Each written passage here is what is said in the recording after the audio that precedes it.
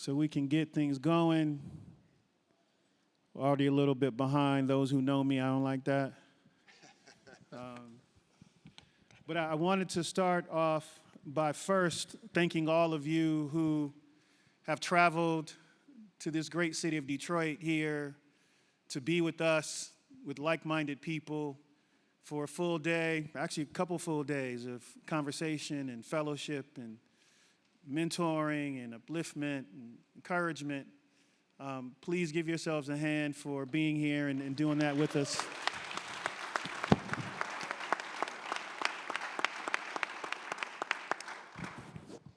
The lights are out, so you can't see the Pencil Lewis team that has put this on.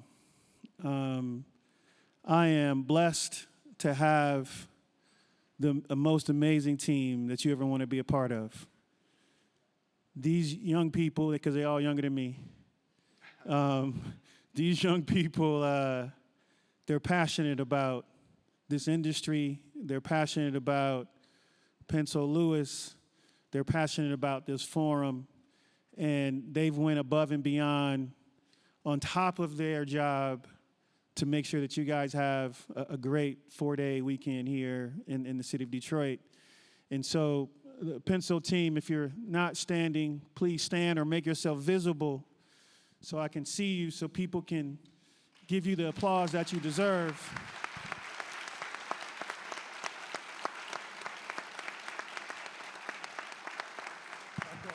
All right, LB, come here.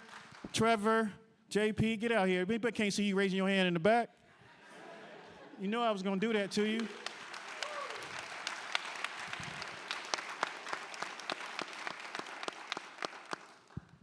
These people held it down. You know, we respectively got a couple hours sleep, like literally a couple.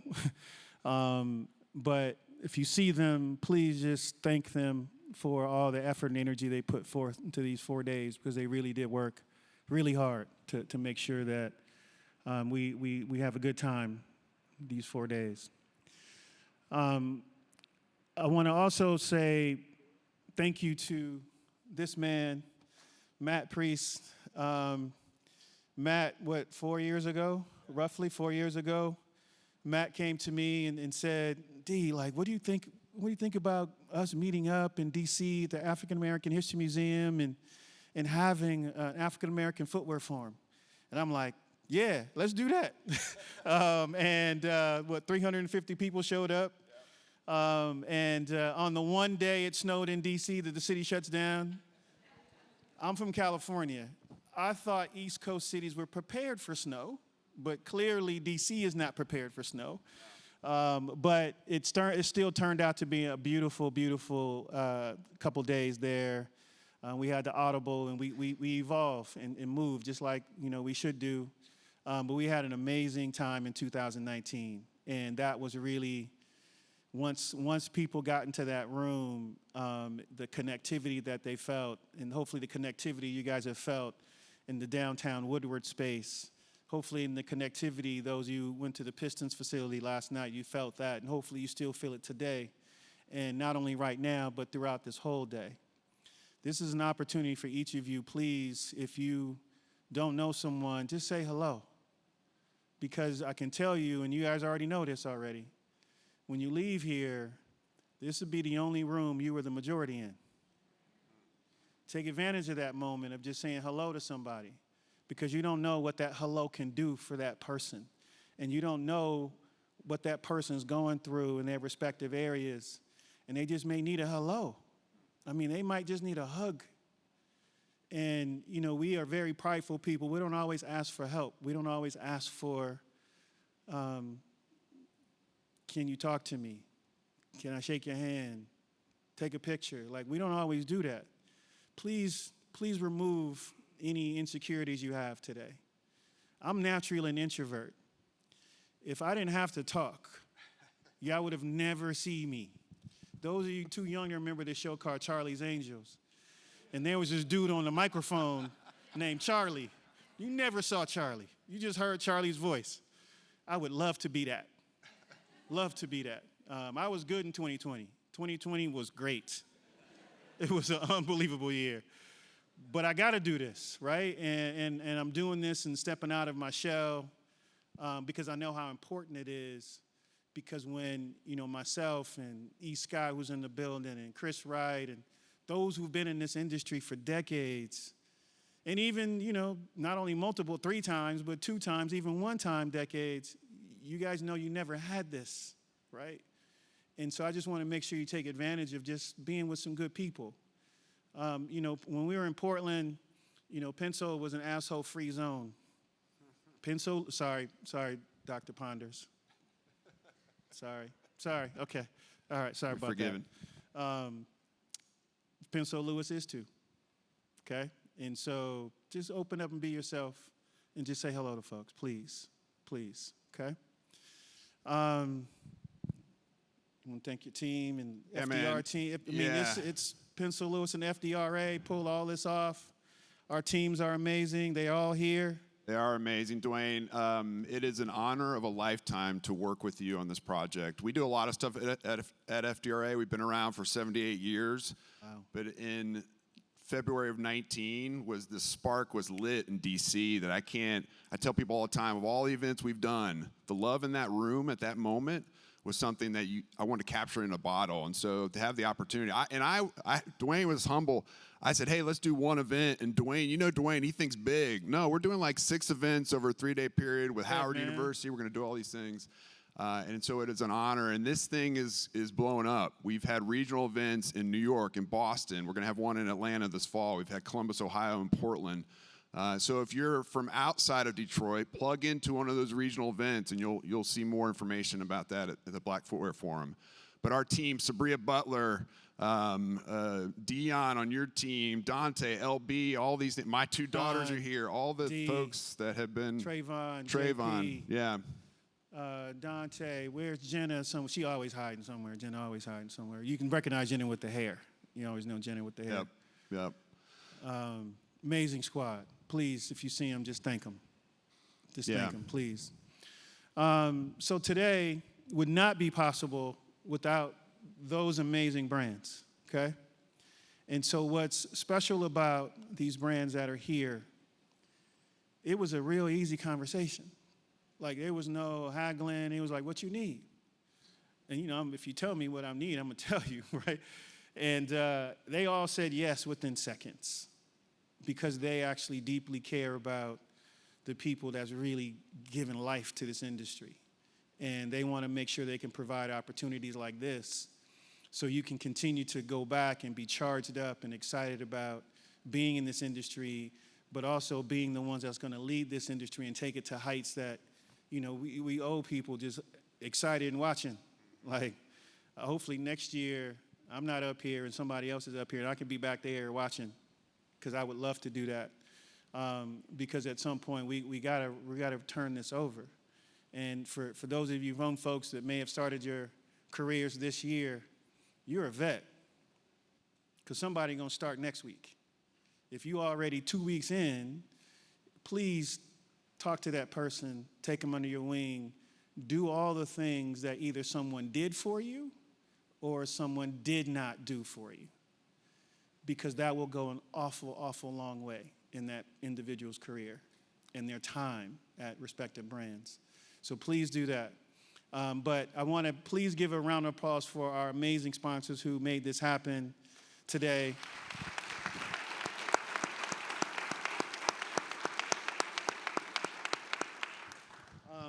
The last thing, a couple last things, sorry, is one, if you see this beautiful couch up here, this is Miller Knoll couch right here.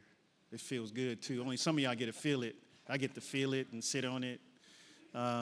Maybe I can touch it later, but it looks comfy, doesn't it? It is. But Miller Knoll blessed us with the stage decor that you see, as well as for some, we can give you guys tours of the rest of the space. And Miller Knoll has decorated our entire college, and amazing company to be a part of and work with. What you see here are 8 individuals that we're going to honor later. They are all amazing people in their respective rights. And we made these custom awards for them. So you'll meet them throughout the day, and then you'll get to hear their genius as well throughout the day. So if you're ever wondering what that's about, and no, y'all can't have one, y'all got to earn that, right? Y'all got to earn that. But welcome to Detroit. Yeah. What y'all think about Detroit? Yeah? Good? All right. We're gonna give you some more Detroit love soon, but this is our new home. This is Pencil Lewis's new home. You're the first time we've had outside people in this building, and I couldn't want a better group of first-time visitors to be in this building with us. And so please, during our breaks, and we'll have multiple breaks, it's a long day, we'll have multiple breaks, we'll feed you a couple times, and just walk around a little bit and go outside, breathe some air. It's good outside. It ain't like that LA weather for some of y'all live out in LA. I can talk about LA because I grew up there. My lungs are still messed up. I'm recovering. I got 20 years in Oregon to help me cleanse some stuff, but I know y'all got some bad lungs in LA, people. Sorry, Adidas folks who move into LA. Sorry about that. Y'all, just get a mask. Y'all be good in the ventilator. You'll be all right. But let's get the program started. We started a little late, but we are starting now, and I want to make sure you guys all have a good time. There's notebooks there. Please take notes. And again, when we break, talk to folks and say hello. And thank you very much for being here. Yeah, thank you very much.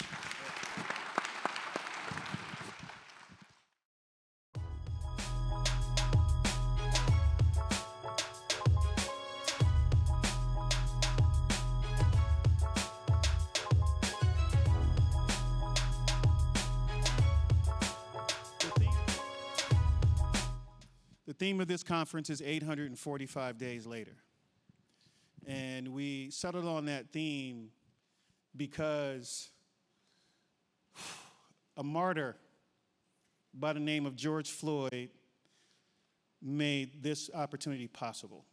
Because of his sacrifice, unwillingly, his sacrifice has really changed a lot of our industry, specifically for African Americans, because of the brutal nature of his murder on film.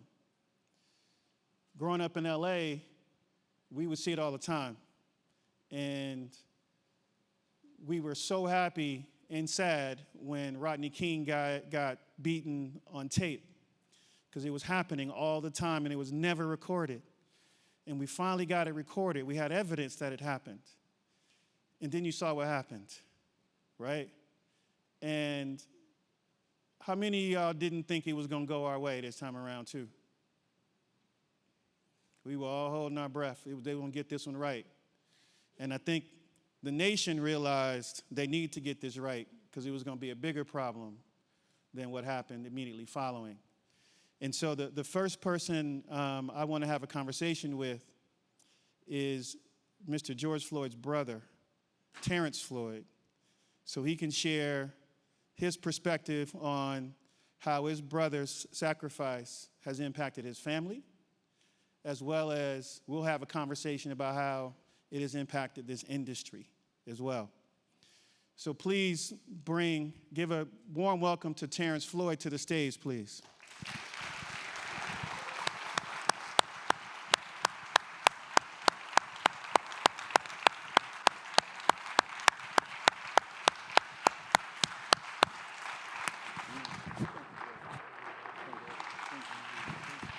Have a seat, brother.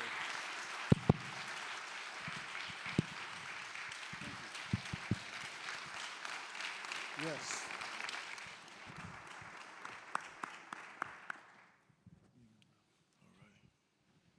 Bro, I wanted those. Good thing I didn't get them. I can't wear the same shoes everybody else got on. In case y'all wondering, I got on some shoes from Ethiopia.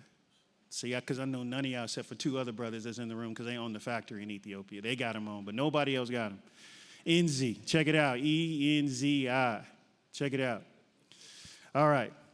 How you doing, bro? I'm maintaining, man. I'm maintaining, taking it day by day. Welcome to Detroit, man. Thank you for having me. Peace, everybody. Peace. Welcome to the Black Footwear Forum. We had a conversation on the phone, and I told you if it wasn't for your brother being a martyr, a lot of these folks wouldn't have new opportunities. New opportunities. Because unfortunately, before that tragic event happened, we were mostly ignored in corporate walls, right? And because of his unwilling sacrifice, I just want your family and George's daughter to know that she's impacted an entire nation, if not multiple countries. But specifically, this industry has seen a direct result of his sacrifice and your family's sacrifice. So I do want to thank you personally for that. And we're here because of that. I want to give you an opportunity to share, quite honestly, whatever the hell you want to share. Because I'm not Arsenio Hall. Oh, y'all young people know who Arsenio Hall is. Who? Yeah, see, we know, man. They don't know who Arsenio Hall is. Who's another black talk show host y'all might know? Matt? Oh, come on, man. Oh, come on. All right, okay, that's bad if we can't think of one other one besides Arsenio. Oprah? I'm definitely not Oprah, but everybody knows Oprah, right? Okay. How do you say Magic Johnson over Oprah? Well, I'm kind of glad you're not Oprah because I don't feel like crying up here. Okay, good. I ain't gonna make you cry. I ain't gonna try to cry either. But is there anything you wanna get off your chest and talk to the people about that you haven't had a chance to talk about? You know, I thought about it, and I'm grateful and glad that the culture, our culture, is staying woke. You know, you're not falling back to sleep and getting into your regular scheduled program. Yeah. You know, I appreciate that. I appreciate that you all are not letting my brother's death be in vain. You're making something of it in your own lives because that's what he would have wanted. You know, day by day, I often, you know, I get in my ways where I just want to sit back and I haven't really had a chance to really mourn because I've been running, trying to make sure the culture is good, you know, because that's what he was doing. After the whole paying his debt to society, you know, and the past life, he came out to make himself better. And that's the legacy that I'm trying to continue. You know, make sure the next generation is good. They don't have to go through what my generation went through. You know, and I appreciate you coming to Detroit with this forum right now. Thank you, brother. Appreciate you.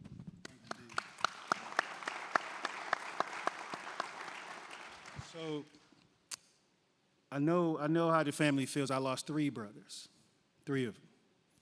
And I know the importance of living the life that they didn't get a chance to live because it was cut short. Talk to us about how are you moving forward? How are you turning this opportunity, not even opportunity, how are you turning this platform into that positive elevation that's needed so we don't repeat history? Well, first and foremost, I always start off by saying, because you said you lost 3 brothers, which means you were raised with them. I was raised. Right. I wasn't raised with my brother. I just be transparent. But 2016 was the first time I laid eyes on my brother. Wow. You know, and that's the part that's really pushing me to go, because in that short amount of time, I've gotten to know him inside and out. Like I've known him my whole life. You know, and his name he was my father's namesake, and my father's also gone.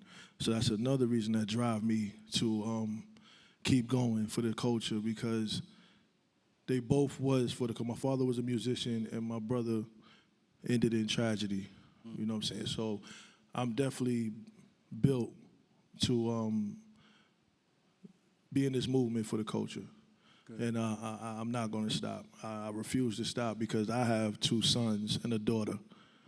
And I will not allow them to be in that situation or witness that situation when they get older. So I have to keep going. I understand that, bro. Trust me. I totally understand that one. Talk to us about We Are Floyd. Oh, yes, We Are Floyd. We started We Are Floyd in July of 2020, actually, when I came back from speaking in front of Cup Foods and telling people to vote and things like that. I came back and a few friends of mine was like, we need to do something. And I was like, I am. And they was like, no, we need to do something. So I said, okay. We sat down and then I was like, well, you got to get this movement because we see a lot of, in our community, I'm from Brooklyn, New York, we see mental illness, we see addictions, we see everything, so, and it's always in our community. Yeah. So, and we always have this crabs in a barrel mentality, and I was like, I want to use this platform not to capitalize on my brother, but to make his legacy known and get everybody to stay woke. Right. That's what We Are Floyd is doing. We're trying to go around to different schools and we talk to the youth, colleges, elementary, just to keep them aware that they are worth something in this society. Wow, that's powerful. Thank you. Give me.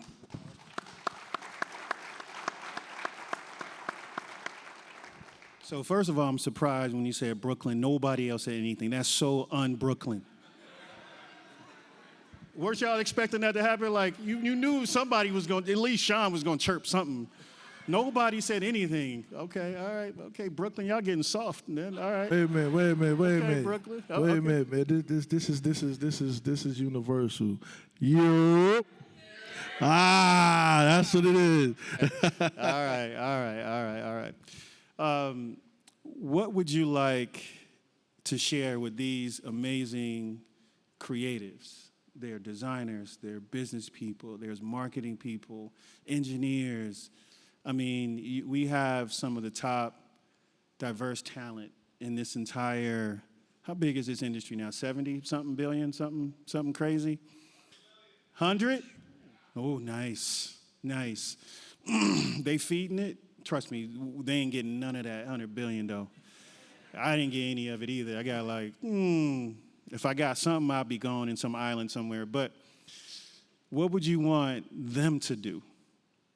Because this today is about leaving this audience empowered, motivated, with a mission to do something different than maybe what they haven't been doing before they got here, or elevate what they are doing to an even another level. But is there some simple things that you feel that you can share that you would like these folks to do leaving here?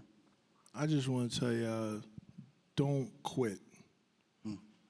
Don't get I know it's going to be frustrating at times, and people not going to really accept your ideas, and they're going to look past you. But don't look at that. Know what you're doing it for and why you're doing it. What the drive that started you is the drive that's going to finish it. Yep. Don't quit. Don't quit. That's one thing my brother always told me. He said, well, he told me, we Floyds, we don't quit. So you could use your last name and say, we don't quit. We keep going, because that's what the other persuasion is looking for us to do. This is powerful. HBCU, engineering, sneakers, that's a powerful thing. A lot of people probably would look at it like, these are sneakers, and look down on it. But y'all know, we know what it is. Mm-hmm. We know what it is with this sneaker business. So, and just don't quit. Don't quit. Keep going. If your design don't make it the first time, keep going. 100 yes, 100 no's is worth that one yes. And you're going to get more no's than yeses. Trust me, you will get them. You will get them. No, I appreciate that, man. Let's take, if anyone had any questions, think about it. And we'll finish out the last 10 minutes with some questions from folks. So you have 10 minutes to think about if you have questions for this brother here. What is your perception of Detroit? Because y'all don't got no sports beef. So it's good. It's not like L.A. and New York, right? You good there. I mean, actually, this is my first time being here. So when I think of Detroit, I think of, Martin. Hey, you know what's wild? The Martin building is 5 minutes a walk away. Wow. It's right around the corner. And I'm 45, so I'm Isaiah Thomas. I think about those old basketball games with the high hoochie daddy shorts. So you get a chance to walk around a little bit. You enjoy downtown a little bit. City was live in a little bit last night. Yeah, it was live. I heard it was live. I was kind of tired. All good. All good. All good. Questions? Anyone have anything for Mr. Floyd? I see a hand right there. You're gonna have to use your chest. Use your chest when you say something, bro. Use your chest.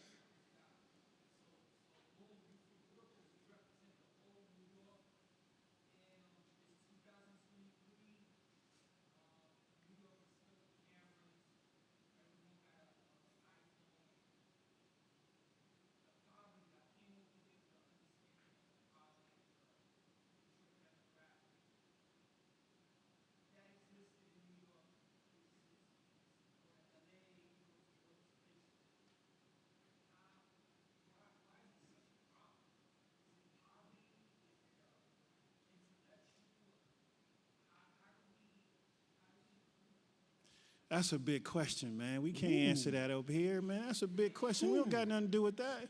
We don't control that. First of all, I heard him say boom. That's how we talk. Yeah, that's good. And like a 1 minute dissertation before you get to the question. That's definitely Brooklyn too. But okay. Yeah, but I don't know if you got a point of view on it, but I can tell you my point of view on it, and you can follow it up with it. That's really a loaded question. Yeah. And what I heard was the poverty. I was trying to hit everything you were saying. You really got to pump your chest out, bro. Yeah. So you're not properly representing Brooklyn. Don't be scared. Talk loud. Yeah. No, man, don't give him no mic, man. You should be from Brooklyn. He's supposed to use his chest. Oh, now you're going to hold it like a rapper. Okay. All right, okay. All right, okay. All right, okay. All right, go ahead. Yeah, so 845 days later, Yeah. do we continue evolving? What do we do about the people that we're supposed to uplift?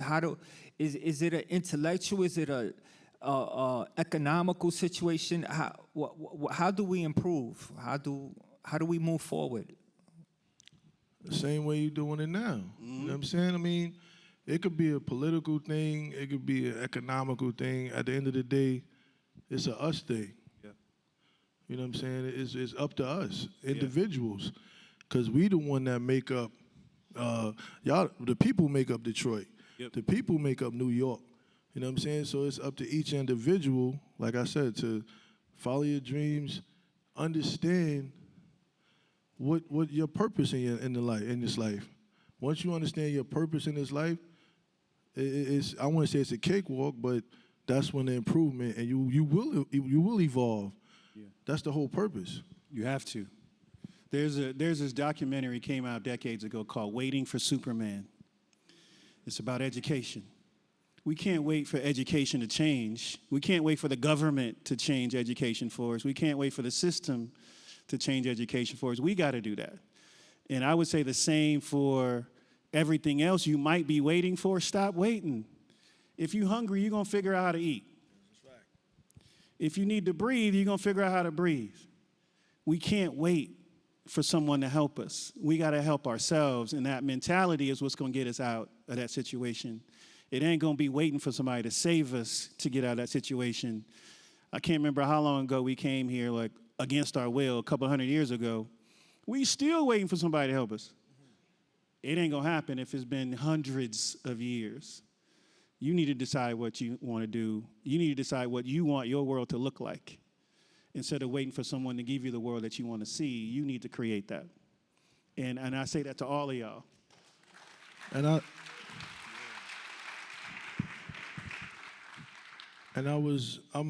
kind of a thinker, so if it don't make sense, it's only in my mind.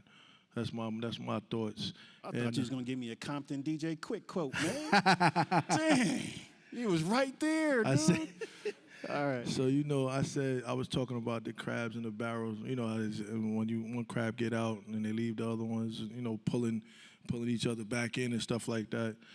I actually thought about that, and I said, some crabs get out and they be on the side. Enough get out. So don't be that crab to pull it back in. Be that crab to knock the barrel over. Y'all get it? Chew on that one. Yep, that was good. Yeah, that was good. Yes, that's what I'm talking. Where you from, bro? See, you got Chi-Town. All right.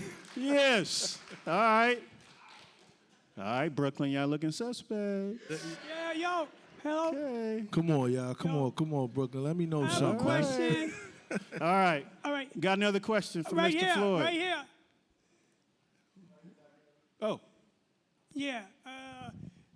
Nice to meet you, Mr. Floyd. A simple question. What was your brother's favorite sneaker? He played ball, right? Yes, sir. Right? Tell us that. And then the other question is, you said a How simple did the- question. You got two. this is quick too. It's just, how did your family feel about the global protest? It was just Yeah, good unreal. call. Let's talk about that one. No one need no sneaker thing right now, Yeah, man. man. It was about whatever I got on my feet. Nah, but like I said before, we was proud of the protests. We was proud of the way people stood up for not just what happened to my brother, but what happened in our culture. You know what I'm saying? But the one thing we were not proud about was the destruction. You know what I'm saying? That was the one thing we was like, what are y'all doing? What are y'all doing? Like we not out, we the family, we not out here smacking cops and burning stuff up and messing up our own neighborhoods. So why y'all doing it? That's the only thing we was like, calm down, relax. But as far as the protests and the peaceful protests, what they call them, and knowing why you're marching. Some people was out there, they didn't know why they was marching. Just like they was the bandwagon. Yeah. They was just like, yeah, fight the power. And like, come on, sit down. But, It's true. but there were people out there that really was doing it for the cause. And we really recognized that and was proud of that. Yeah, that's a good call. I mean, I survived the LA riots in '92. What you all didn't see is the police were on the perimeter. If you watch any LA riot videos, you never saw the police inside of that war zone. They were on the outside, preventing us from moving outside of our own neighborhoods. I think the difference between 2020 is it was too late. They already infiltrated they infiltrated neighborhoods that was not theirs. And the other two key pieces, one, everybody was captive at home to watch it and witness it. And they saw their people out there, their white kids, their Asian kids, all different nationalities was out there doing it peacefully and some non-peacefully. But I think that was really the biggest difference is multiple cultures said this is wrong. This is wrong. And that's probably one of the first times multiple cultures have stood up and stood out for us on tape. Right. On tape. In COVID. Yes, in COVID, yes. True. COVID, we was like, COVID who? COVID what? Yeah. You ain't trying to hold us back. Nah. We got to fight for this. Yep. And I just want y'all to know, don't wait for another May 25th, 2020, to happen in order for you to recognize your power. You know, because there's always a protest, there's always something happening, or some tragedy happening for us to come together and fight. Yeah. Nah, we supposed to stay together regardless, 24/7, 365. That's right. We all in this together. Whether you light skin or black skin, dark skin, don't matter. We still black. Yep. We still culture. You know, love is everything. You know what I'm saying? That's just what I say. Don't wait too late to recognize your power. Thank you for that. Sorry, The sister in the making front. Sure, you can hear me, right? Okay, very good. Okay, so I'm from Brooklyn. Come on, move that up. And Come on, you I from don't- Brooklyn too, and you But stay yeah, Wait, all you calm? if you from Wait for too Williamsburg, long. you got to be from Williamsburg talking like You that. Brooklyn? No, they renamed it from East New York. You know, now it's called Spring Creek. Nah, it's always East New York. Sorry, nah. That's me, you know, it's still East New York. I'm gonna go back to the question kind of we had earlier at the first. Put that up closer. The first part, right? So not waiting for your Superman, not waiting for your Mayor Adams, not waiting for, you know, or Mayor Dinkins if you're older like me. From us in this room, right? From what you see, what would you want to see from the people in this room, in this industry? What do you want to see us do? Right? What do you want to see as an evolution of not waiting? So like fill in a blank. I would like to see if we had a blank. Or could we have had this? Because that's something I think that we just miss, is that the thing that we don't have because we're waiting, right? Yeah. So I would like to ask you, like if anyone in this room could do something, they might be thinking, whether like we have engineers here, we have designers, we have problem solvers, we have business owners, we have like you said, media, everything. What could we be doing? What do you want to see from the people in this room in the future as we evolve? Nice. And yes, you from New York because you took like 2 minutes to ask a question. Well, from this room, when y'all finish and y'all get into the industry, don't get into the industry just to be in the industry. Get into the industry to make a change. And like I said, with sneakers, you know, create something that'll have a meaning for the culture. You know, it's because of us. It's probably the sneaker business is a multi-billion-dollar company anyway. So if Jordan, you know, he's on the court and he has a say-so in how his sneaker looks, I want the people in here, when you meet those athletes, those celebrities, and they want you to design something, put something in from the culture, what we've going through, what we've been through, in that apparel, so it can have some meaning. It's not just a look; it's a culture. It's great. Thank you.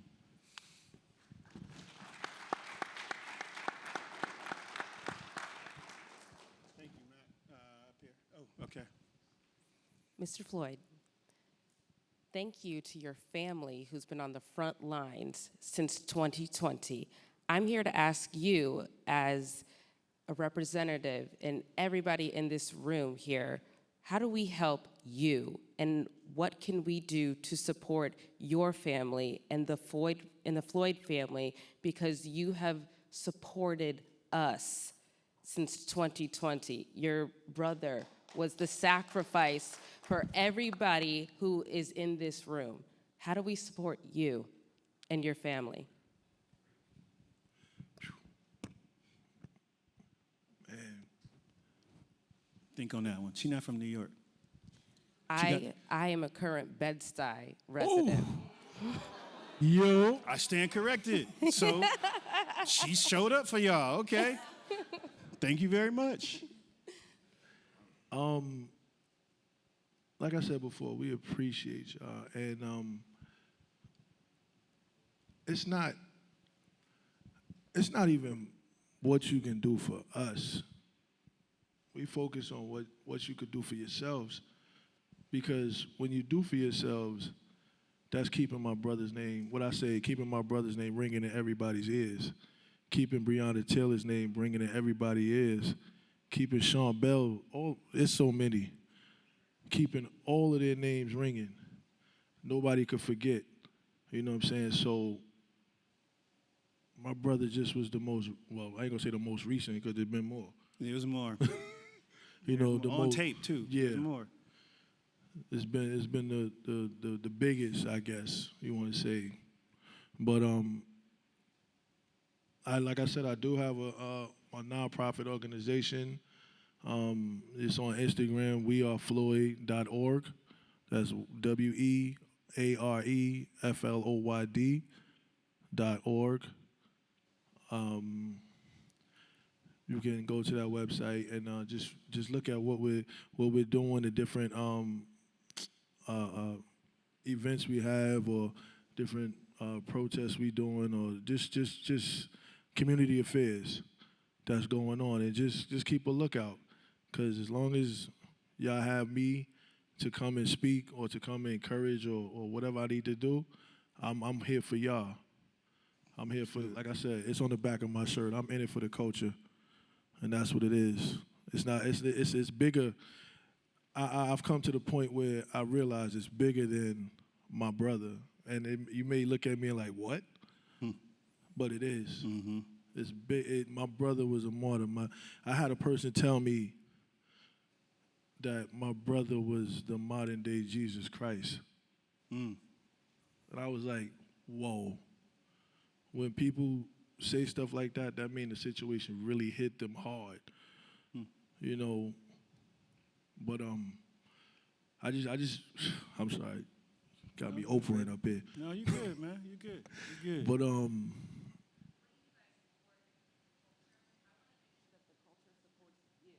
Right.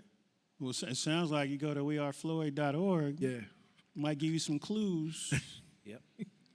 You can go there, and I don't, you know, monetary is good, you know, because it helps us in our community to do things we have to do, and, you know, because it takes money to run things, Yeah. you know, but I'm not even on it like that, but that does help.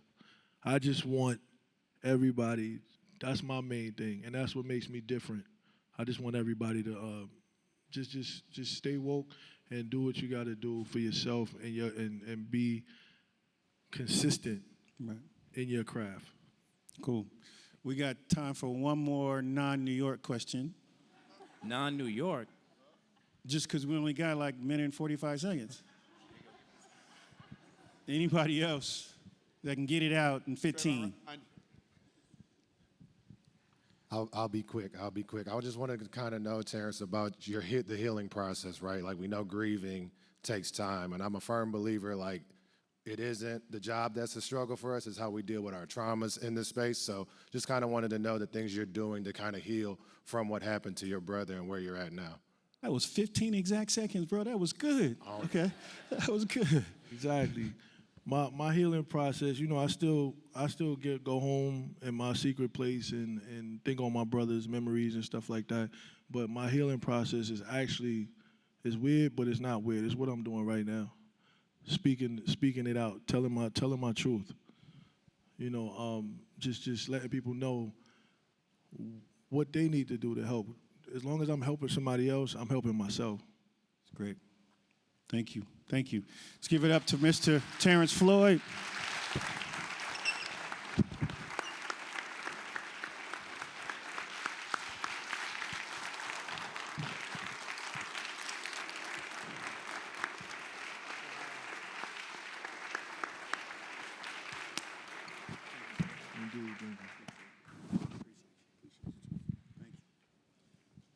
All right. You can breathe now. You good? You good? All right.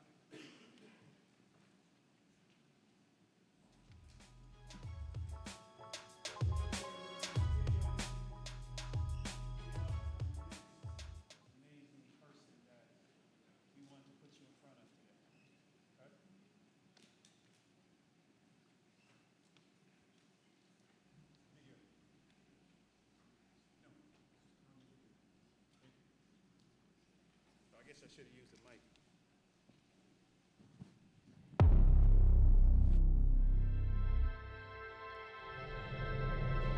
When you've been a leader your entire life, you learn how to turn one day into day one. To do it first, to be an innovator, means you may stumble, you may fall, but relentless, you will move forward. Detroiters are born moving. Our wings have a deep history. Our roads pave the way for every future highway of tomorrow. An international hub full of vitality, of Michigan strength, from the global reach of techno and Motown to the powerful rev of our engines. From style trends to technology, Detroit is the starting line of the world's imagination. We are always shaping, moving, cultivating what's next. We are small business savvy and billion-dollar business bold. A state full of 230-foot pine trees and the summer destination of the monarch butterfly. Surrounded by the beauty of Great Lakes.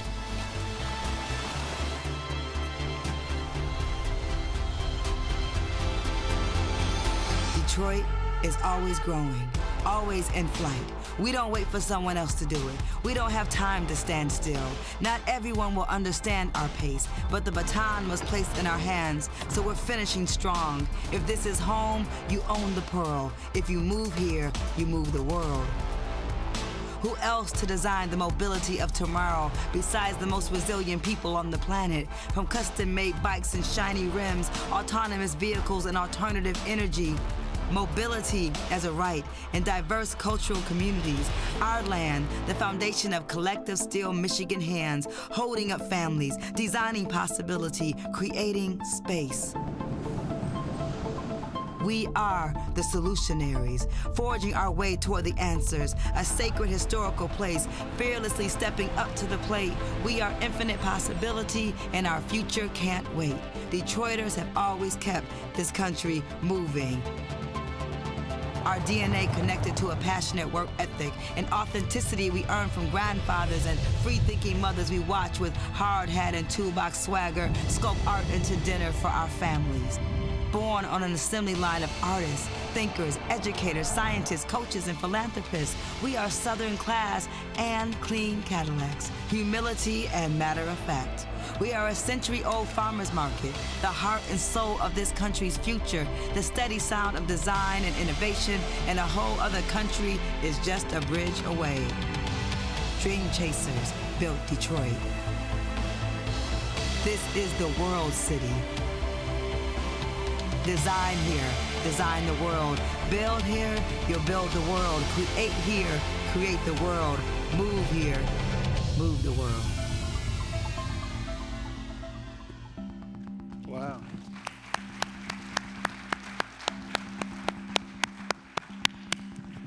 So I want to bring out one of the great people that were responsible for Pencil Lewis being in Detroit.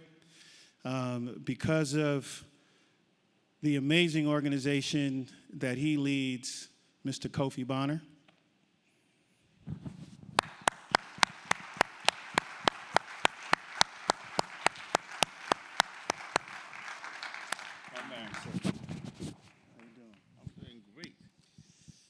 Man, I always get goosebumps watching that. How you feel about Me that? too. Me too. I've only seen it 5,000 times. Right? It's great, though. Yes. So, Good morning, everybody. so this man is responsible for a big reason why you saw what happened on that video. And we wanted to make sure that, yeah, I'll give you that, Todd. I know, I'll give it to you. I'll give you that one. It's true, though. I wanted to make sure you understood this is the new Detroit. It's different. It's not what you maybe remember. And this man here is really instrumental in making that happen. And I just wanted to share with you why we are here in Detroit, why the Black Footwear Forum is here in Detroit, and give Kofi an opportunity to talk about his journey and the amazing things you have planned for this city.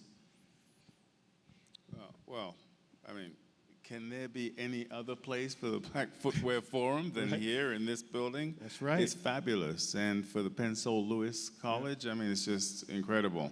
And we are extremely, extremely excited to just see what you're doing here. I mean, obviously your passion, your energy, and it's infusing the whole building. And it's just great. So I'm just happy to have a small part in it. Small part in that. Thank you. So where do you want me to start? I don't think even maybe know. share a little bit about yourself, Sure. and so they can get some context of how, you know, where you come from and what you're about. Sure. Well, you know, I was born in Ghana. I'm originally from Ghana. Spent a few years in England, and then went back to finish high school, and then my first degree in architecture. So I'm a little bit of a designer too. I mean, surrounded by just creativity here. But my first degree was in design in Ghana, and then I was able to get a graduate position in UC Berkeley. So that's how I entered this country, through graduate studies. So I did a graduate degree in architecture, and I did another graduate degree in city planning. And my passion in architecture was primarily to see how architecture and buildings could provide better communities for people. And that's frankly why I chose Berkeley. And in the process, I became more enamored with the notion of planning and urban planning, putting together larger pieces of properties to influence and hopefully support people. So when I finished Berkeley, I began, frankly, building affordable housing in the San Francisco Bay Area.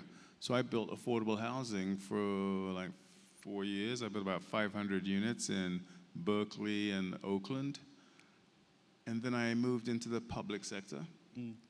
And I began to run some of the city of, a city called Emeryville, and then ultimately the city of San Francisco's redevelopment and economic development programs.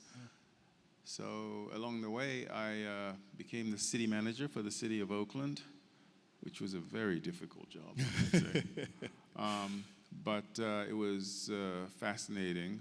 Right. And then my last public sector job was, I was the chief economic advisor to Mayor Willie Lewis Brown in San Francisco. Okay. And that was a fascinating time because he was a brilliant, brilliant, brilliant man. And then I had a very sharp turn in my career because I then was recruited to become the chief administrative officer for the Cleveland Browns in Cleveland, Ohio. Wait, you went from California to Ohio. I did. You need to get some new clothes. Yeah. I needed new clothes from the day I left the tropics, brother. That's true. But man, yeah, there I was. Probably at that time, one of maybe the highest ranking African American in the business side of the NFL. And that was an eye-opener. But I was there about 7.5 years, and then I went back to the Bay Area as a real estate developer because I was recruited back there. And I started building fairly large master plan communities in urban areas, primarily planning them on old military bases in the area. In San Francisco, Treasure Island, Hunters Point Shipyard, in Orange County, there are great parks. And so anyway, Amazing. that's where I was until I retired in February of 2020. Good time to retire. Yeah, I thought so. I thought so. And then a week later, you know, this thing called COVID started coming out at everything and everybody. And I all the plans that my wife and I had for, you know, traveling the world, going back to Ghana and visiting, all that was put on hold. And so I ended up in retirement sitting on my deck in the San Francisco Bay Area. And that was bad enough. And, you know, obviously, it was so thrilling listening to Terrence. But actually, you know, I mean, everybody was moved. Yeah. Everybody should have been moved Yes. by 2020 for all kinds of reasons. But certainly, COVID was one of the reasons. But perhaps I will say that the Breonna Taylor and the George Floyd, all that impacted us greatly. So imagine this, someone like myself who had spent most of his professional career in urban development, now essentially watching the world, or certainly America, literally just dissemble. Yeah. Dissembling because of the disparities in health access into our communities, dissembling because of the lack of digital access for the kids who have sent home to supposedly work from home, dissembling because of just the pure racial inequities in the criminal justice system that we all know well. I mean, everything was going back. So I literally said, wow, I've been in this space most of my professional career thinking I'm doing well. I must have been built or been responsible for thousands of affordable homes and parks and all those things. And yet we clearly didn't get it right. Obviously. Right. So that's what was going on in my mind. And I got a call from a headhunter. And the headhunter asked if I would like to come and lead Bedrock in Detroit. And I said, no, man, I'm retired, thank you. And he said, so what are you doing? I said, that's a good question. I'm sitting on my deck doing not much of anything. Right. That's called retirement. That's called retirement, right. Exactly. But I wasn't happy. Okay. I wasn't happy. I was distraught, actually, because I just felt there was more one should be doing. So what I was beginning to do was write papers, write papers, and because I knew a little bit about public policy. So I was writing papers, and I used to be a senior fellow at the Brookings Institute in the Metropolitan Division. So I knew a little bit about urban policy, so I was writing papers. Anyway, long story short, the recruiter just wouldn't go away. Called me the following week. I said, man, did you not hear me the first time? I'm retired. He says, but you're not doing anything. So he said, well, why don't you at least come out to Detroit? Why don't you just come out? So I said to my wife, we're not doing anything, so we may as well. They're paying for it. Let's go. So we came to Detroit. And I got to tell you, remember I was in Cleveland, Ohio, so I had occasion to come through Detroit a few times. And it wasn't quite like this. So when I got to Detroit and I just saw what had happened, the transformation, I was actually amazed. So, and this is a true story. The first thing I said to the folks who I met here was, you actually don't need me. You're doing such a great job without me. Look, if you're looking for a CEO, I'll be happy to help. But I don't think you need me. And I'd be happy to sit on a board or something and help that thought process. And they said, well, before you make decisions, you got to meet Dan and Jen Gilbert. And so I said, okay, it'd be an honor. So the very next day, I met with Dan and Jen Gilbert, and talked, and they were very gracious and everything. So I basically gummed up the courage to ask Dan, so what do you want out of this? I mean, you're hugely successful. You've done a great job. So what do you want for Bedrock? And he said, Kofi, I just want to put Detroit in its rightful place as a 21st century world-class city. And just think about that. It wasn't about, I'm going to try to make as much money as I can. I want to build my portfolio. I want to build the biggest buildings. Nothing to do with that. It was about city building. And that spoke to my heart. Wow. And that is why I got off the couch and came to Detroit. Wow. Thank you.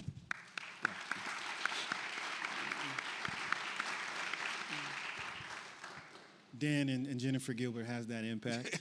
Yeah, I had a similar conversation when I was considering coming to Detroit, and it was the authenticity that they had and the genuine nature of who they are as people and what they want this city to become is one of the reasons why we decided to move. And so similar, very similar. So the good folks had a chance to spend some time downtown and see the liveliness that's going on downtown. And can you share a little bit of a vision of what they'll see if they come back even next year? Sure. To this great city?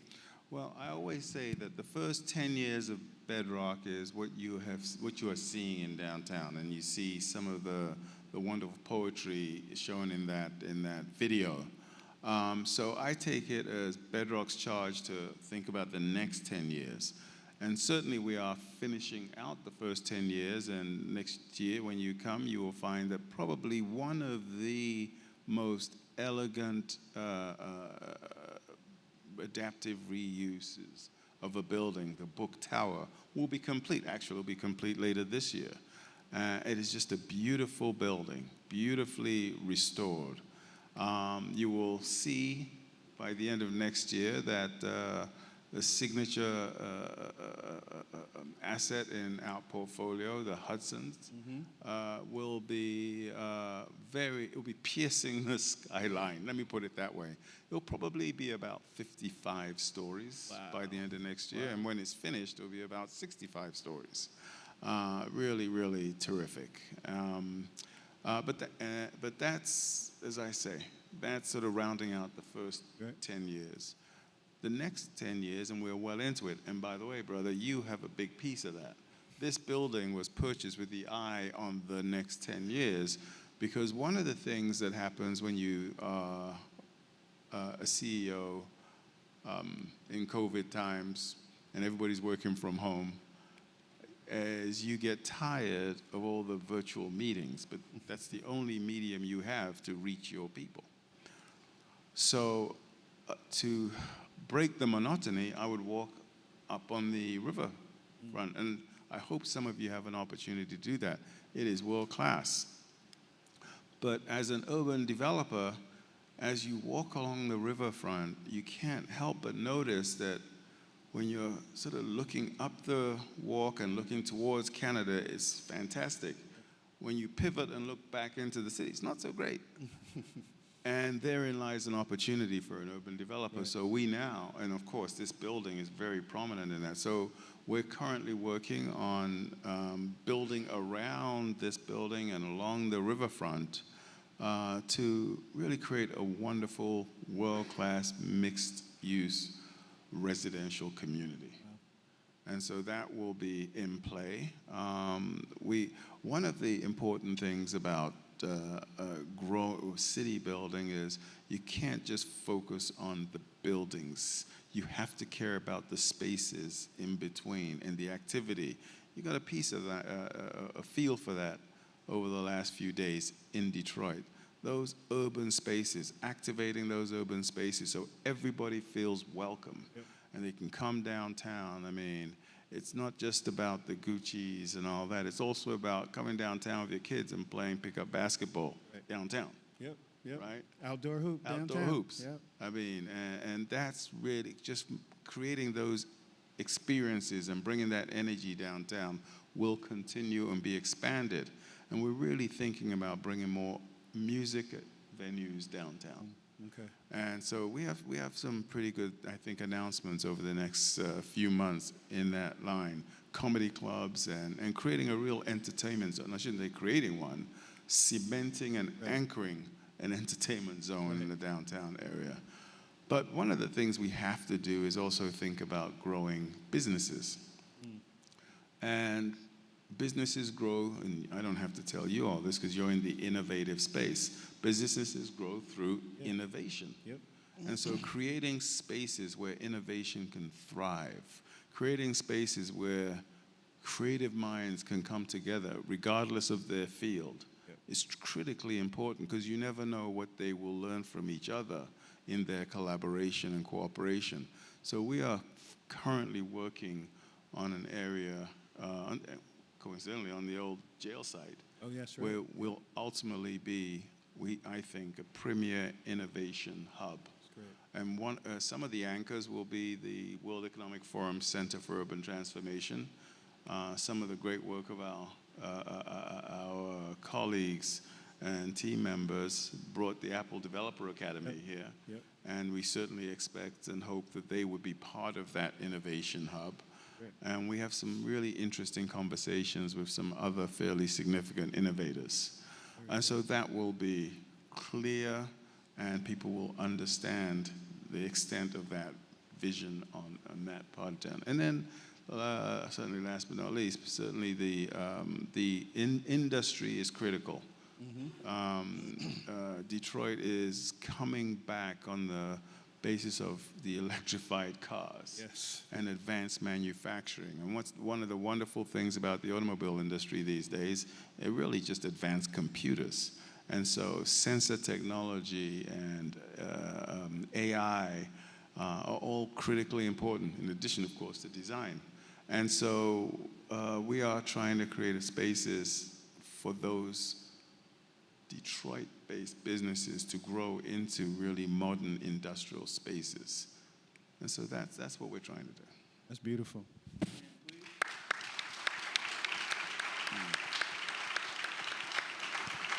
Take a question or two before we close out? Absolutely. All right, so we have time for one New York question and 3 normal questions. Anyone have any questions or thoughts about? Yes, sir.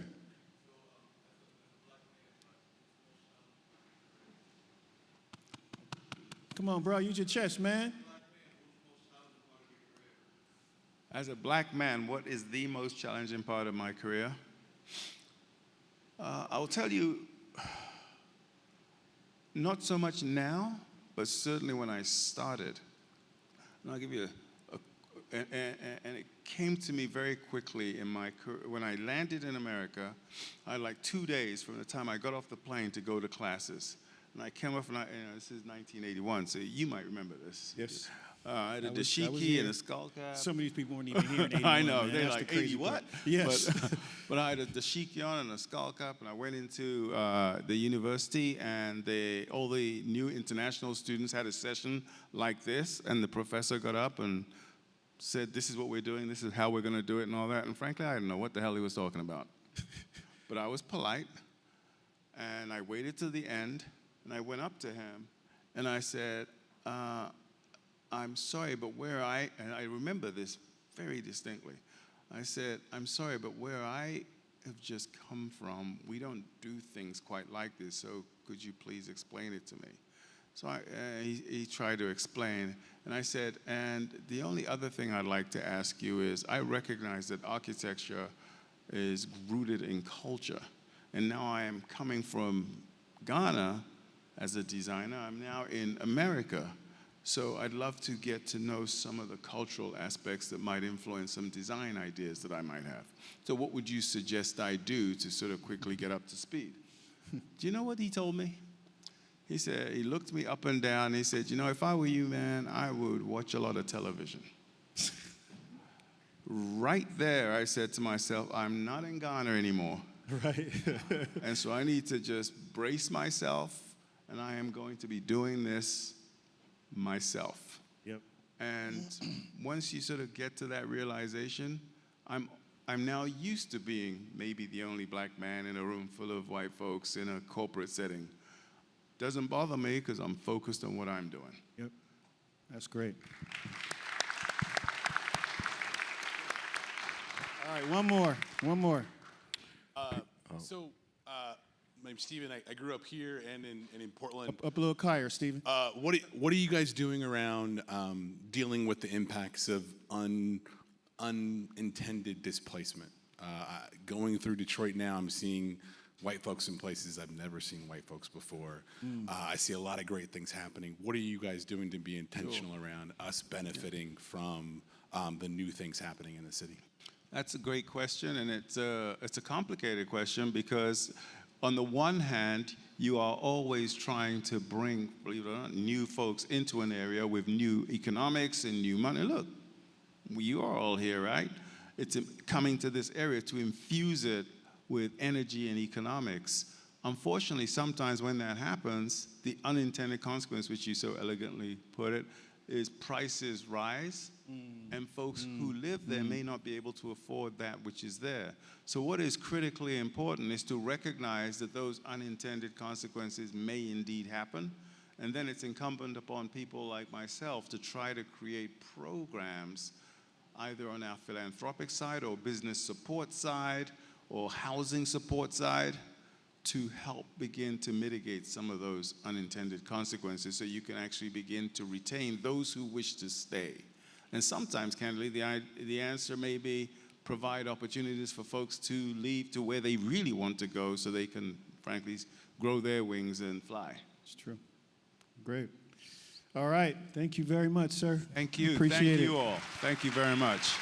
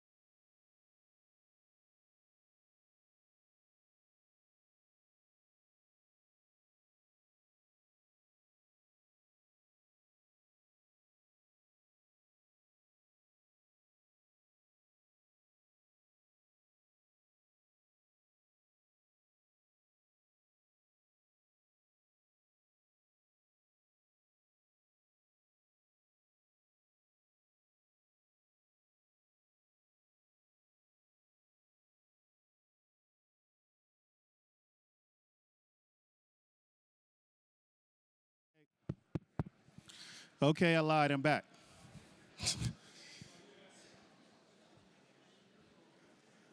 All right. I will transition into the next conversation that honestly is really near and dear to my heart because I get the opportunity to share what I feel is one of the most amazing stories of mentorship that all of us need to follow and all of us need to model, because this is a great example of what happens when people reach back, and then that person reaches back, and then that person reaches back, and then that person reaches back. And the only way we're going to progress is if we do that. As I mentioned earlier this morning, if you're in this industry 2 weeks, it's your turn to mentor that person that just started last week, because I'm sure you wish that happened to you. And then if it happened to you, you know the impacts of how important that actually felt and how it impacted your career. So I want to introduce 4 amazing women that I hope I don't cry up here. I hope y'all don't cry up here. I'm good with crying, man. I'm all right. I'm good. Appreciate the confidence, though. Thank you. I like that support, E. So first, let me introduce, in chronological order, actually, Sharice, just one name people. They good for one name people.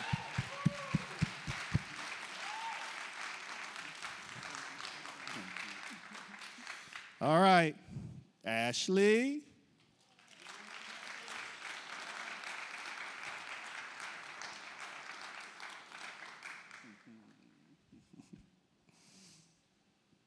Precious.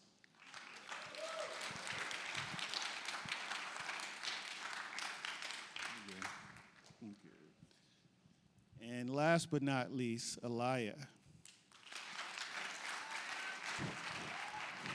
Hey, girl. You would have been so proud of Aliyah. She stood up there and talked in front of some high school students the other day like a pro. Like she just stepped up and just controlled the room. All right.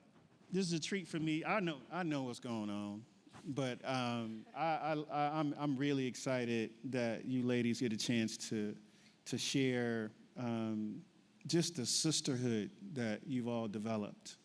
And as we talked about last night, I didn't read Aliyah's questions. She sent me. So we're gonna go from the heart. We're gonna go from the heart. And I'll start it off with you, Sharice. Even though we're missing Kim. Kim is here. That's Kim's seat right here. So you can start with Kim and then how it transitions, if you don't mind, and then I'll come up with some questions along the way. Absolutely. thank you everyone for being here. We're so excited to share the stage together. We've been all over the place, so it's really amazing for us to be all in the same room, which we never have all been together in the same room, so it's just super powerful. There is a fifth person that is here with us in spirit. One of my great mentors, Kimberly Glover Shane, who had been in the industry maybe 10 years ahead of me, also from South Florida and from Miami, and she really mentored me and opened the doors for myself, along with Dwayne and Jason. I know Jay May is out here somewhere as well. And she did so much for me personally. I stayed with her at her place as an intern, and that just goes to show that, you know, we really have to open the doors for each other, because that's the only way we're going to be successful. True. Yeah. So you got to get used to Portland from Miami. Oh no, you was in Detroit. I was in Detroit. Now I still don't understand what makes people from Miami want to move to Detroit weather-wise. Like, did y'all know, like, it was a difference in temperature? We were excited. We'd never seen snow before. The time I saw snow was, I was 18 when I saw snow, and I was looking super wild when I saw the snow. Picking it up, I was looking a little, Wow. yeah. Okay. All right. It wore off though. I saw snow for the first time. Actually, when I moved to Detroit in '92, first time I ever saw snow at 24 years old. Crazy. It was cute. It was cool outside. It was cool for you that, look out the that window. first moment. After that, not so Cool much. for 2 minutes. All right. So share. Once you had a conversation with Kim and you stayed at her house, and so what did that relationship mean to you? You know, having Kim, do that for you, and then how did that impact your next move after that?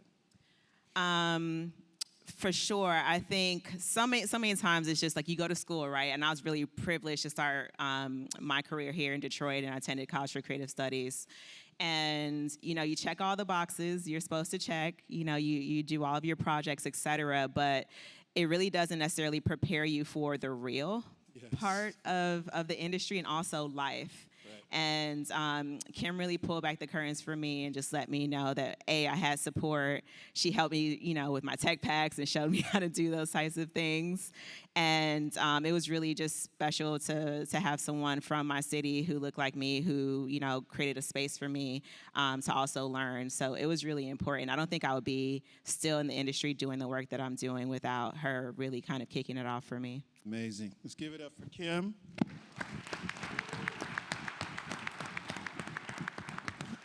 So after Kim infused you with that knowledge and head start, because we don't always get a head start.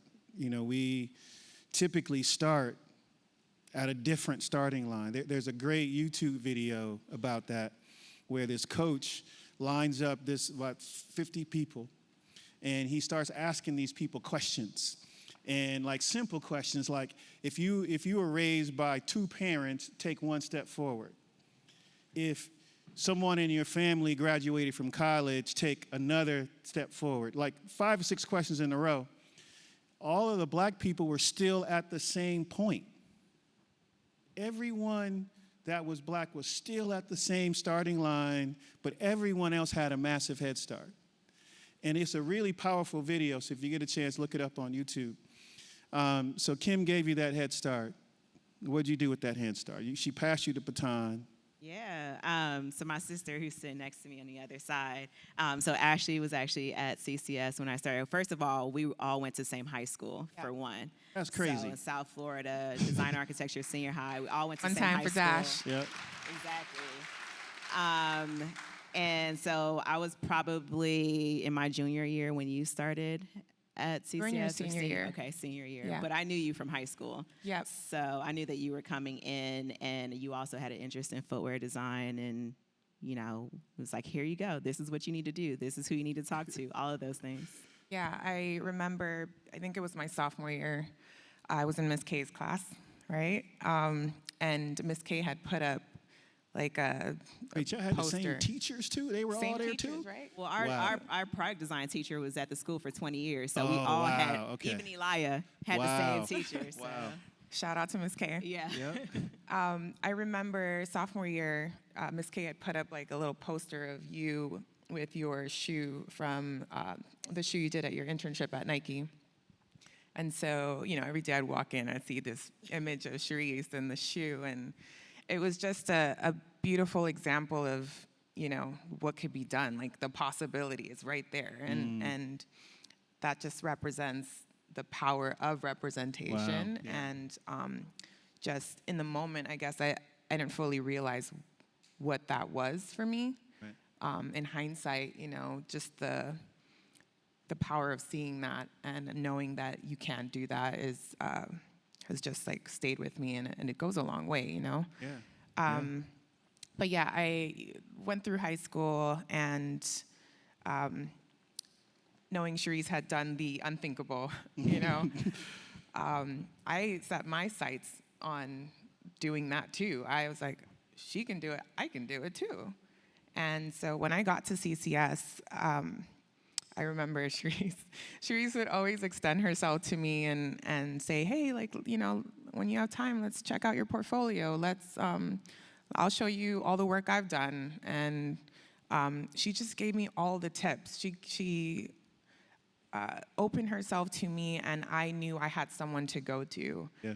And you don't know this, but every time I met up with you, like,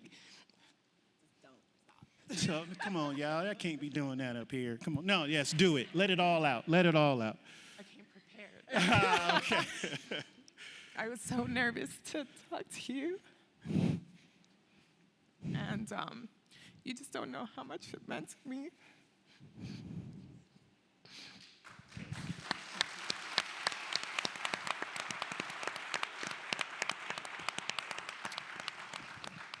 And so I felt like I had someone in my corner. I had someone rooting me on and cheering me on.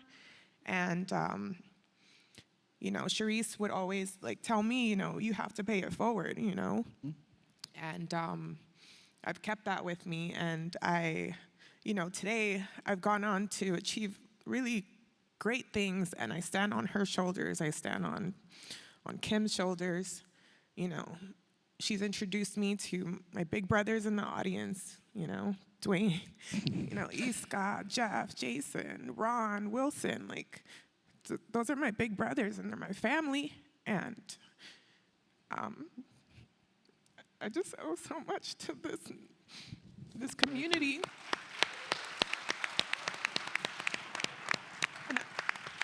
And I want to give them all their flowers, because, you know, Terrence was talking about earlier, like, for the culture, like, all of this is for the culture.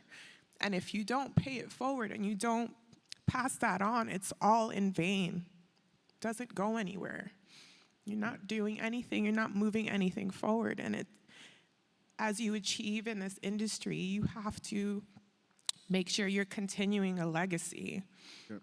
You know, and that's how you build it, and that's how you move all of us forward. And you have to take on that responsibility that comes with it. And what you're working for, that's your duty. So it's important. Yep. So, thank you. No, that's good. Super emotional. We might need to get some tissue up here, because it ain't going to be the last moment. So I remember, Ashley, you reached out to me. Ashley, you reached out to me. I was taking my sabbatical from Nike and or Jordan, and I said, hey, I got this Footwear Design Academy thing I want to try. And you said, hey, there's this girl from Miami named Precious. Can you look out for her? How'd that come about? So, yeah, I remember, Dwayne, you were setting everything up with pencil, and yeah, Precious, you were like 2 years? Yeah, I'm 2 years behind you. 2 years behind me. Dash, again, like, we're going through the pipeline. We're creating like a whole formula here of greatness.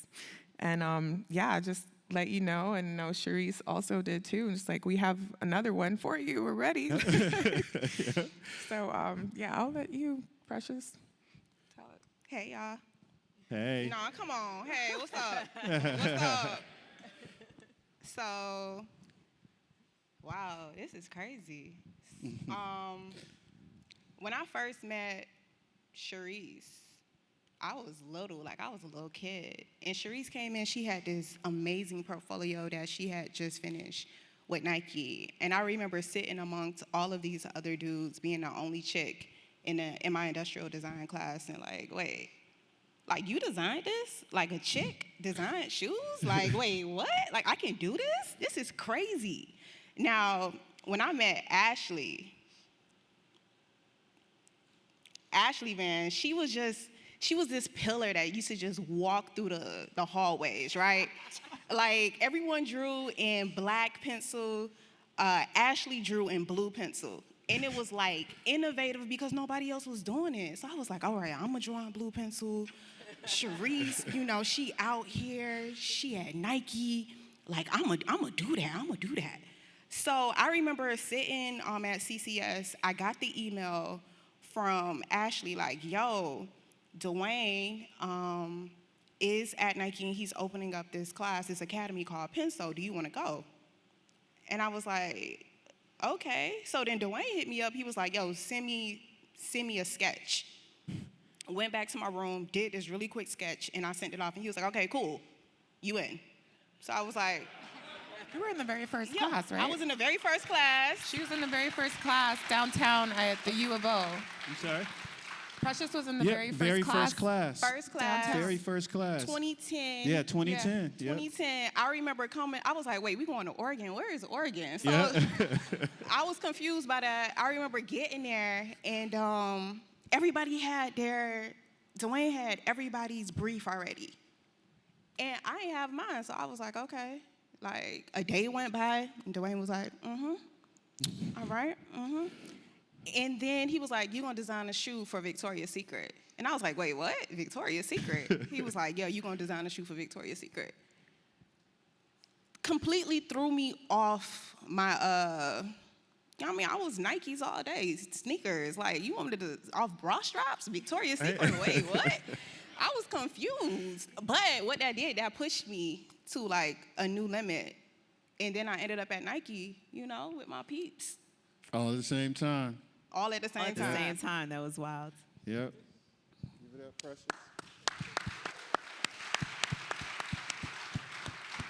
So then, you know, you all three of you ladies were there. Were all four of you there at one time with Kim? We No, were not just there missed at it the by same like time. a little bit, right? Okay. Yeah. And I just left, and Exactly. then I joined.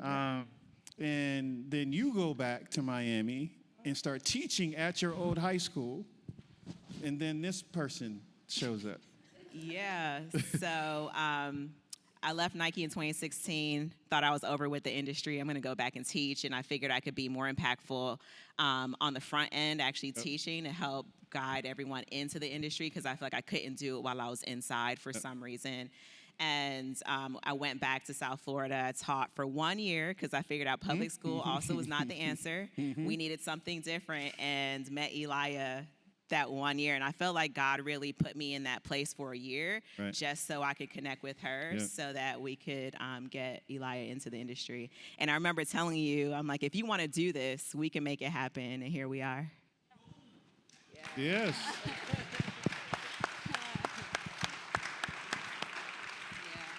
I love that energy. That was fire. But I'm Elia. Similar to what Cherie said, first of all, we all had Miss K as a teacher. I personally feel like Miss K was very intimidating. She used to rip our papers off the wall and tell us to start over. Okay. But Dictionary thrown at Run you? for your money, Dwayne, Okay. low-key. She Really? didn't throw no All dictionary right. at you? Did you Okay. have a dictionary thrown at you? I didn't have dictionary thrown at me, but she definitely ripped up my papers and my concept. Yeah.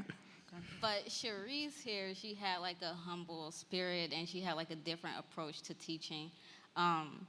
I remember when she came into the class and Miss K was like, exiting, she came with a bag full of shoes. And so I'm just like, she created all these? Like, what is this? And she said, like, yeah, I worked on these. And I'm like, that's like the coolest thing ever. And so I was like instantly inspired, and like Ashley said, like Sharice had her image. They had Sharice's picture. So I knew she was something serious. It's probably still up there. For change. It's so sad. It's up forever. I get my picture on the wall. But yeah, I thought that was like the coolest thing ever. I never knew that I can really pursue footwear design until Sharice came. I personally feel like Sharice was like my representation of what I could do, even when I didn't know it at the time. And so when Cherise took the time and taught us footwear design and like how to present ourselves, how to stand in front of people and show our work confidently. Like, I was super inspired by that. And I remember I tell everybody, Cherise literally made our entire class enter a sneaker design competition for pencil. And so, like, that's where I'm like, all right, cool. I guess I got to get an A, you know, to pass this class. So I didn't think much into it. So I was just like, all right, cool. Let me do a sneaker. It'll probably be trash because I was like very beginner stage. But then when I went back to show Sharice the sneaker, I remember she was like, "You did this?" And so I'm like, well, it gotta look nice because you look shocked. So, but I'm like, yeah, I did this. So I thought it was cool. And so when I entered the sneaker competition, like I think a few weeks later, I got like top 12. And I was like, all right, cool. Nationally. Nationally, yes. Not in the class, Yeah. across the entire nation. Yeah. But yeah, after I got top 12, I was like, all right, cool. That'll probably be like It was the ending technically point. top 2 because it Yeah. was 4 different categories. Oh. Yeah. I didn't know that till right now. But yeah, then I got word that I got top 3, so I'm like, cool. And I'm gonna be honest, when I did get top 3, also a guy in our class, William, he was like super great. He still is at Footwear Design and had like prior experience before me. So I was like, all right, I'm going against William. Like, this guy is like so talented. Like, I probably got no chance. And so when they flew us out to Portland, I was like so nervous. I hardly had even light presentations already. So to stand before like people who've been in the industry for a long time, I remember actually seeing you there. Precious, you was probably there, but but it was a lot of like industry people there and people of color. And so just me, my little self, being in front of the whole crowd and presenting my work. But that was a special moment for me because like me winning the competition, I tell people all the Yes. time, but like Wait. You got to pause. Oh, my bad. Yeah.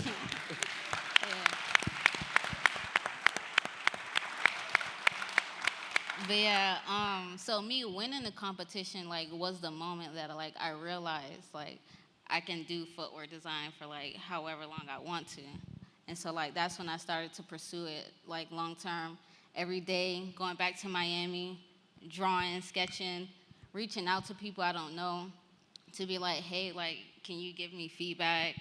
Can you show me how to get better? And so like from that day on, I really took footwear design seriously, and I knew it was something that I wanted to do for like not the rest of my life, but you know, for a good Right now. chunk of it. You know what I'm you saying? good. So You never know. It's hard to get out the footwear industry. It's like the mafia. It's hard to get out. It just keep pulling you back in. It's hard. Laden with opportunity. So Absolutely. there you Absolutely. But yeah, So that's- I want to reflect. Thank you for sharing that story, and I do want to open it up for questions in about 2 minutes.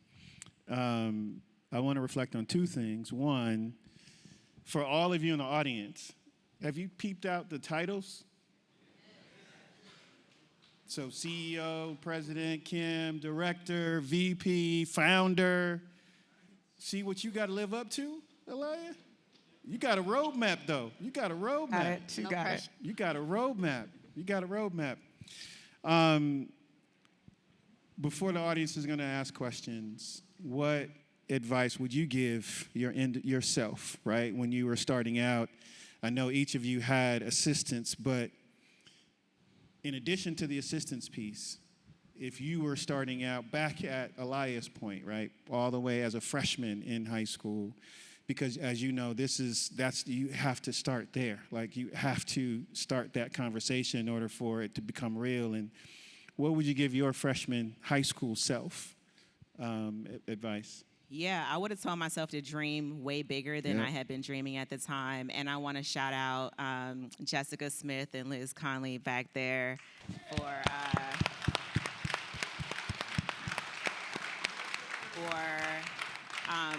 founding Seed, which is School for Experiential Education and Design. We're focused on creating pathways into the footwear industry for women and for Black women and women of color, and all our students are here in the front row. Like Elia. So, like Elia. Right. So, front row, lady. front row, yeah. I would have told myself to dream much bigger than I've been dreaming, because what we're doing now and the work we're doing with Seed actually was a pathway for Elia to get into the industry because of all of the obstacles that we face just gaining access and education. The work we're doing right now created a pathway for her so that she's sitting here with us. So we couldn't have done it without you two also dreaming big. So. And this is, I'm shocked because I'm not used to her completing a sentence. Oh. Because she would just like say a couple words and disappear. But she got paragraphs now. Like, I'm so proud of you. Totally Sharice's different fault. person. Sharice pushed me every day in high school. So. All right. Freshman year, Ashley. Yeah, freshman year. I would say to my younger self, all those moments of doubt, push through those imposter moments. Yeah. It's not syndrome, it's just moments. Thank you for saying that. Yep. Yes. Yep. They come and they go. Terrence mentioned Martin. Yes. I like to think of imposter moments like Bruh Man from the Fifth Floor. Yes. He just pops in randomly, and you acknowledge him and you send him out. Yep. And Get something to eat. that's it. Right? And so it's Bruh Man. That's it. Push through the hard, doubtful moments. Yep. Mine would be similar. Fail fast. Yeah. Because time is precious, low key. No pun intended. But also, if the door closes, it's a window. You can get in there some way. Like, it's a back door, a window, a roof that you could go through, sliding glass door. Right. Don't limit yourself to what people put on you, because you can sit there and be like, okay, this person said that I couldn't do A, B, C, and D. Somebody told Kobe he couldn't be a basketball player. Somebody told MJ the same thing, and look at him. Like, Yep. so don't short yourself.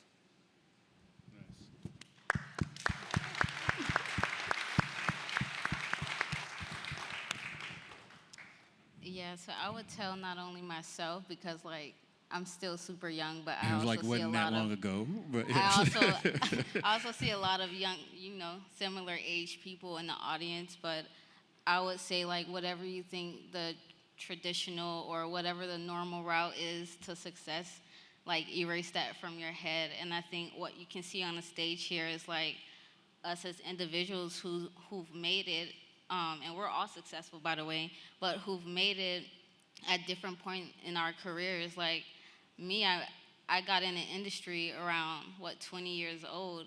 And so like now for us, I think what's important is to find the next person to sit here maybe the next year who's 17 years old. And it just gets younger and it gets younger because like we're building a community of Black women, of women of color at such a fast pace. And so I think like I didn't think I was gonna be here today, like so many years ago. Like I didn't even think I was gonna be in the industry. But like things happen for a reason, and like you just gotta trust the process, to be honest. Wow, thank you.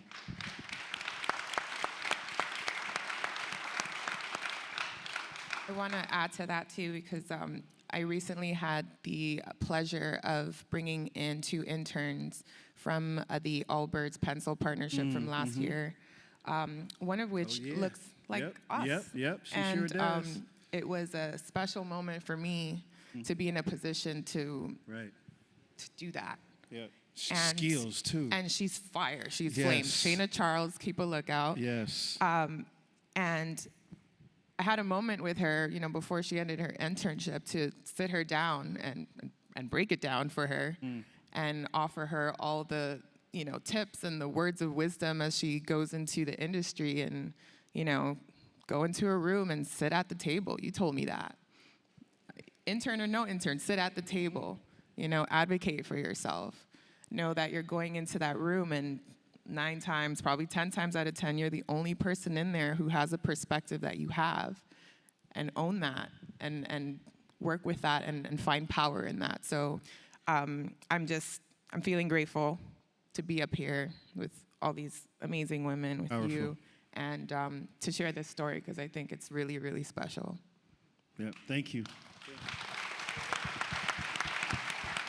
All right, we have time for 2 New York questions and 6 normal questions.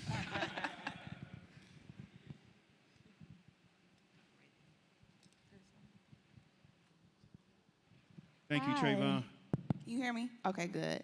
As a CCS student in footwear especially, what do you recommend that I do to get my foot in footwear? No pun intended. Network. Okay. Nah, I'm just playing. But no, that's true though. But yes. Yeah, that too. That Yeah. too. You want me to answer it? You want me to keep going? That's crazy. Like, how many of you at CCS right now? No. You, like, black Oh. female. It's probably less than 3, 5. Okay. Being black in footwear especially, yeah. Yeah, that's power there. So connect Own with that. us, please. All Okay. of us and everyone else in this room, and then identify what makes you unique, right? So I would highly suggest to not consume footwear as your only source of inspiration. I will Right. also just start to work on identifying what makes you unique and then lead with that. Okay.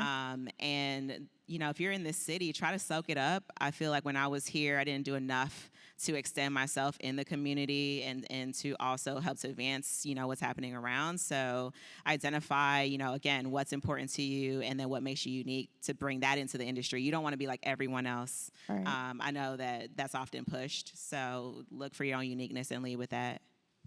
All right, thank you. We want to give preferential treatment to black women. I'm gonna make that call right now. Sorry, bro, man.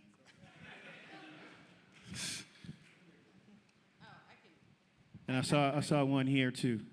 Can you talk a little bit about your intersectional identity? We only have one black female, like, vice president in St. Louis who does design, and You do? often for Caleres. Oh, okay, that's good. Angelique Joseph, she's amazing, but don't recruit her because we need her. I hesitated to say her name, but she's amazing. All right. But can you talk a little bit about, like, doing this work with both identities as black and female and what that's like for you? Yes, for me, that's a great question. So I'm a black female. I'm also Latina, and this. And vice president.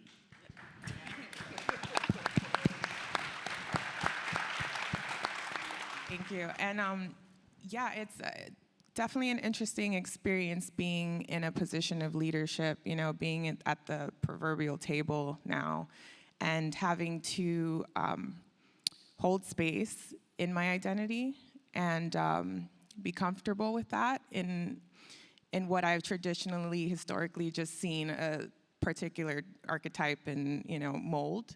And so while I'm still navigating that, I'm just gonna be honest, still navigating that, very much find power in knowing that I'm trailblazing in some ways and can find comfort in my authenticity and hopefully inspire, you know, the leaders of tomorrow to want to be in those positions too and be themselves and not feel like they have to conform to what they've traditionally seen as leaders, you know, in the industry. So yeah, it's just about, I went to a Bad Bunny concert like two days ago and, you know, sharing that with my team and just sort of sharing what's special to me and my culture and just how I bring that to work. So yeah, I hope that answers your question. So last question. Yes. Thank you. I appreciate all the questions, and I'd like to ask this of all 4 of you, if I may. Part of your identity as a black woman and transgender woman, how that affects, especially your story and your identity. For myself, I identify first as a black deaf woman in the sneaker industry. And it's very difficult for me to communicate with others, to get access to the communication and what's going on around me. Often I might hand something, you know, they don't know what to do with me because I'm deaf. So I would try to use a phone to communicate by having them text what they're saying or speech to text. but it's really hard for me to understand what's going on in the speaker industry. So I have to bring my device with me, and it's just, I can't hear all the give and take that's going on around me, and I feel often very left out and a little ignored. So for what you had mentioned earlier, when the door closes, it opens a window and you have other avenues, and I have one device sometimes, but I feel very limited in my access. Is there any other advice you can give me to help break through into the sneaker industry as a deaf black woman? Because I appreciate that advice, and I use sign language primarily, and I'm just still trying to figure out how to venture into that and proceed with that. And I don't want to give up. I don't want to give up. It's hard right now, and there are very few deaf individuals in the industry, very few people I can network with. I feel very isolated. So, so you talk about being a trailblazer. I feel like I'm there and still don't have anyone else to look up to. And I do have other deaf individuals asking me for advice. And I'm not sure how to tell them to break through. I'm still trying to do that myself. So as a black deaf woman, what do you think?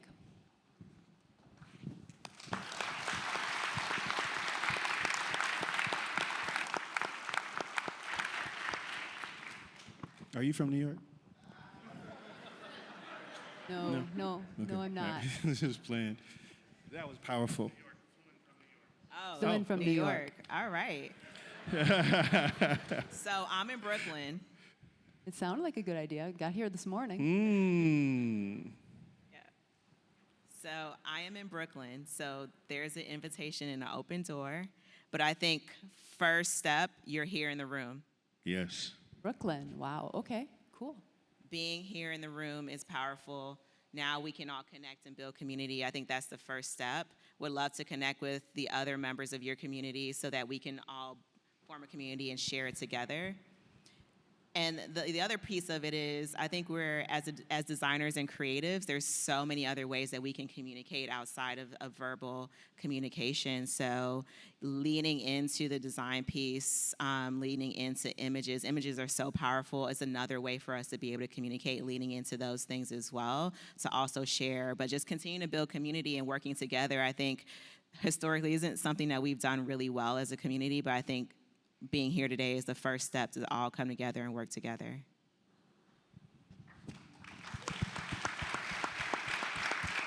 Thank you. Yes, just really quick, I'm really inspired right now Yes. by you. And, you're blazing a trail right now. And you automatically have 4 in your corner here in the industry. And, to Sharice's point, all the work that you're pouring into, all the work that you're creating, the visual work, is that should do the talking, right? And so definitely lean into the craft. And, it's about spreading awareness and understanding the differences between us. And hopefully as we continue to proliferate that conversation, we can, make strides forward. But for sure, definitely lean into the work and the craft and sort of mastering that for yourself, and that the work will do the talking for you. Wow. Yeah.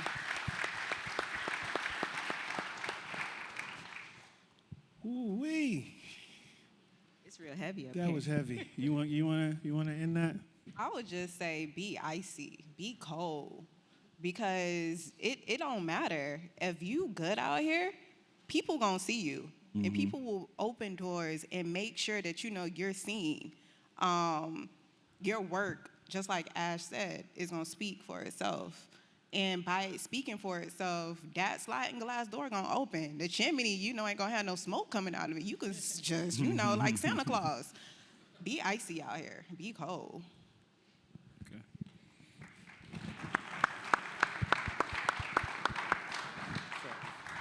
You want to close, or you good? I second all of that. Wise, right? Wise. She picked it up. Give these ladies a hand, please.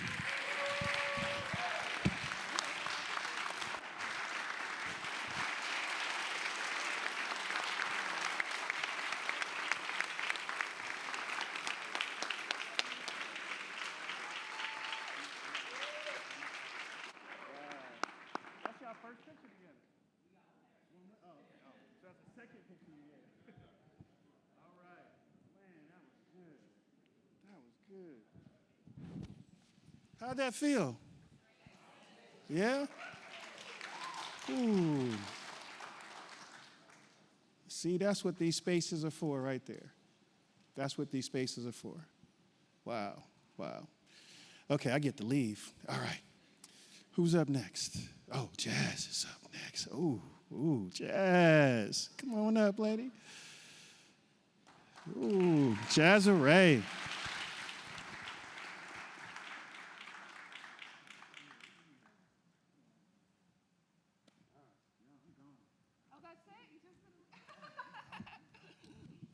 All right, y'all, I hope you're doing well. I'm Jazzaray Allen.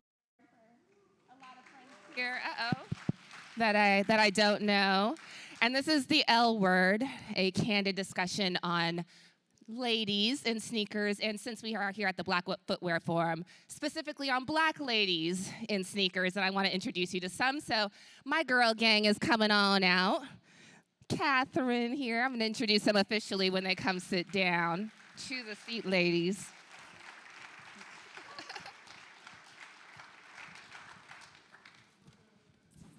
All righty, we have to my right here, Catherine Allen, who manages trade marketing for Foot Locker Inc. and the fashion specialty channel in Adidas Canada.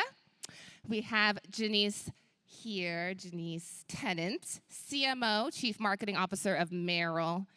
We also have Portia Blunt, my good sis, most of y'all know Portia, the Vice President of Apparel for Reebok. Yeah. Fan favorite. And Miss April Dinwiddie down at the end, the Diversity, Equity, Inclusion, and Belonging Lead at Steve Madden. So grateful for that work. And we're gonna have a kind of chill, candid conversation with you all. We've got 29 minutes, a reminder that when we're done, we have an intermission, and then we are gonna get right back to it. So to lighten it up, I'm gonna start with Portia with something really chill. What makes black girls magic, Portia? Everything. Everything? I'm gonna just be honest. Everything. I mean, we're built to withstand everything that's thrown at us. You know, we don't often get the opportunity to revel in the glory of being a black woman. So, you know, when we start with so much heavy stuff that's the struggle and, you know, the plight of being a black woman, that manifests itself into being beautiful. You know, diamonds are built out of pressure, and that's what we are, right? We are the pressure, Portia. We apply the pressure. We apply the pressure, Portia. Yeah. Anyone else want to take that one? What makes black girls magic? I think she nailed it. She nailed it. I really do. Thanks, girl. Thanks. Well, then we're going right to you, Janice, since you jumped up, right? The pathway to the C-suite can be overwhelming, challenging, and discouraging at times. So as strong leaders here who have found success time and time again, what do you wish somebody would have told you at the start of your journey? Oh my gosh, that's a heavy one. I think it boils down to a couple of things, and it's about the fact that we are resilient. And so I think there's probably three things that are coming to my mind as we talk about this. The first one is to share your voice, right? A lot of times, especially as black women, our voices are not heard. Our experiences are discounted. And I wish, like, when I was, you know, that younger person, I told her, like, share your voice. That thought, the way you see the world can make a difference. It can change the energy in the room. Take the courage and share that voice. The second thing is early on in your career, you're so focused on titles and so forth, and titles change. And so what I would tell that younger self is take the time to chase and conquer experiences. They can't take that away from you. And what I mean by that is go into a place, and when you get in there, look at all the opportunities that are out there. Go after them, capture them, record them in that memory of yours, and take that to your next place. And then the last thing I would say is step into the discomfort, right? I'm an introvert. I have a horrible fear of public speaking. But those times I stepped into the discomfort, that's when the unlocks came. And so those would probably be the three things. Ooh, I love that. No, I think definitely you got to get comfortable being uncomfortable, for sure. Like, and I loved what you said there about, you know, living through each experience and not kind of, I think, especially in my 20s, I wanted everything right now. Right. And I thought, like, why am I not the creative director? Like, you know, I was like, I got the sauce, you know, like that was, but I'm so glad that I went through everything I went through along that 15, 20 years, because it teaches you, and you got to know how to do every role in the room so that you can effectively lead every role in the room. Something to just kind of add to that, and I think it's really important for us to think about and always remember, you're going to chase the titles, but be careful what you chase, because a lot comes with those bigger titles, and you may find yourself further away from what you love in terms of the passion, in terms of the creative. As you start to, you know, go up that ladder, you're further and further away from it, and it's harder to find yourself that balance to you know, get to what's pure to you. So I would say, as you're chasing those titles, stop, pause, and think about chasing impact.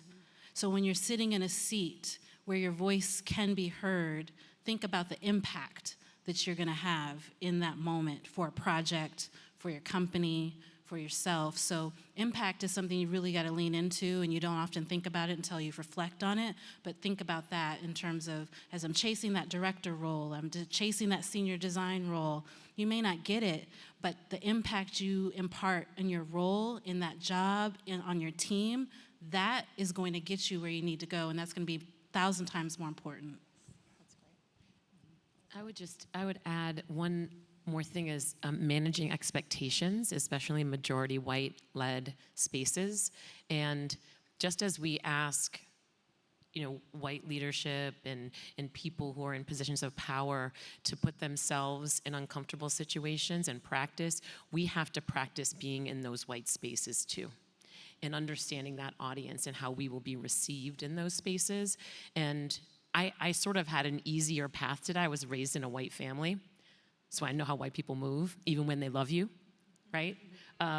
So important. Right. Yeah. No, even when they love you, like they don't always have an incentive, you know, to do that stretching and that growing work. And so just as we're asking folks to be uncomfortable on our behalf, for our own protection and advancement and self-care, we have to know how to move in those spaces, because they are those spaces now. And there is a trajectory, but it's still gonna be that way for a good long while. Ooh, that is so important. I'm actually going right back to you for this one, because I think no one else is probably better equipped to jump this question off but Black women. And there's so many of us here.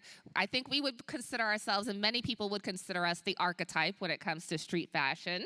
It's why the girls want to be in design. It's why the girls want to tell stories. It's why the girls have influencer dreams.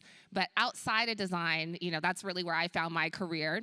I know a couple of us here work outside of design, and I think there's such a need for Black women in every factor of the business. So where do you see the most opportunity for Black women in our industry?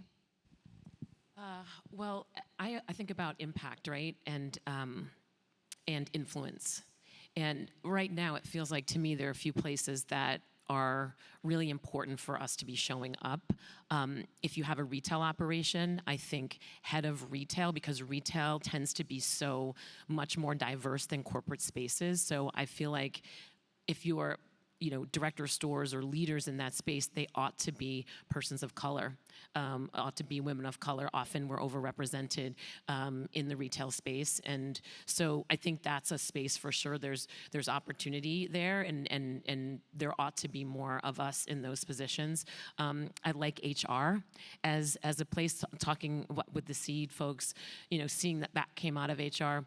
You can impact policy. You can put into practice all the things people want to do. You know, when you're thinking about real diversity, you know, just not just recruitment but retention. And I think the last place I'd like to see us is legal, right? Because, and we have our assistant counsel here, associate counsel here from Steve Madden, and being in that space, because there's so much of impact, and people really need that part of the business and there's impact there. So I feel like those places are really important. And getting there is just about presenting yourself. I feel like as much as companies are saying that they are recruiting, and there's a lot of movement, no doubt. I mean, I think there is some effort, but we're still not seeing enough diverse candidates in the pipeline. So you have to present yourself, and you have to present yourself multiple times. And I think the last thing is always in any of these spaces, especially if you are representing a minority group as a woman, take care of yourself. Like, just be fiercely dedicated to unapologetically taking care when you need it, and taking those breaks, and being in service of yourself and your health. Love that. Thank you. Any other ladies want to jump? She killed that one. Just, I'm a creative, so I'm a step. We need the functional roles for sure. But on the creation side, I would say, it's really sexy to be a designer. It's really sexy to be that PM. But you can't do what you do without your developers. You can't do what you do without your tech designers.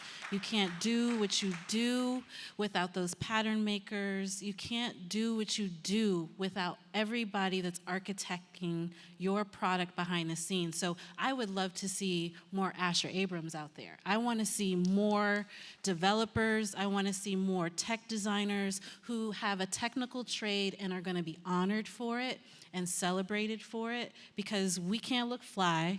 You can't be fly with your hype beast shoes without those people that are day to day talking to those factories, making your vision come to life. So I want to see more of that, and this is why being here, having PLC in real life is so powerful, because it's not an easy journey.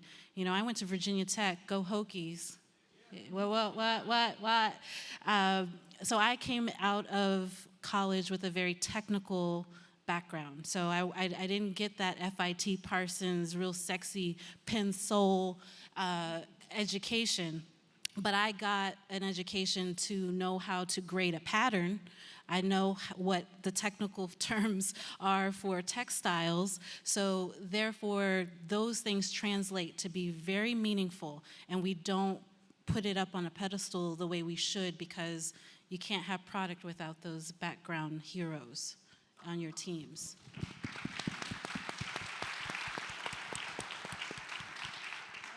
Yeah, I would love to see more Black women in sponsorship marketing, and particularly as cultural strategists, because currently there are so many brands, shout out to Jazz. There are so many brands, countless brands, who are investing millions and millions of dollars. I know this because I've done the reconciliations, but millions and millions of dollars into initiatives that emulate the archetype, as you've described, without having Black women at the table. So if more Black women are at the table, we can make a conscious effort to invest those dollars back into the Black community. And from there, not only can we tell more authentic stories, but we can ultimately change lives and maximize our impact. So I'd love to see more Black women in those types of positions. Plus one that, yes. I plus one that. Amen. And we all know I'm passionate about the strategy, so we'd love to see that for sure. I think people want to design the experience, but they don't know what's happening before designing the experience. And it's that's where all the cool stuff is happening, and that's where the impact is being made. To your point, the change, the systemic change, can actually take place. So thank you. We're going to stay on storytelling a little bit. I want to go back to you, Portia, who definitely works heavy. And as you said, you're the creative on the stage, letting us know. But I think for decades we've seen ourselves be excluded from stories, but in the last few years, there's been an intentional, heavy effort to make sure that Black women are not only in front of the camera, but behind the camera as well. So why do you think it's so important? We started to talk about it a little bit, but why is it so important for Black women to be able to tell our own stories? Because we live the details, right? So if we're going to tell a story that is intended to land with a Black female as a consumer, and you don't have us behind the scenes that is really kind of crafting that narrative and is going to put the bamboo earrings on because it will enhance the story, Joe, who may not know that, won't even think to have sourced those items to be a part of the creative activation or for the shoot. So it's about those details. We live and breathe a different reality. We see things and we're sitting in a different position, and so we're coming from a different space. And so although it may seem very black and white, 1 + 1 = 2, when we all get together, 1 + 1 can easily equal 3. So when you bring us behind the scenes, that's coming to life, and it's really fluid and it's organic and it doesn't feel forced. And that's what you're starting to see, right? Like they know what the trigger buttons are, that we're gonna get really loud if we aren't seeing ourselves on screen. That's great, check that box. But there are 3 other boxes that need to be checked, right? Who is the creative director? Who is the art director? Who is the marketing lead, right? And if those boxes weren't checked and they don't look like this, then we still have more work to do. And I can safely say we still have work to do, right?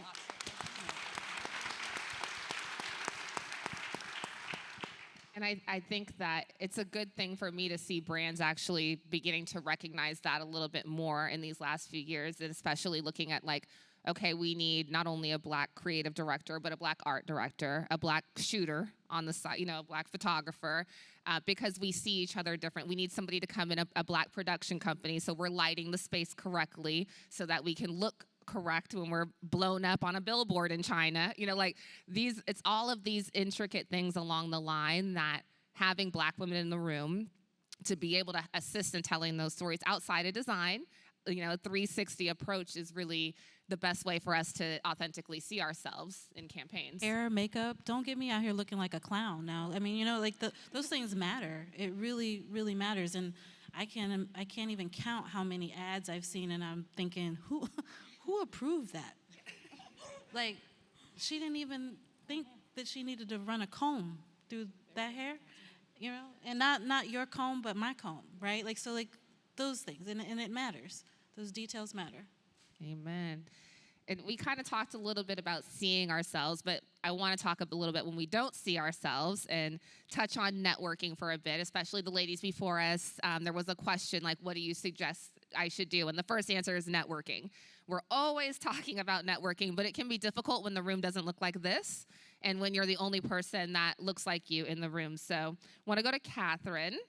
What tips do you have for the young Black women that are here today, so they can break the ice and get to the bag?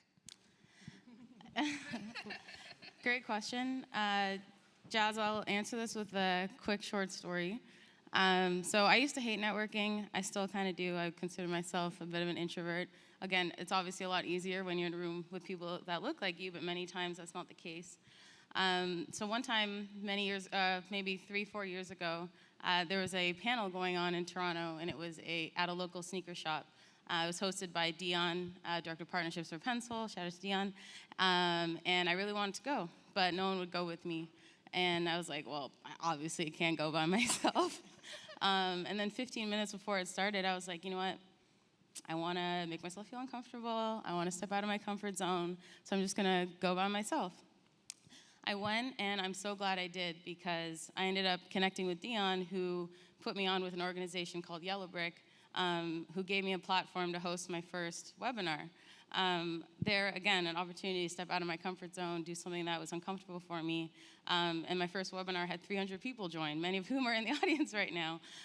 So I can really trickle that down to me going to that first event and putting myself out there. So in terms of advice, 3 things come to mind. Firstly, find events and opportunities that really speak to your interests, because it is so much easier to spark up a conversation with people when you have shared passion points. Second, if you look around the room and no one looks like you, just remember that in a sea of sameness, what makes you different truly makes you stand out and brings value. That's your value add in that room. If you're a unicorn in that room, it makes you special, and it brings something that nobody else can. And lastly, I'd say go in with the objective to just make one meaningful connection. Take the pressure off yourself to really work the room and do the most, because one meaningful connection can really change the trajectory of your career, just like the one connection I made with Dion at that first event. So that's what I would say. Thank you. And I think there are a lot of connections to be made here. You know, I think Portia and I met at the forum a few years ago, and those one connection can change the trajectory of your career, the trajectory of your relationships with people. Sneakers is a relationships business for sure. So, you know, being willing to just approach somebody, like a lot of people were tapping me at the mixer last night. We follow each other on LinkedIn. We follow each other on Instagram. And that can be really, really scary. You know, even for me, like 3 years ago, 4 years ago when I was first coming. But this is a very rare opportunity to have an intimate moment of sameness with people that understand your life and understand what you're going through and make a connection that will be a lifelong one. So I think, I mean, you never rarely see 4 Black women in sneakers in a room together, let alone probably 40 here too. So it's definitely a very, very special moment. We have 10 minutes left, so I have a couple more questions. I want to go to you, Janice, with this one. Dr. Dwayne has taught us that bringing each other along, something we're kind of talking about now, networking and getting to know each other, but bringing each other along the journey is the only way for us to push forward as a people. And so I would love to know how you ladies, starting with you, Janice, are bringing other Black women along on your journey, and what do you hope to achieve by doing that? So this is one that I take really seriously because there are women who made the time for me in my career at really low points in my career and just gave me the encouragement, told me the real about what I needed to know. And so it is part of my full-on development plan on how am I giving back. But I think I approach it in sort of 3 ways. One, you know, probably in a more formal way. I'm a part of the BECA, which is the Black Executive CMO Alliance, where we talk about ways to scale, bringing the next generation along. So that's sort of the formal way. The informal way, it's, you know, there's many things. My dad's a carpenter. He can, you know, go in, help build a fence for someone and so forth. I'm like, I can't do any of that, but I know how to, like, help you get through interviews. I know how to help do a resume. So I usually, throughout the year, I have 4 or 5 people that I engage with what I call working mentorships. Like when you come, it's not just sort of sit back, let's talk. Like we role play, we do stuff, so I commit that way. And then the third thing, which is something that I've taken on about trying to drive the change, is investing in mentoring in others. And what I mean by that is I have a lot of white men who I mentor, above and below me.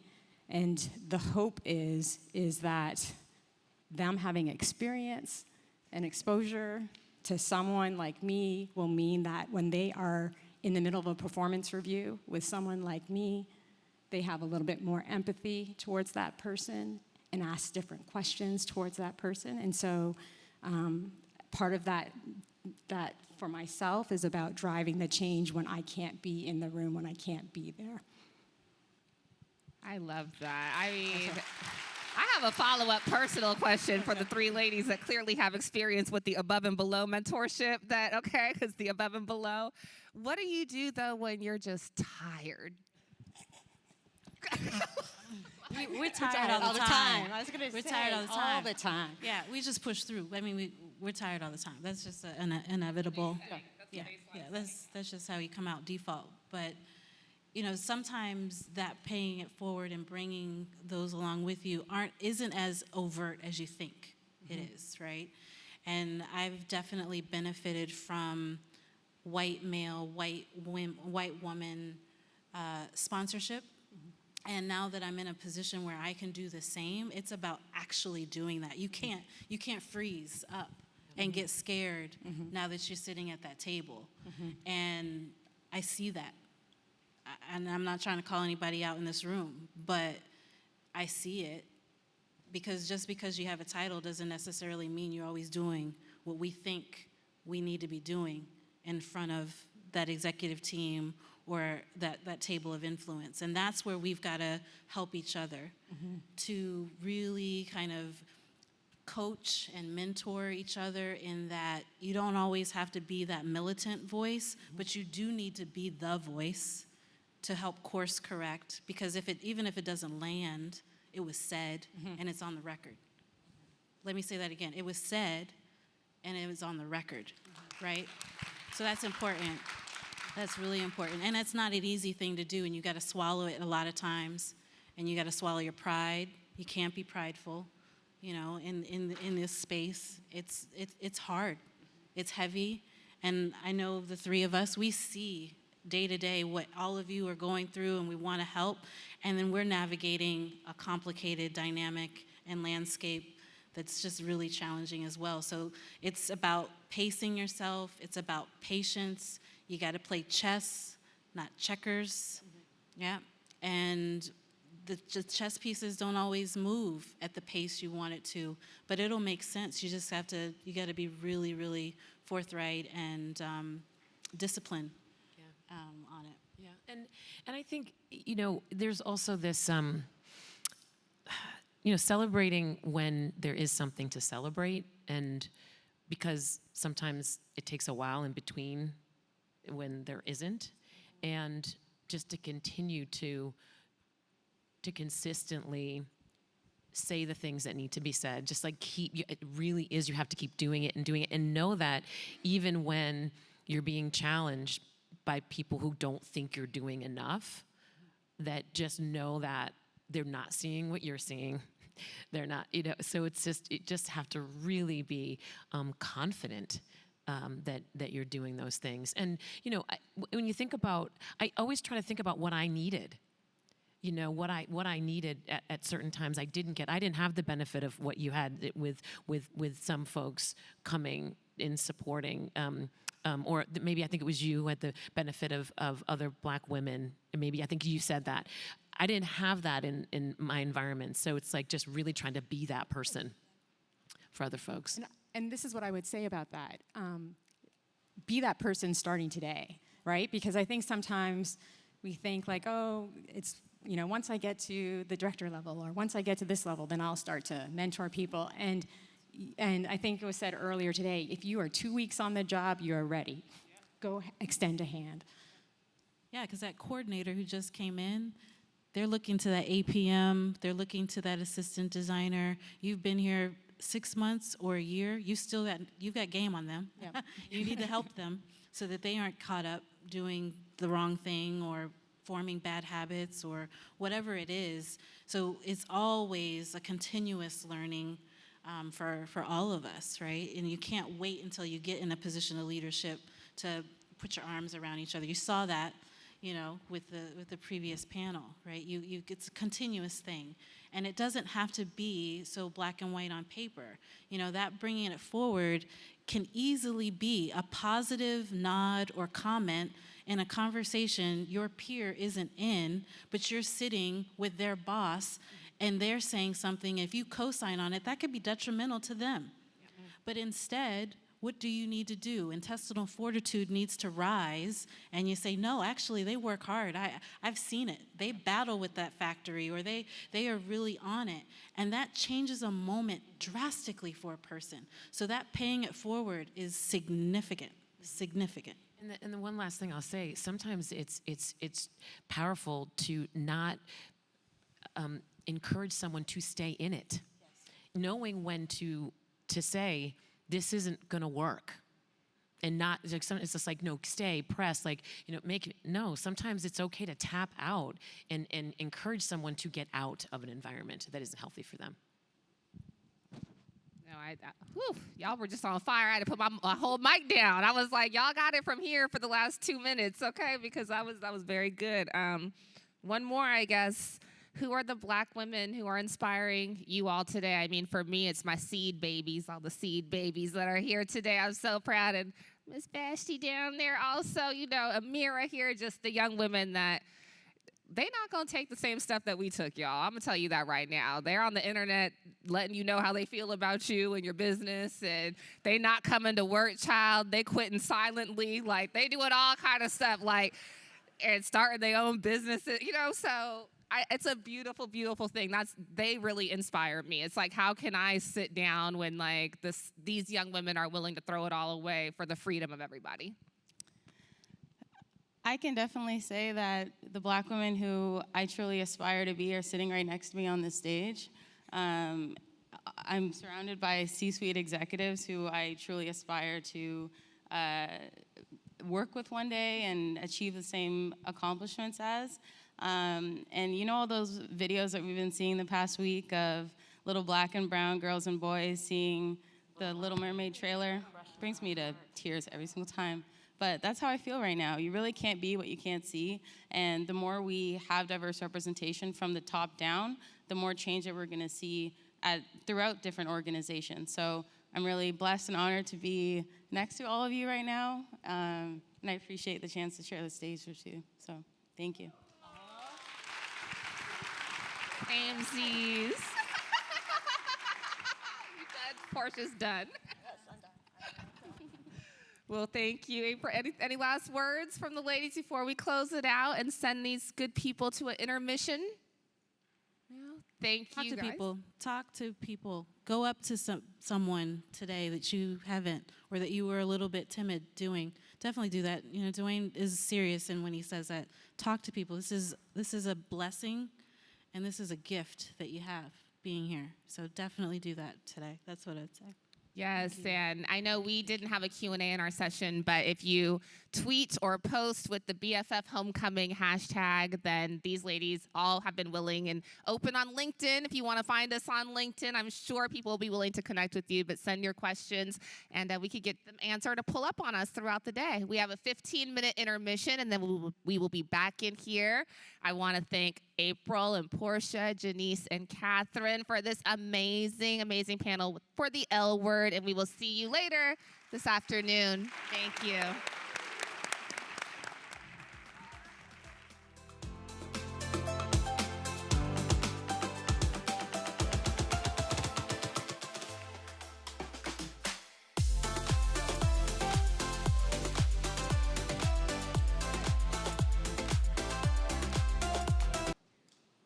Have fun with people, okay? Man, I'm excited. I like about them. Give me something on that first quarter. Like anything stand out in that first quarter? Yes. Yes. Yes. I like that one. Ooh. I like that one. I like that. I never heard that one. I like that one. I like that one.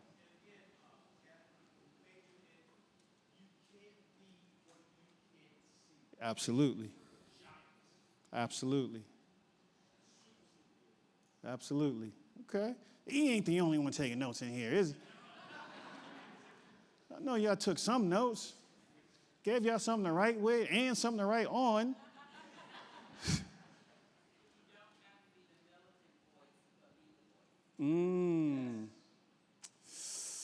Sometimes we struggle there. I'm personally guilty of that one.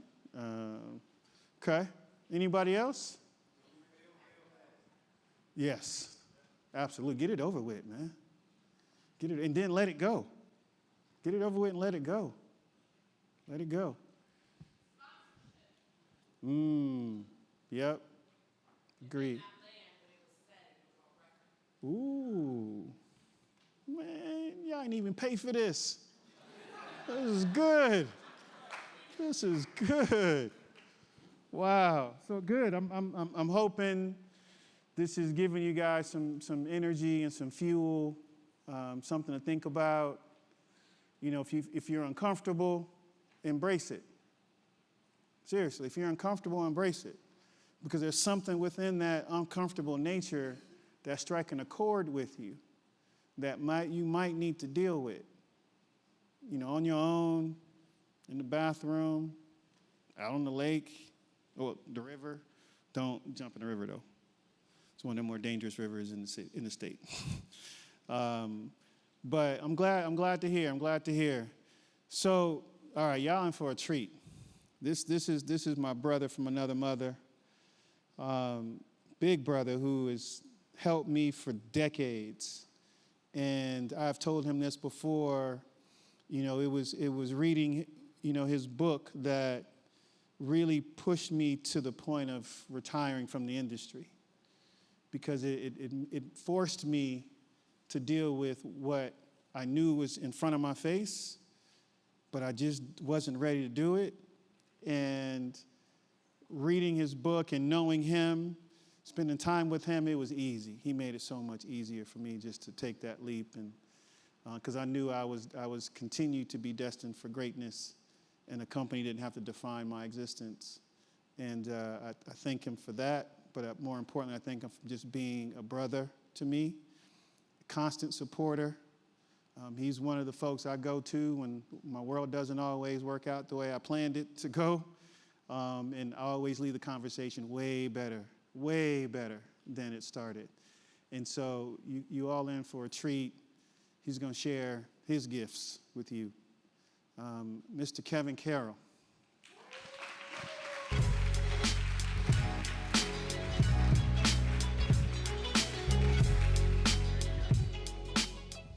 So, homecoming, right? Homecoming, right? I gotta tell you, I'm seeing the offspring of people I worked with at Nike grown up. When you talk about a homecoming and getting to see them when you knew them when they were infants, and they're grown-ups now, I said this is an amazing reunion.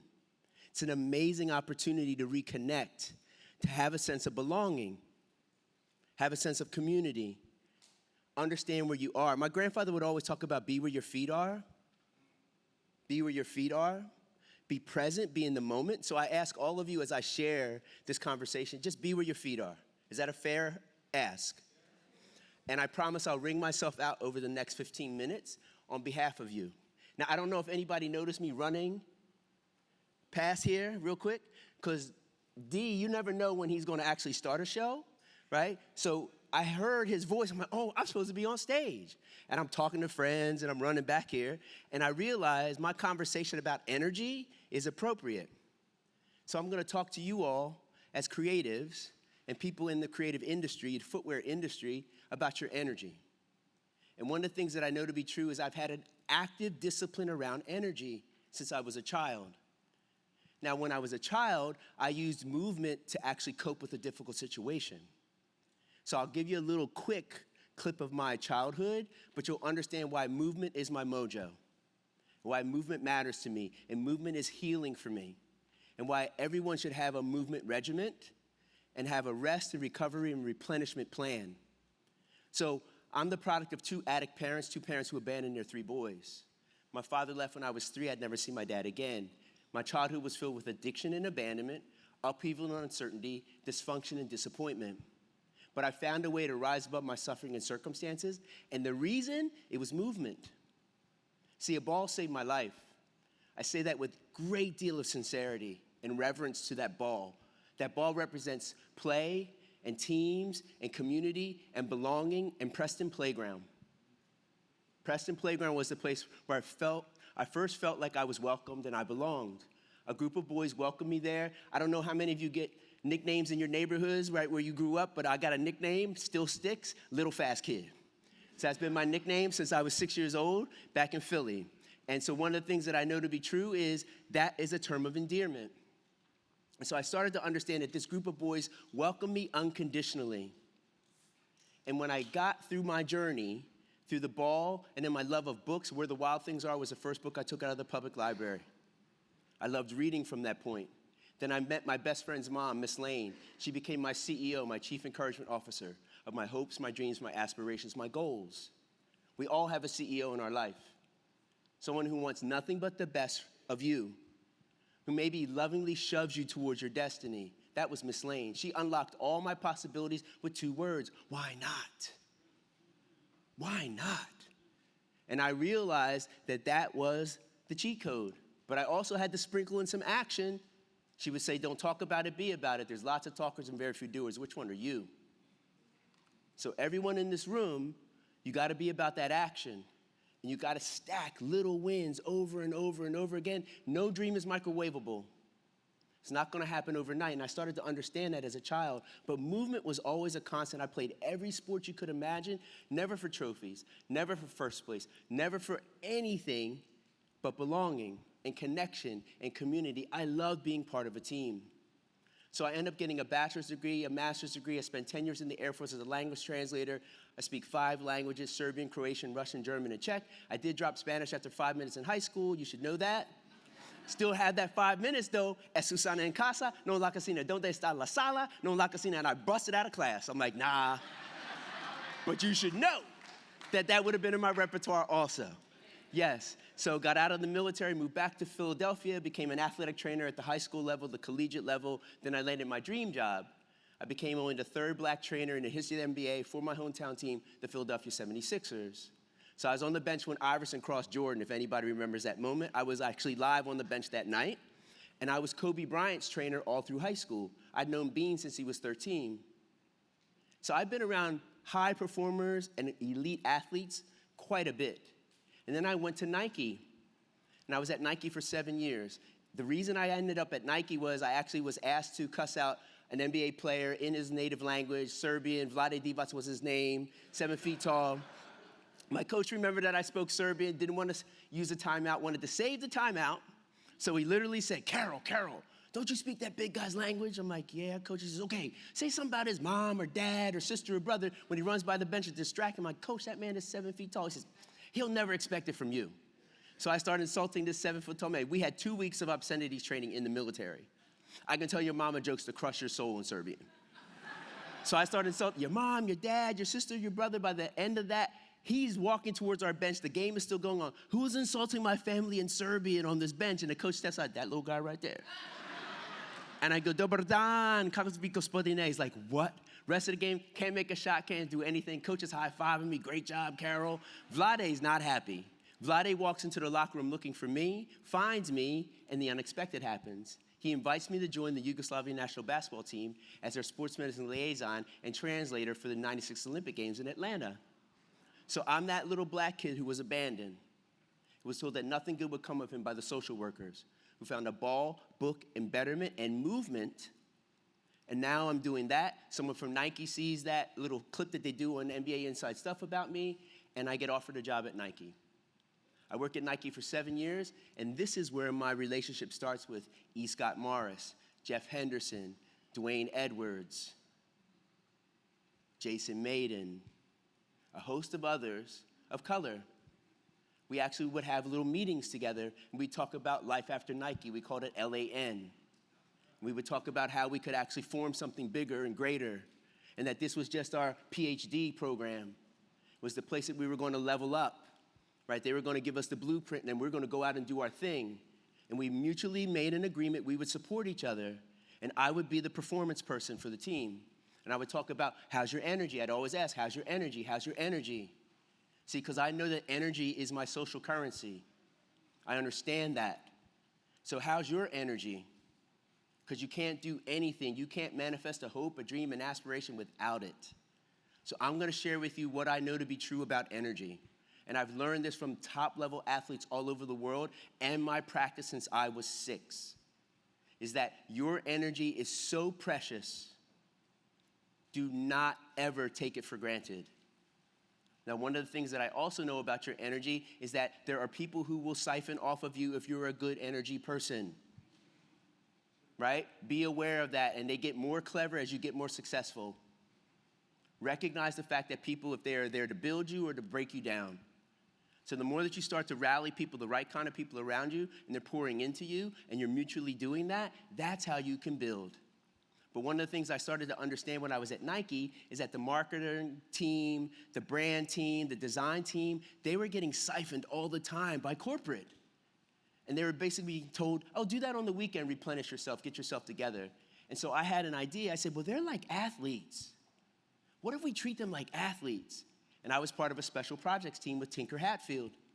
And Tinker said, yeah, don't ask for permission, just ask for forgiveness. Go do whatever you need to do. And so I built a creativity performance center. I actually fashioned it after an athletic training room.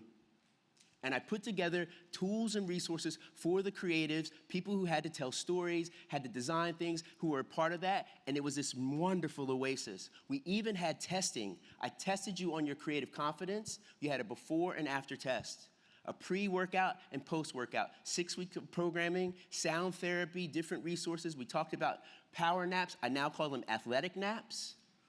right? We did all these things, and one of the things that was amazing, the sound therapy, we had a sound therapist come in and actually create CDs specifically to elevating your creative confidence. See, did you know that when you actually go to take a nap, you should be going into theta, which is the dream state. Delta is deep sleep, which means that's why it's only 10, 20, or 30 minutes tops. 10, 20, or 30 minutes tops. You want to take it another level? Take a little bit of caffeine, green tea, whatever it is, just before you go to do your nap. It doesn't kick in for 45 minutes. Guess what happens after 30? You wake up, but that's starting to rise up in you. You got you a little boost. You're welcome. First one's free. So we used to do these things at Nike, and I used to talk to them about storytelling, about energy, about the way that they show up, the importance of how you show up and your creative confidence. And you're not a bottomless well of creative energy. You're not. So the more that you recognize the importance of your energy being social currency, and you take ownership of it, do not expect anyone to do that for you. They will not. But I'm here to tell you, if you want to get better at what craft that you're chasing and pursuing, check your energy. Check your energy and your energy practice. Yes, not Allen Iverson practice. And he didn't like to practice, just FYI, I was there, I know. But he did like to play. Oh, he was a baller, and he was competitive. And all of you are competing, aren't you? You're competing for your ideas to be heard, listened to, or manifested, aren't you? Guess how you get heard? You got to show up right, don't you? You can't be showing up, oh man, I'm so tired. That's the first thing you say to the people who are going to listen to your idea. I've been working all night. I don't care. You got to show up on behalf of that idea that you stayed up all night for. So how do you get better at that? You got to be more clever and creative and imaginative. You got to be more resourceful and resilient. And you have to have a discipline around it, and you got to know thyself. So everybody, you hear that, 8 hours of sleep, 8 hours of sleep. I'm not an 8-hour sleep person. I get achy after 6. I can't stay in bed. That's okay though, right? You need to know yourself. How do you make sure that you're showing up though? How are you taking good care of you? So what is the way that you fuel yourself? I'm a grazer. I graze throughout the day. How do you fuel yourself? What is that regimen around your meals? What are the things that give you fuel? How do you keep stuff readily available? Now we're talking about our replenishment, right? That's that recovery piece. What time are you going to sleep? Knowing you have a big presentation. How are you taking good care and preparing yourself and recognizing I'm the expert when I come in this room? So why am I worried? I've been putting the work and time in. I shouldn't be worried. I just need to make sure my energy's right. But you start having yourself doubting, don't you? Doubt is success testing you. Doubt is success testing you. Doubt is the greatest opponent that you will ever face and compete against. That's your self-talk. Do you feel me on that? You got to compete against that. How do you compete against that? Your energy. See how I did that? Pay attention to your intention. My grandfather would say that all the time. Pay attention to your intention. If your intention is to manifest your hopes, your dreams, your aspirations, your goals, pay attention to that. Don't talk about it, be about it. There's lots of talkers and very few doers out here. Which one are you? And the more that you recognize the importance of your energy, you got a fighting chance. But it's not microwavable.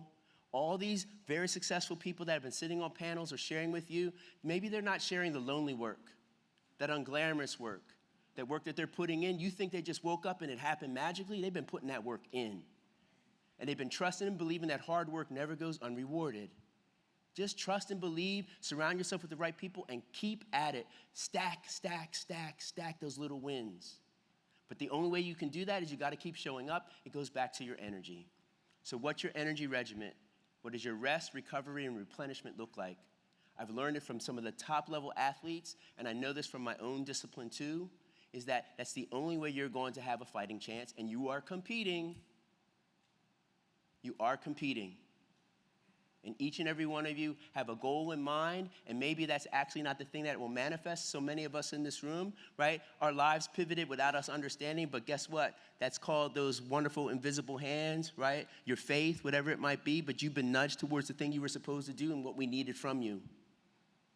And so the more that was a little Rev Kev, I'm sorry, sometimes Rev Kev comes out, just so y'all know.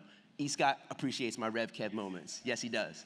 Yes. So I'm gonna leave you with this simple truth, this simple lesson, and I actually get to do a panel a little later too. So work for a cause, not for applause. Live life to express, not to impress. Don't strive to get your presence noticed, just make your absence felt. I congratulate all of you for being in this room. I anxiously await your arrival and your destination for your destiny. I appreciate all of you. Be well, Godspeed, peace and play.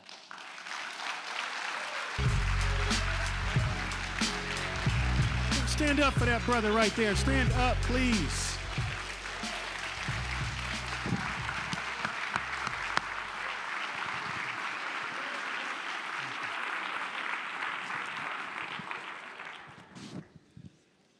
How y'all feel about that one?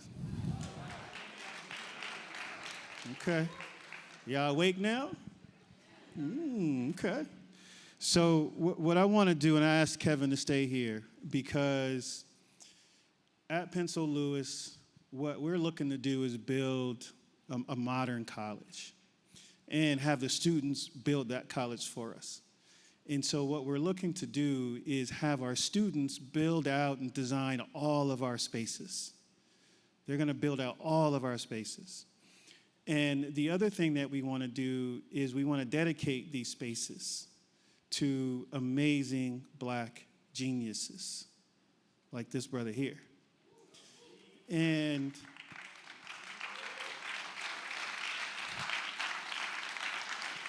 so, as Kevin spoke, we, Jeff and E and I and Jay, we would sneak up to Kevin's area at Nike to decompress and recharge.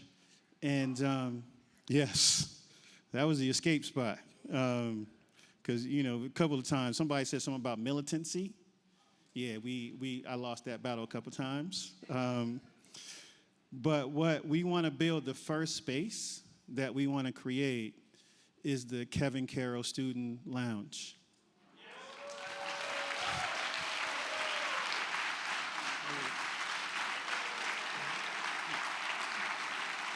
Thank you. You know I love you. Yes. So, bro, I want to give this to you as the first token of my appreciation for what we're going to do special here. You're going to help the students design it, and be their source of inspiration and insights. Man, I know they're going to have fun doing this one. Come on now. They're going to have fun doing this one. So, in the words of Kobe Bryant, do epic shit. Right? Did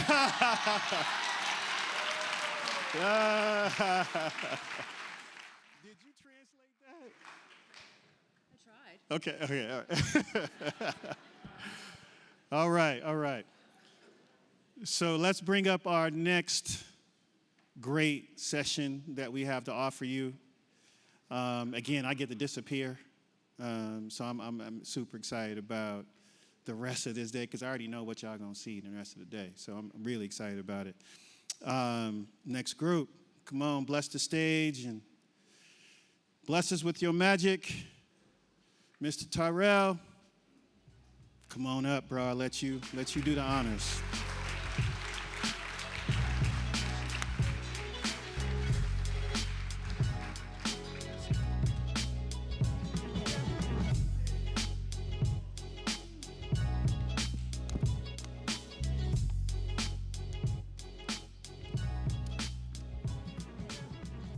What up, though?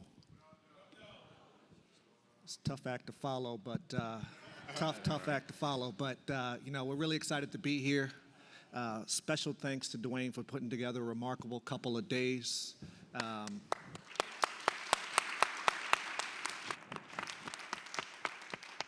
I'm your moderator, Tyrell Kirkham. I'm the Vice President of Brand and Marketing Strategy for the Detroit Pistons. I've been in the sports industry my entire career. Started with the New York Mets, brought the Brooklyn Nets over from New Jersey, moved out to LA, opened SoFi Stadium, did their rebrand, and then found myself in the Motor City. Absolute pleasure. I want to introduce or have my wonderful panelists introduce themselves. I'll start on my left with Crystal Wyndham. Thank you. Pleasure to be here with all of you. I am the Global Design Director at General Motors for Industrial Design. And thank you. So what that entails, so all the screens, componentry, CMF, so color, materials, finishes, all the badging inside and out, logos for all of General Motors brands. I get to develop an execution strategy for all of the brands. I also have responsibility for sustainability. I'm a part of the GM committee for that, as well as our outreach and development, which is very near and dear to my heart. Prior to being in this position, I was responsible for the interiors of all of Cadillac. So out in the lobby, there are two that I'm very, very proud of. That's the Escalade interior.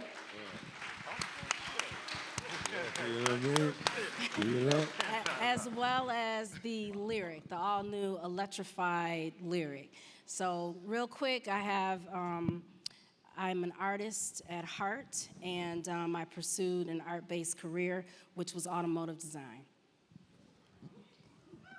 Remarkable. Yeah. Remarkable. I don't know if am I on? To my right, a very good friend of mine, amazing, creative, someone that I've had the pleasure of collaborating with on the Piston side of things, Mr. Rick Williams. Hello. I'm Rick Williams, an independent sneaker designer, artist, muralist. I started in 2007 with a sneaker boutique called Burn Rubber. That's right. We were Ownership. probably one of the first ones giving you guys freshness other than Nike and Jordan. And since then, I've gone on to be a creative director and designer for things like Comedy Central and the show Detroiters. I created the opening, the branding for that television show. I've designed over 50 sneakers that have come out in the market with most of the brands. Most recently with Puma.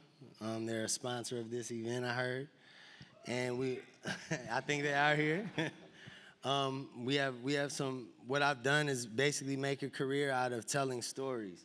So I think that's why I'm here. I've used product to tell stories and get the Detroit story out to places all over the world through product and what we've done. So that's what I'm here for. So a little automotive industry, Rick, creative space, and now a world-renowned, Grammy-winning executive in the music industry, Che Pope.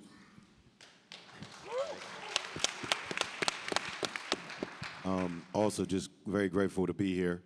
And, you know, like he said, I come from the music space, so to be here at you know, something near and dear to my heart. Sneakers have been, you know, since Jordans came out, you know, in '84.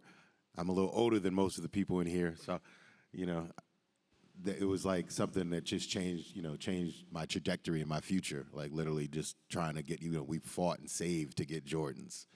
But anyway, I'm Che, music producer first and foremost. Done a lot of records that you guys probably have know. Some you for sure know, I hope.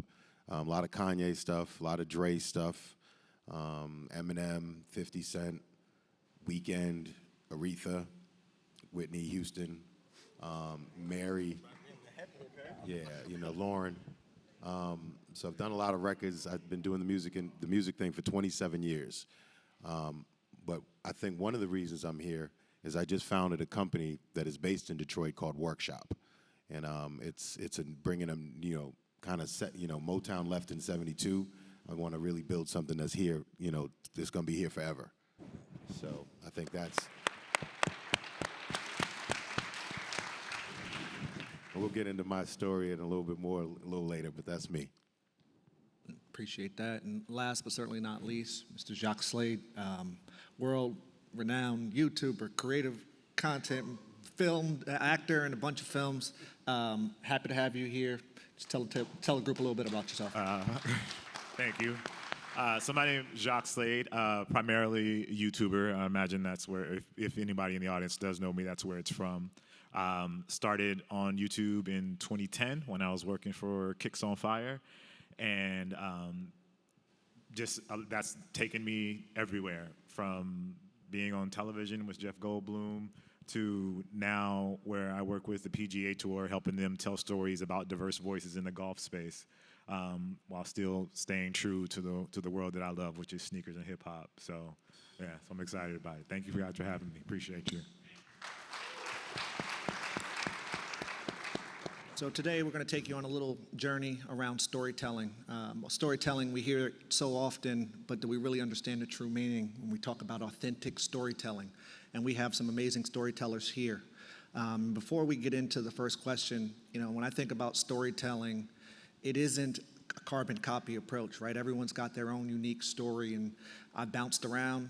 Some people said, hey, you did it in Brooklyn, why don't you do the same thing in Detroit? It wasn't intended to be that way. I got to tell an authentic story for the city of Detroit, for the people of Detroit, around the Detroit Pistons. And I'm excited for my colleagues here to just delve into their world and understand how storytelling has been an integral part of their day in and day out success. And with that said, we're going to kick it off with just asking a simple question. And I'll start to my left with Crystal. What does storytelling mean to you? So when I think of storytelling, I think of two aspects. So the first being my story, how I took my love of art, drawing, being creative, and applied that to automotive design. Being born and raised here in Detroit, I think that had a definite impact on me ultimately getting in the business. But that to me is very important because there are not a lot of minorities and women in the field. So being able to tell my story so someone can see me as a proof point that you too can pursue this career. So that's one aspect of storytelling to me. On a daily at General Motors, what's so awesome about being a designer is you get to dream up what the future will be. So typically, we're designing 4 or 5 years and beyond out. So General Motors looks to their design staff to understand where we've been, our history, the brand, and staying true to the brand from an authenticity standpoint, and understanding the customer base, but really projecting what is that vehicle going to look like in the future. And we take a lot of things into account. We take, the environment in which we will be living. So we help visualize that for the company. So not just the product itself, but what could be surrounding that vehicle, how it can, or other things that can influence that design both inside and out.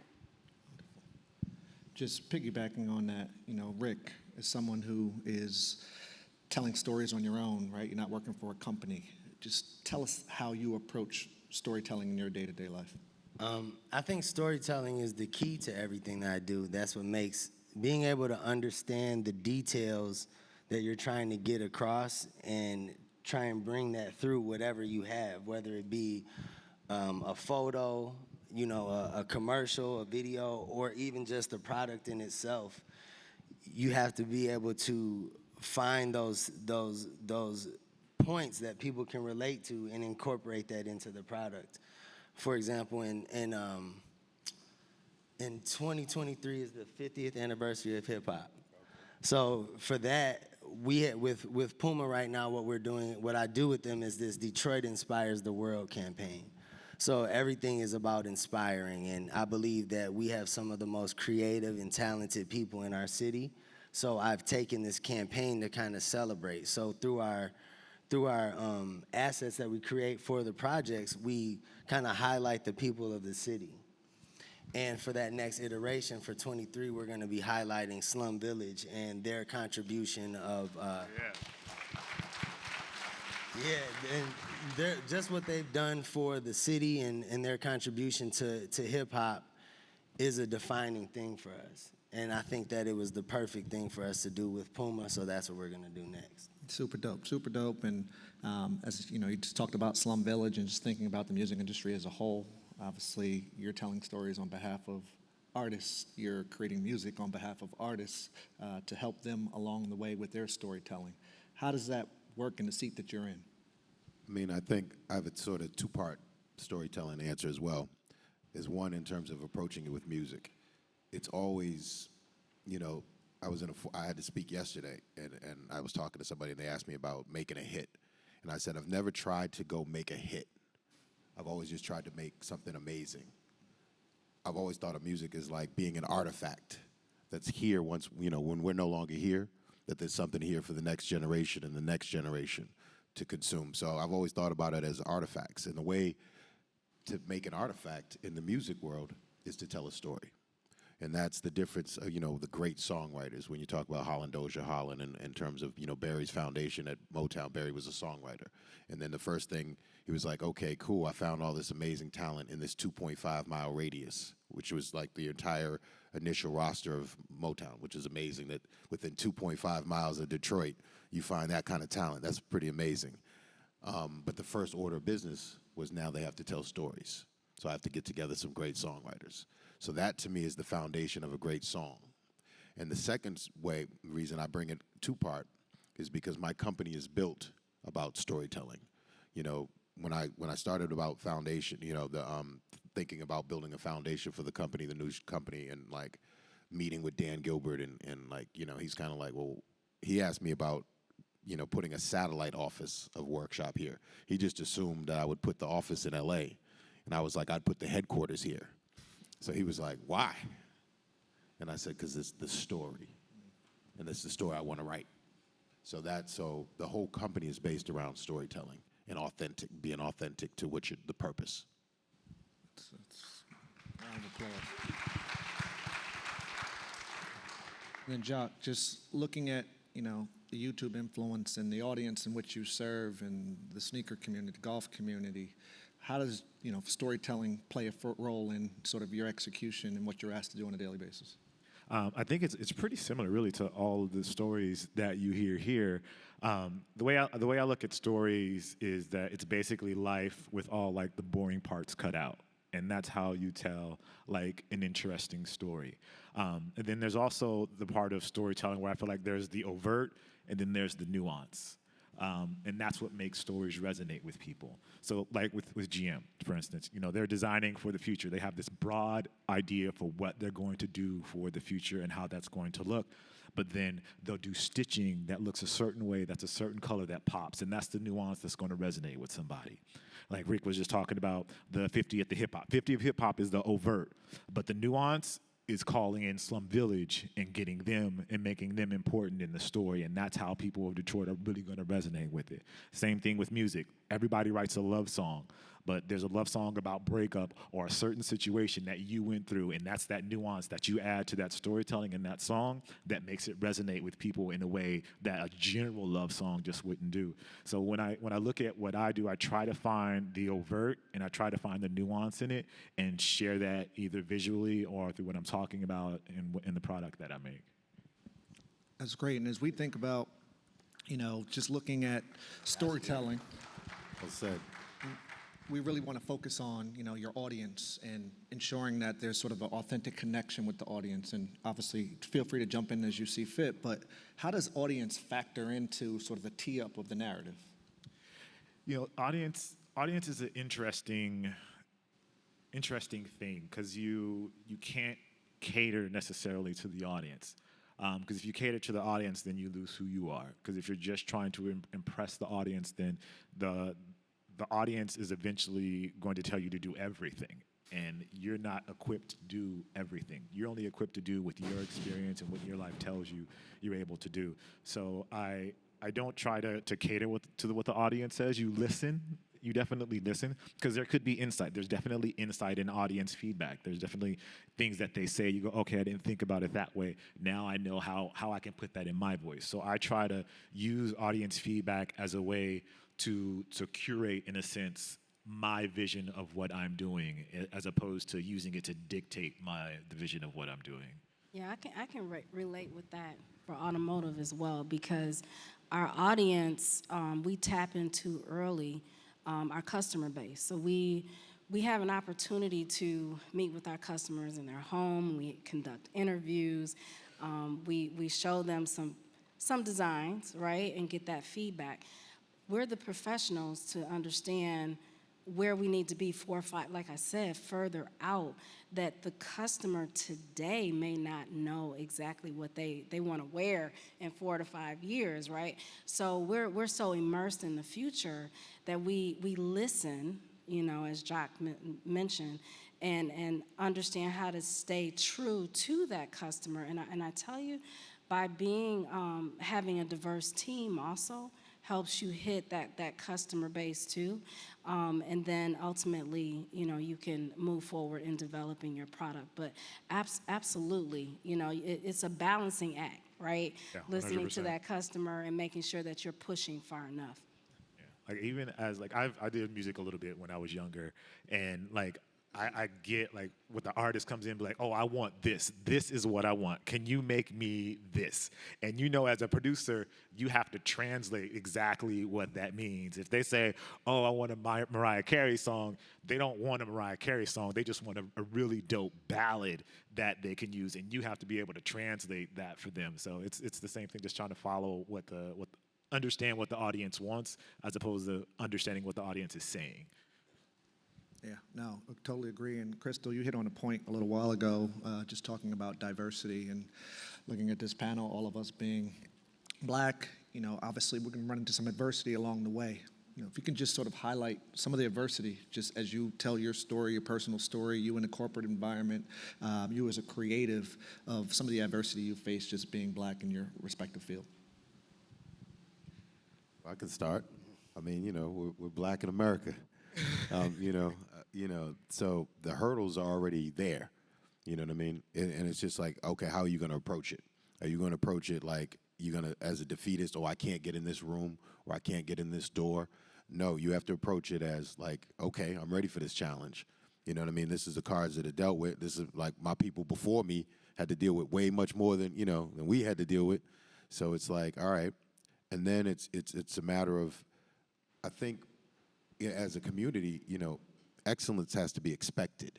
It's not this thing where it's like, oh no, we're gonna get over. No, it's like, no, you have to work harder. You know what I mean? Because you have to think, if we're starting this race, there are other people that are starting this race 50 yards in front of us. We're running in the same race, trying to get to the same finish line, but they're already 50 yards in front of us.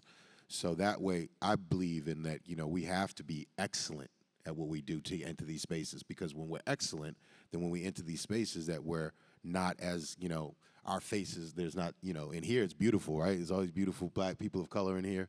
But, I've been in rooms where I go and, and it's one of us, two of us.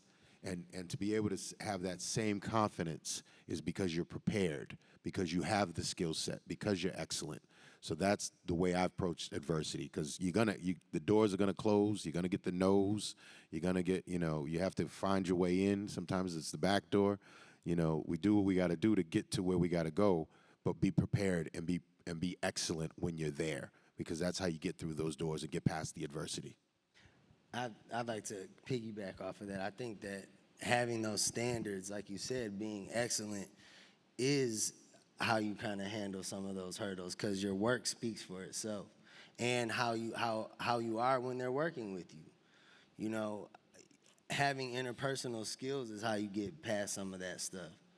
Understanding how to communicate with people is how you get past some of that stuff, and knowing what you bring to the table. And a lot of the times we are the only black person in the room. So if I'm the only black person in this room, who else is going to tell the black story? So that's my question. You're not hiring black people, so if I am in the room, we might as well get to work, because I know my people. Yeah, 100%. And like, I've recently gotten into golf a lot, and so I've been working with the PGA Tour, and I'm sure you guys understand who the PGA Tour is, right? So during a typical PGA Tour broadcast, they always talk about the same people, like, and the only black person they really talk about is Tiger. Well deserved. Like, he deserves to be talked about. But for instance, this year there was there's a Connecticut Open. It's a tournament, and the tournament was first won by Charlie Sifford. I mean, he was the first black person to win. Was Charlie Sifford? He was the first black person to get his PGA Tour card. The first time he won on tour was at the Connecticut Open, and they weren't going to talk about it during the tournament. And it's not that I don't think that they didn't want to talk about it. It's just nobody brought it to their attention to talk about. It wasn't a story that they were used to regurgitating all the time and telling. So in the meetings, I have to be the guy, be like, hey, what about Charlie Sifford? This is the first tournament he won. Oh, we didn't think about that. But because being able to bring it up and bring up that perspective, it allows one, okay, so how are we going to approach this? And then I can present a plan like, okay, well, we'll produce a piece highlighting how he won and what that all meant. But also, let's introduce him on the broadcast so that the rest of them, it's not just the internet people. Let's get the broadcast, the people that are watching the tournament, let's give them the information so his name becomes something that becomes synonymous with golf, just like everything else. So it's being able, like you said, being in those rooms and having the knowledge and the information to share with them, and then presenting it also. Like my goal with the PGA Tour is not to kind of cater to the diversity efforts. It's to be unapologetically black and tell unapologetically black stories, and get them to tell those unapologetically black stories and not be ashamed or we have to say it this way. No, you don't have to say it this way. Tell their story just the way you would tell anybody else's story.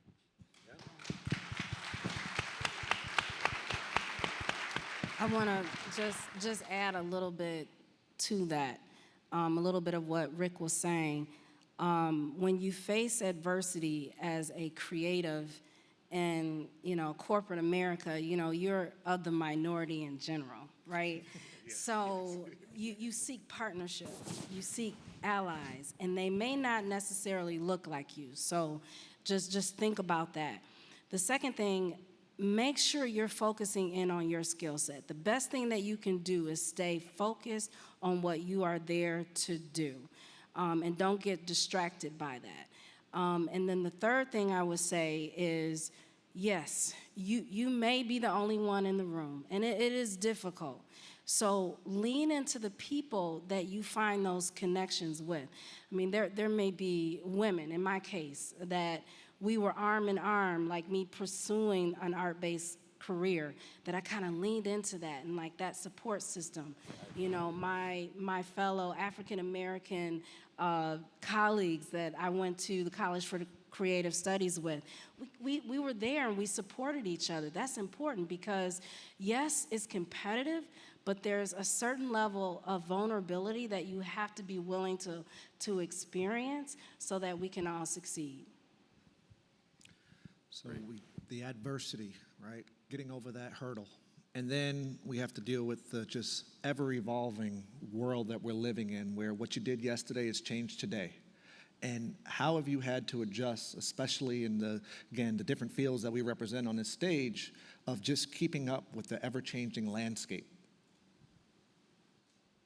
I would say I feel like I'm talking too much. I feel like we adopt our stories. I don't think we change to what the landscape is we just tell our stories through a different lens. Like Rick can tell a story about the shoe he designed on a poster. He can tell it about it in a video on the internet. And he can tell it about an Instagram and an Instagram story and then a TikTok. And it's the same shoe and it's the same story. It's just you're tweaking small little things to tell that same story just in a different way. So I don't think it's a matter of changing for those platforms. It's just a matter of telling that same story but through that different lens. I would say in the music business, it's a little different, right? You hear a lot of people talk about like where old heads are hating on the new music and this and that. And then obviously the music business has come and the rise of it, then the downfall of it with piracy and everything, and then streaming and whether and not. So it is a challenging thing in the music industry to stay relevant.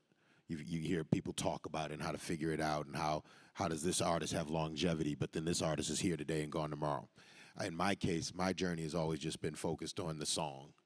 And if I figure, I've always felt if we make a great song, there's a place for it. There's a home for it. Doesn't matter the media, doesn't matter the landscape. And that's always been my journey. But I do know in the music industry, it's been a very challenging thing to navigate the new media, the new properties, and the new, the new models and from streaming and how does that make money and touring and the different changes in the landscape. Pandemic obviously taking away touring, which was 70% of an artist's income, and how they survive. You know, they used to all this money and then it goes away.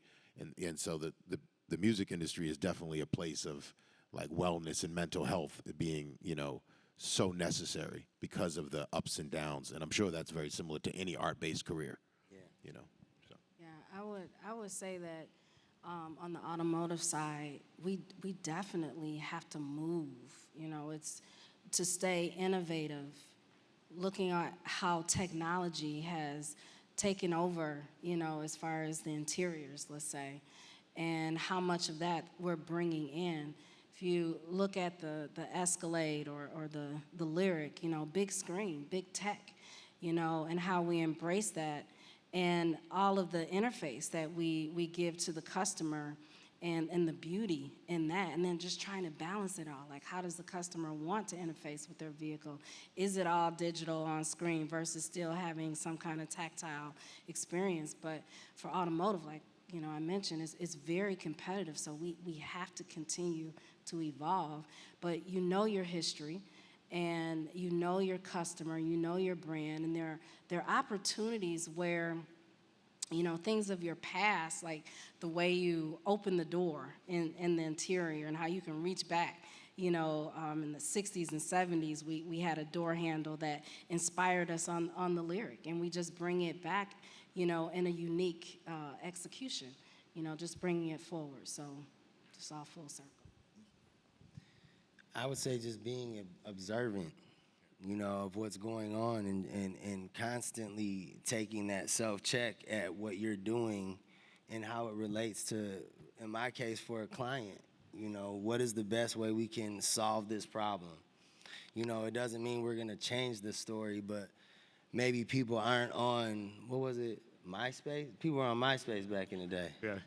Yeah, maybe they're not on MySpace anymore. You know what I'm saying? Where are the people at? Let's go meet them where they are. So it's like, you know, and that's when you get to, with your team, and you talk to people who are looking at that. When we were in the back, Che and I were talking about how our children, like, put us up onto new things that we need to make sure that we're following. So it could be a new social platform that we might not be aware of because we're doing X, Y, and Z, but just being able to be open to it when it comes to you. No, really good insight. And, you know, as I think through some of the things that we've discussed today, you know, as we think about like partnerships and collaborations and being very intentional with who we align ourselves with, not only from a, maybe someone who might be producing product for you or a brand that you're going to work with, you know, it's all about alignment with your core values. How are you approaching that, in your respective fields, to ensure that you have the right alignment? Because as I think about the Detroit Pistons here, you know, we've been very selective. We've walked away from some sponsorship deals. We've aligned with the right people, creatives in the city that represent what we stand for, in the case of Rick Williams or Ty Mopkins or Mama Soul, and the list goes on. How are you being selective there? You're afraid to walk away, you know, as far as, you know, connecting those dots? I think from my perspective, it always starts with telling an authentic story and being honest about what I'm bringing to the table for the company. So with the Pistons, obviously I'm a community person. I'm someone that knows a lot of people in the city, and I can connect. So that's what I've done, you know, bring people there so I can help tell that story. But at the same time, I'm telling my story, you know, the story of the distinct life and the stories that we tell under that. So to me, it's just constantly taking that inventory of yourself and making sure that you're being true to that, you know, and bringing that out through all of the work that you're doing. I mean, for me, collaboration has been just just a necessity in my life and my career. I feel like, you know, you might be able to do something yourself. You might be able to do it all yourself, but incorporating the talents and the abilities of others, to me, you know, that's like the hand coming together to make the fist, right? So it's something I believed in from day one. It's something I learned from Teddy Riley early on. When I first met Teddy Riley, I was one of those guys who just sat in a room by myself and made music. And then it was Teddy Riley that really taught me like the art of a song and the real role of a producer. So I've always thought of the producer as the connector. and he's the person that brings the different people together, whether it's the singer, the talent, the songwriter, the producer, whatever the case may be, the mixer. So I've approached my career that way in terms of collaboration. You know, when I worked with Dr. Dre, it was a team of us. And then when I realized even at that level that Dr. Dre is a team full of people in the room, you know, to make this greatness, that I was like, okay, just reassured me. You know, I'd already studied Quincy Jones, and I already saw how he worked with art of collaboration and bringing the best person for the position. You know, I need the best keyboard player. I play piano, but Greg Fillinganes is awesome, you know. So that's been the story of my journey. And now that I'm launching a company, it changes the way I even think about collaboration, right? Because now you think about collaboration as far as exposure. It's like, who do I partner with because I need to get the word out there on this company? So that's where it's been more, you know, I guess more acutely important that I align with the right people, right? The same core values, the same thing. So that's what I've been looking for now in collaboration. It's all about the shared journey, that we're on this journey and path together, you know, and that's how I've been approaching it moving forward.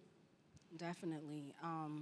You know, looking at from GM's perspective, who we work with, we have to know where we want to be, and we want to be an innovator. So there are certain suppliers that we partner up with that can get us to market faster with some things, and being aware of what type of products they've helped to produce.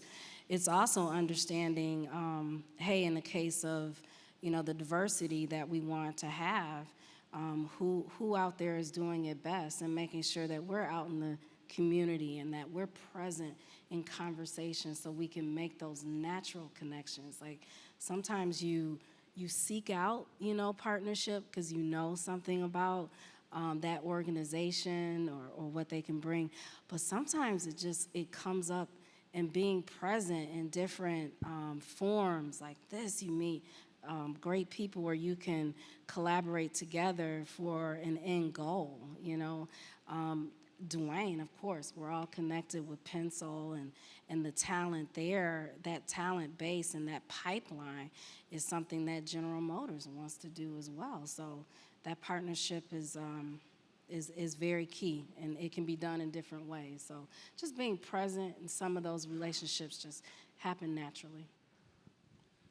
And then just as we, you know, get ready to round out our discussion, just looking for your most proud moment. You know, for me, I've got a lot of them, but when I was with the Brooklyn Nets and, you know, being able to bring this Biggie uniform to life, but it was more than just showing up on court. It was about, you know, the Wonder Why Christmas Missed Us campaign, where we went into Bed-Stuy and gave kids a real opportunity for Christmas never to be missed again, and working with Miss Wallace and Mark Pitts and all those other amazing people that are part of Biggie's estate, like super fulfilling. And it was, again, more than just the product, creating these experiences and changing the community.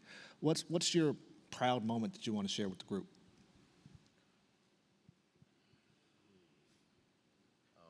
Well, I'll start. Personal proud moment was when Kanye told me I was inspired by the miseducation of Lauryn Hill to do what I do. So that was the personal proud moment.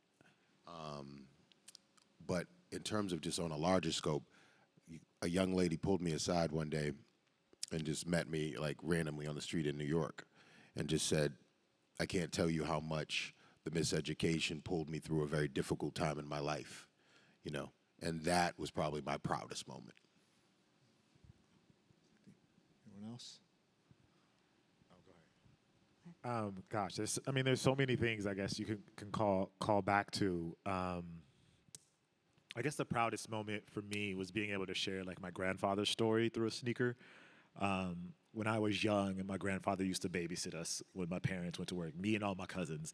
And so me and all my cousins would ride with him in his truck early in the morning. He was retired, but he would get in his truck early in the morning. He would put us all in there, and he would go collect cardboard. And this is at like 6 o'clock in the morning. So, you know, we're in the front seat. The sky's out in the sky. You know, the stars are out. He's going collecting cardboard, stopping at all these random places. And at one point, Nike reached out to me and asked me to put together like a colorway for a shoe. And so I thought about this moment. I was like, what can I do that means something? And so I created like, it was just a Nike ID, but I used the color of his truck for the overlays of the shoe, which was like this turquoise color. His was like this turquoise rusted truck. he had these gloves that he would put on when he got out of the truck. So he would put like these work gloves on, and they had like this nappy suede on the back. And I used to always see him put them up on the dashboard when we were sitting in the truck. And so I used like nappy suede for the inlays on the black inlays.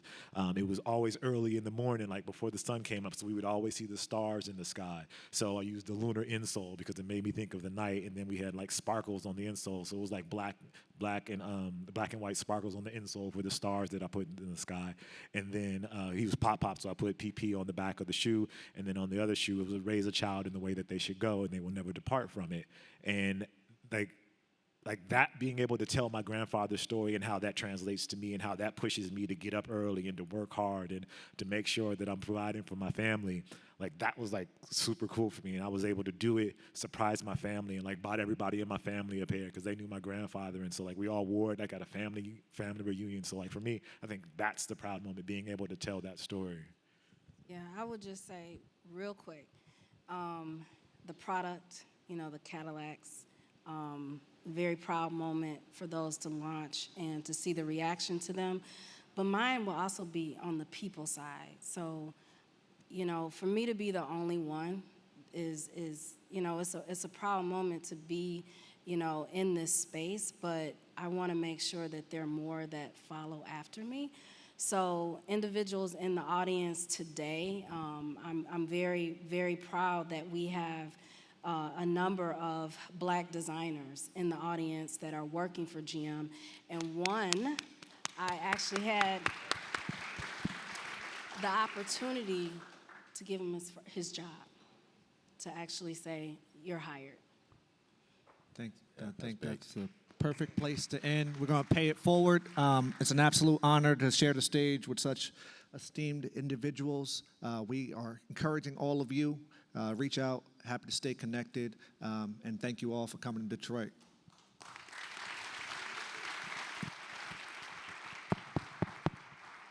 All right. That was great. That was great. All right. Thank you very much. Thank you. So we will take a 5-minute stretch. We will have one more panel, and then we will break for lunch. Okay? So we have one more panel. We'll break for lunch, but we'll do a 5-minute stretch, and then get fed on stage, and then get fed outside. All right? All right.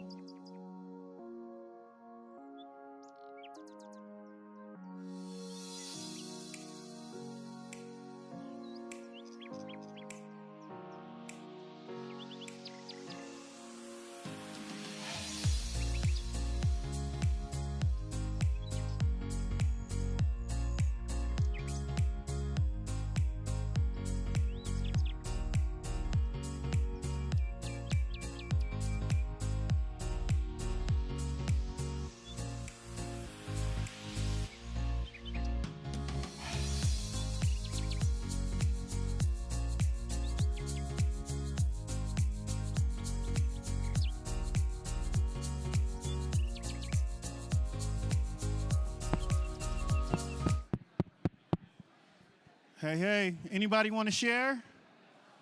Anybody want to share some more jewels? I didn't mean to interrupt. Y'all can keep talking. Nothing? Of all that? You got some?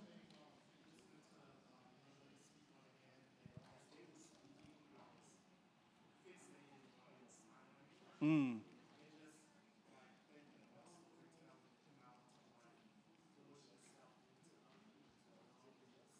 Yeah.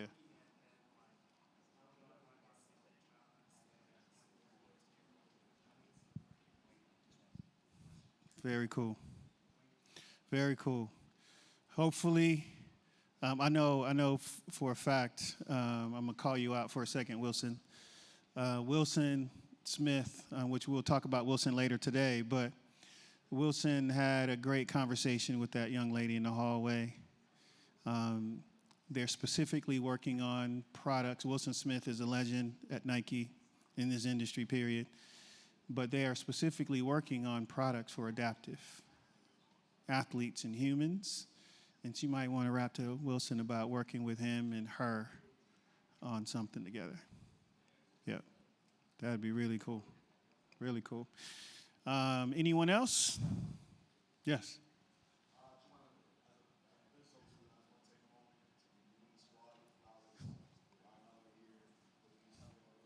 Thank you. Yep. Happy birthday, brother. Thank you. Thank you. Thank you. Anyone else? Oh, yeah, that was good, huh? That one was good. Yeah, that one stuck. That one stuck. Yes. Yes, sir. Mm-hmm. Mm-hmm. Mm-hmm. I think you use more muscles to make a fist, too, than just extending it out and to shake someone's hand as well. Okay. Anyone else?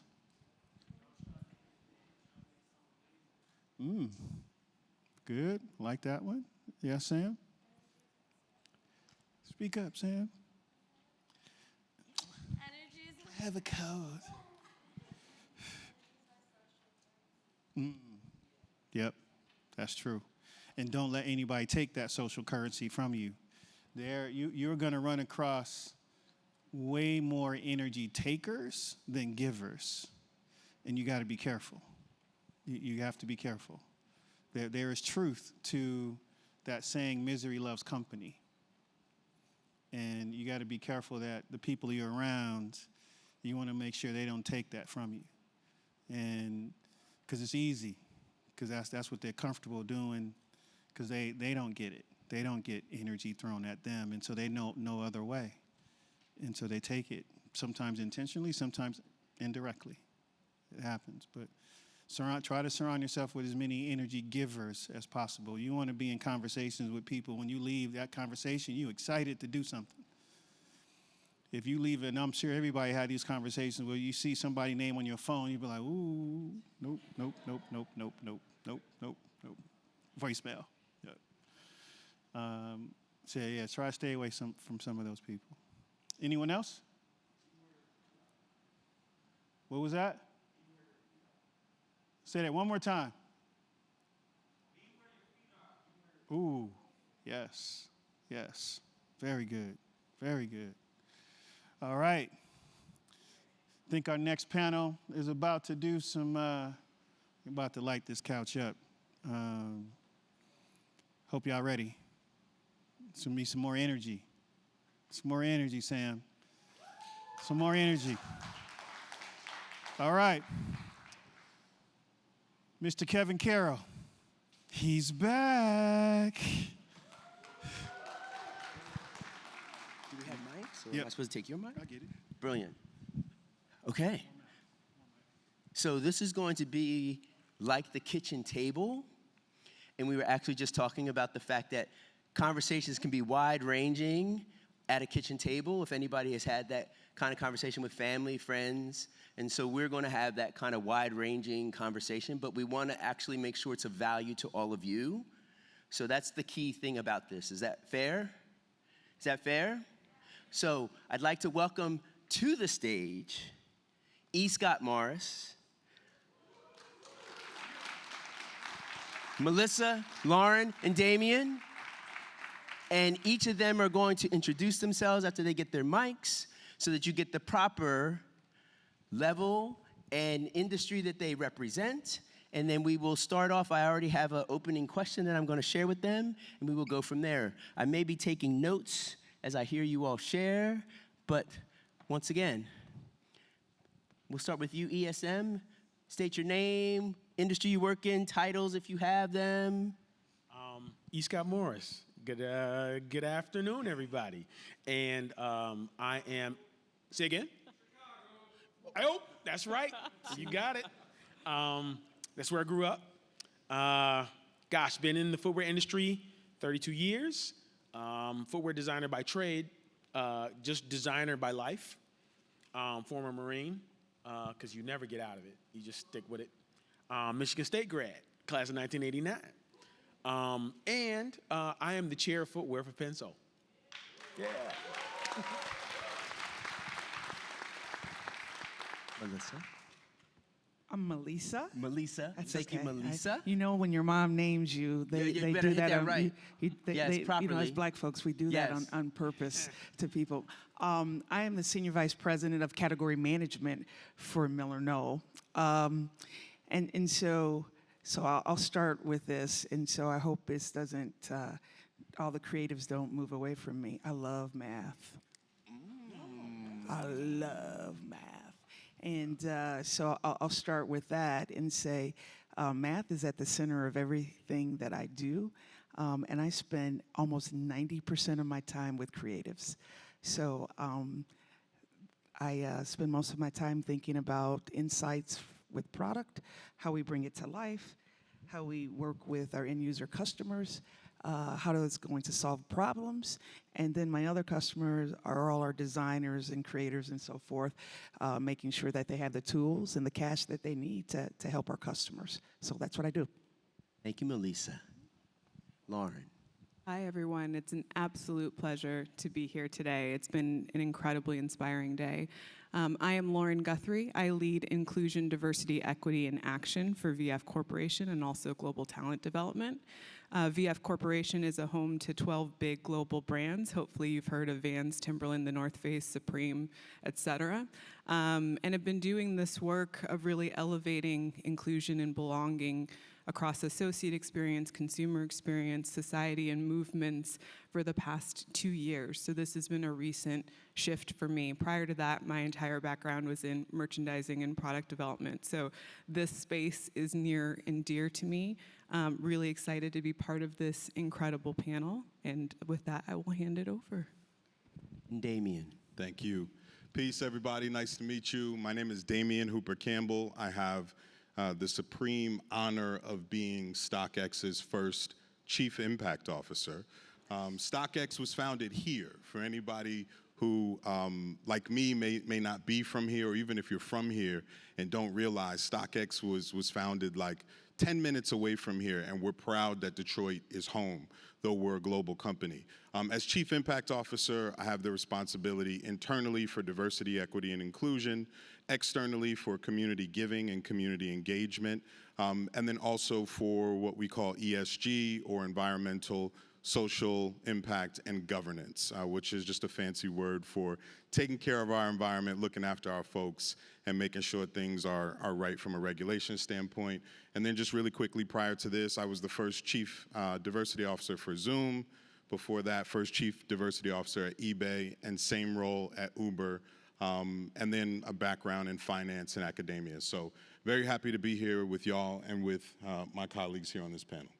Thank you so much. So one of the things that I know we discussed briefly in the back is the diversity of our experiences and the uniqueness of our journeys, the interests, the variety of the interests, math. Oh, we're going to talk about that. Yes, for sure. And I want to start off with something to just get you in the mood for conversation. And I want to ask a simple question. What's giving you hope today? Anyone that wants to start off? Lauren, you're looking at me like there was like intense eyes. So what's giving you hope today? Yeah, easy answer for me, my children. I have a 10-year-old daughter and a 3-year-old son. And their tenacity, their clarity of self, their willingness to be part of solutions, their eagerness to contribute to this world is everything I want to harness and keep. I don't think it's naivete, I think it's strength. And so I learn from them every day and have hope for the future based on the incredible gifts that they're giving to the world, even at such a young age. That's wonderful. Where do you live? I live in Denver, Colorado. Oh, 5 points. I know about Denver. Yeah. We can talk. Yes, math, Denver. We're doing that. You know, I was in military intelligence. You see, I was black Jason Bourne back in the day. So I'm just collecting my dossier. And East guy's like co-signing. Yes, he was. Yes. So Melissa, what's giving you hope today? You know what is? I think the world, because of technology, is so open, and so many folks, their voices can be heard. There's so many platforms. There's so many ways that people can hear your message. And not all messages are good, but there were times when to scale, to get your message across the world was really, really tough. And I think it's powerful. I mean, I have some kids. I have 7-year-old, 5-year-old little girls, right? And they're going to be YouTubers the minute we let them post. We don't let them post just yet. But in their minds, right, what they have to say is really, really important. And they have a firm belief that they can put it out there and people are going to listen. You know, growing up as a kid, you were to be seen and not heard. And so I just love that evolution. That is to me evolution revolutionary, that these little girls know that, you know, their voices are important and can be heard. There's just something so amazing about that. And we had a panel, the L word, which was really powerful, right? And so, I mean, they could be the next group up here, right, as being and expressing that and knowing that they have permission to express themselves. Well, I think with the Sheroes, look, that was beyond, I don't know what I was expecting, but it had me in stone cold silence just watching this cyclical thing that those ladies are doing. And then, you know, the VP of product design at Allbirds, I just said, hey, I really want to talk to you after this a little bit. As we try to fund our kids someday to go to college, it's going out the door to Allbirds, and I just want to tell her, stop making those products so nice. I got to put my kids through school, and we're spending all the money on the Allbirds. But it's just so inspirational. It's just so inspirational to see that and think about how you pay it forward.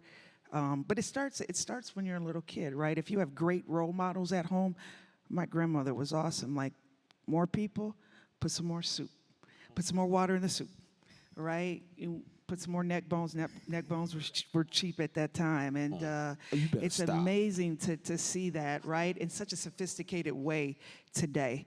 And so super, super impressive. And I know their journey wasn't easy, and they're still on it, and super excited. Like, gosh, we're going to get to be a part of helping extend that in any way we can. So it's just amazing. So I just went off on a trail. Oh, you did? No, you didn't. I went off on a trail. We at the kitchen table. You said neck bones. Yep. We good. Hey. This is appropriate. We ain't had lunch Beef yet. neck bones. Beef Beef neck bones. bones. Right. My father was some beef neck bones. All right. It's good. In case somebody was like recording that, and just in case. Yes, Damien, what's giving you hope today? Yeah, I appreciate this question, and let me preface it by saying there's a lot of madness going on in the world. So love to anybody in here who may be watching this in person or later for anything you may be going through. Love to you. Hate is giving me hope. So if you think about a pendulum, right? A pendulum is only going to go so far. And it's going to swing to such an egregious and extreme end that at some point, it got to come back. And whether it was through unforeseen catalysts like COVID that made all of our behinds slow down and actually pay attention to our parents, to our kids, to our pets. In some cases, like, we realized the relationship we in wasn't the one because we had to spend so much damn time with this person all of a sudden. Facts. And we were like, oh, Facts. this ain't it. But that in and of itself is beautiful. And as I look at whether it's politics, whether it's violence, things are happening now, and then you add in the technology where we're being hit with it so much. At one point, I was worried we were becoming desensitized as a society. Now I'm starting to see reactions in the comments on Insta. I'm starting to see reactions in conversations where people are like, yo, that's crazy. Even people who were sitting on this side of the aisle are looking at people on their side of the aisle and being like, yo, fam, that's crazy. You're bugging. And so, unfortunately, it takes crisis sometimes for us to see each other as human beings. But I prefer that out of this crisis comes something really positive, and we're starting to see flickers of positivity, of people getting in their right minds because they're seeing people out of their right minds. And I hope that that's something that we'll hang on to, we'll learn from it, and ride that as a more consistent wave over time. And I think one of the wonderful outcomes of that mindset and your thinking is that just belief that we will swing back. Right. And I've said that the pandemic, there was power in the pause. Yeah. Right? There was power in the pause, and we all were forced to pause, and it was a global traumatic event. Yes. So you could talk to anyone, anywhere in the world, and you're talking about the same topic.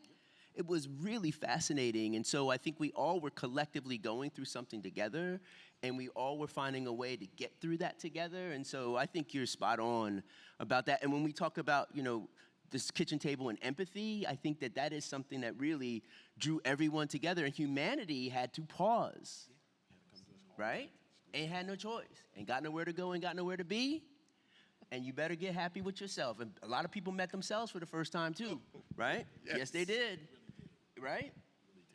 ESM, what's giving you hope? All right, so I got three things. The first one is change. I have never seen so much change in everything for the good, right? I watch people say, I'm not doing that job no more. I'm not putting up with that, and they made a change, right? The second one is chance. I watched more people during the pandemic and now in the post-present pandemic, I watch people take chances that years ago they would have never taken. They're like, man, I'm going across the country. I'm going around the other side of the world. I'm going to do this. I'm going to do that. And watching it work. Probably the third thing was choice. That's probably the thing I like the most. Because now we live in a world, if you have a particular set of skills, you get to choose what you want to do. And if you don't like what's being presented, you can say, thank you, I'm gonna go the other way. But if I took those three and I kind of pulled them down to the lowest common denominator, it'd probably be faith. Just simply believing. Believing in people, possibilities, opportunities. We've heard it today in multiple facets. People saying, you know what, don't give up, don't quit. We can say it, but living it is a hard thing to deal with. But I will say this, if you have that internal detail that you can, like you said, the energy, you can feel it still buzzing. It was like, I'm not out the game yet. I'm not out yet. Use it. Use what you have. I know Jason Maiden's up there. We were laughing last night talking about forming Voltron if we have to, right? That's another story for another time.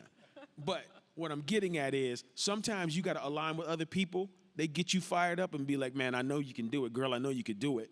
And that faith and belief that you can. And I think, first of all, alliteration. I'm always about some alliteration. So change, chance, and choice.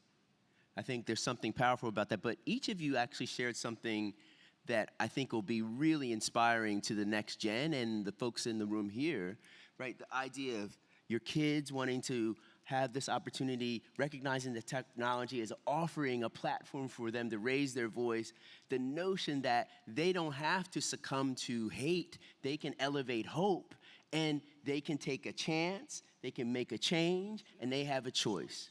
Facts on facts on facts, right? So the more that you all, are you hearing what we're saying here?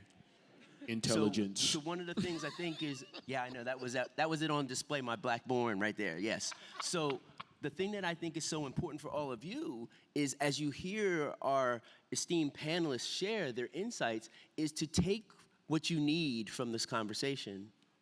There will be a morsel of motivation that you need specifically. Be present and take that. And one of the things that you all were sharing is all this wonderful wisdom, but wouldn't it have been amazing if you had it when you were a kid? Oh my gosh. Right? Yeah. So if you were going to write a letter to your younger self based on your journey, this amazing, eclectic, haphazard twists and turns, what would be that cheat code? What would be that unlock that you would want to give yourself or to the next gen, right? Or to Lauren or Melissa's kids or somebody that, hey, I'm gonna put you on and here's what I'm gonna share with you, or this audience. What would you wanna share? What would that story be, Damien? Yeah, it's funny when you said, don't you wish you had had all of this back then? Intuitively, I said yes. Then I was like, I'm sure people told me all this back then. And I'm sure I was like, nah, B, I got this. So there's part of me that says yes. So maybe what I wish I'd had is more maturity earlier. But then at the same time, I'm just a believer in the divine nature of things. Like, there are certain bumps that I went through that got me right to this stage right here. And sure, I have regrets. We all do. I'm not going to front. But like, I'm happy I bumped my head a couple of times. I'm happy I didn't go down this door and I went down this other one that introduced me to people and opportunities. So maybe the thing that I would say to myself, honestly, which is agnostic of industry, is like to take better care of myself. I know that seems really basic, but like, I'm 43.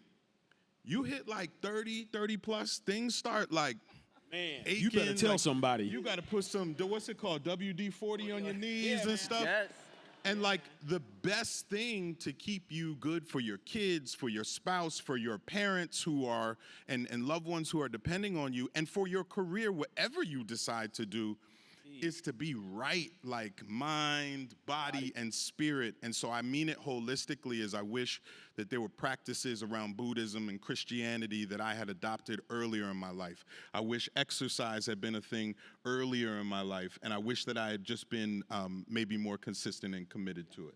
And I think that's so spot on, because I spoke about energy earlier and the importance of energy and how it's your social currency. And if you had more knowledge, but you had to go through what you went through. So that's also, you know, my nana would say a hard head make for a soft behind, right? You're gonna be hard-headed, you're gonna get tenderized a few times, right? But you're gonna learn, right? And so I think you needed to go through the things you went through for you to appreciate where you're at now. I love that, Lauren. Yeah, a few things. I think every experience is a gift. And for me, I think as a child, I was taught to achieve. That means failure is wrong, bad, right? Similar to what you're saying. But every no is an opportunity to learn, to finesse your vision, to assess your skills, to assess the path. Success is not a highway, it's a journey. And so I would encourage myself to lean into, or to be open to the yeses. You know, I was a history major in college. I don't know what thought I was gonna do with that degree, but it certainly isn't the work that I'm doing now. And I sit in this seat because I focused on building skills, I focused on learning from experiences, and I was open to evolution. Open to say yes to the gifts that were put in front of me, and not to lament the no's, but to take that time to reassess. And we've heard a lot about the term authenticity today, and I think it's a really important notion, but sometimes it can be a trap. It can keep us caught in the story of ourselves versus being honest and open to the moments that come, and being everything that you are in that moment and using that moment as a catalyzing force forward versus where did I think I needed to be, or what did I think I wanted to be. And so I just encourage all of you, and if I could go back and talk to my younger self, it would be to say, be open. Be open to changing, to evolving, to growing, and seize the moments that come for what they are. And I'm excited to see what happens in the next stage of my career. I still don't know what I want to be when I grow up, right? And so we'll see what happens tomorrow, but I'm committed to where I am today and continuing to grow and evolve. I love that. And you got that Serena thing going. You evolving. We ain't retiring, we evolving. Yes, and there's a beautiful quote, ever tried, ever failed, no matter. Try again, fail better.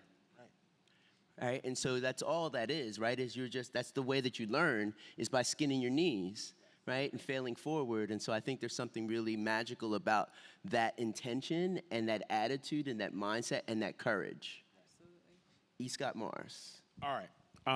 Probably one of my favorite things I would have told myself is it's going to be okay to live in the fantasy of reality.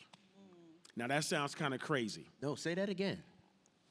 It would be okay to tell myself, dude, it's okay to live in the fantasy of reality. And what I mean by that is everybody knows that they can make the perfect shot, that you could flick the penny across the room and it would go perfectly into the slot or the quarter to get what you wanted, right? That you could make the impossible shot, that you could jump over the car, and you know what? Do what no one thought you could do. Nobody said that to me. I just started doing it. And by the time I started doing it, it started hitting me, I can do all this stuff. That means I'm a superhero. No, right? And I did my own stunts until about 5 years ago. But what I mean by that is this.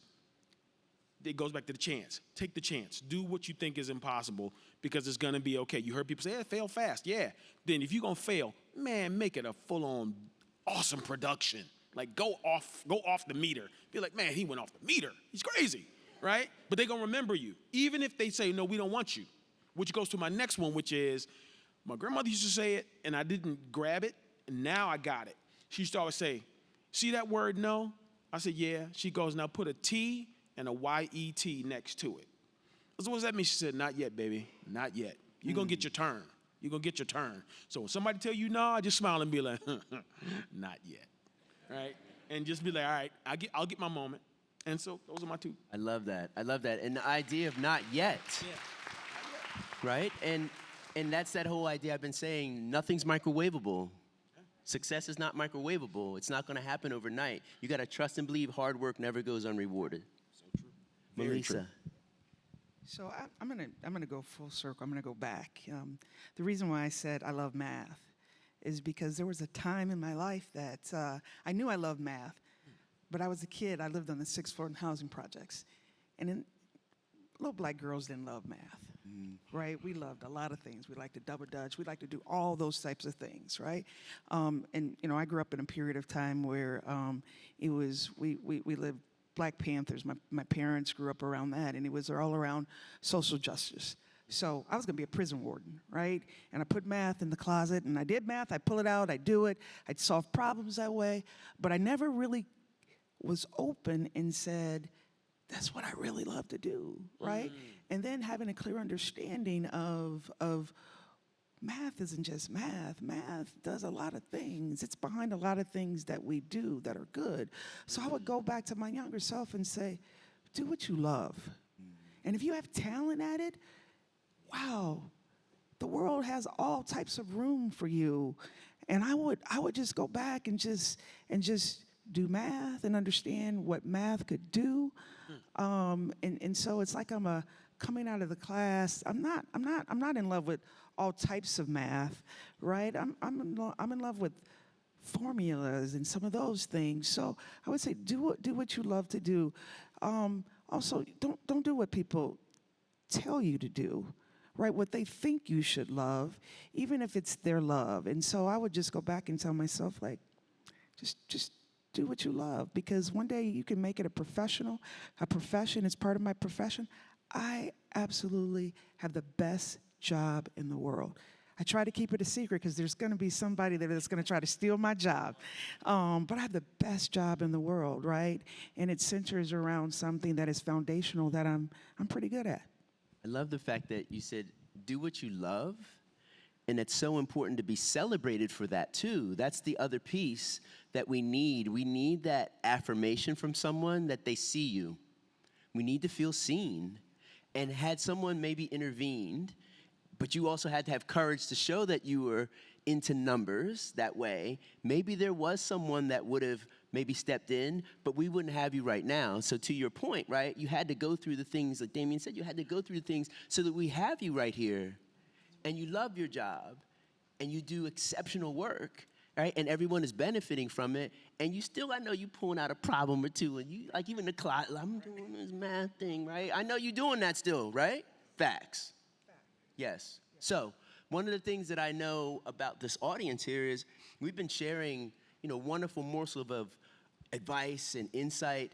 But if there was that one special piece of advice that you would offer this audience, because we've been already doing each one, teach one and sharing that, but I want to make sure they take away something that you think is that unlock, would be that wayfinder, would be that cheat code for them. What might that be? So Lauren, would you share that little bit of morsel of wisdom or insight? So now you're doing your Morgan Freeman moment, so. No pressure. Yes. I think I'll lean on a quote from one of our amazing partners, the CEO of Outdoor Afro. Her name is Rue Mapp. And she says that change moves at the pace of relationships. And I think it's so important to think about that, especially to your point around the times that we find ourselves in. And I think, celebrating the theme of this panel, empathy is so critical to honest, transparent, transformational relationships. And I truly believe that change, whether that's your next step in your career, or for many of us, our work isn't just about producing product, it's about changing lives. It's about changing systems to support how we elevate lives. And so being able to think about the quality and the intentionality of your relationships to not only pull yourself up by your bootstraps, but those around you and behind you, and honoring those that came before you is really important. So I encourage all of you to think as strategically about your relationships as you do about your actions. Inevitably, they are connected, and that's the path to holistic communal success. I love that. I've always said that your network is your net worth. Your network is your net worth. And so the relationships, and stop trying to be so transactional with people. Be transformational with people. Yeah. Build. Right? But we always, how can you put me on? What can you do for me? And it's not about that. It's much more than that. E. Scott Morris. Wow. All right. So this one is coming from one of my favorite people who is now interviewing God on an extended basis, my dad. I used to always notice he would do things completely out of order, but he would find a way to get it done. Here's the cheat code. Don't conform until you have to comply. Does that make sense? I'm gonna say it one more time. Don't conform until you have to comply, meaning go outside the lines, bend every single rule so you can do what you wanna do, and only get reeled in when they say you're breaking the law. Then, all right, I'll stop now. But until then, man, wire it so that you can become almost untouchable and yet tangible. They can get you, but they can't get you. That's when you know you got them. So I'm gonna stop there. I love that. And you, oh, Melissa, you got she sat up when you said that, oh, that is me. What happened? I love math. I am a rule breaker, not a rule follower. I think, so just really quickly, I'm gonna tell you guys real quick, all the jobs that I've had. I've been a juvenile probation officer. I've been a professional basketball player. I've been leading giant sales organization, distribution organizations. I've been a product manager. I even worked at Head Start. That didn't go so well. But what I would say to that is simply take the risk that will take you somewhere new. Can you say that again? Take the risk that will take you somewhere new. Say less. Come on now. Wow. That's what he got you, and then you dropped that pearl. Yep. That is it. All right. So I've got a 1-year-old daughter. It's my first time being a parent, and her name is Love. And I take that real serious. I'm not always the best lover as a human being. I'm working on it all day.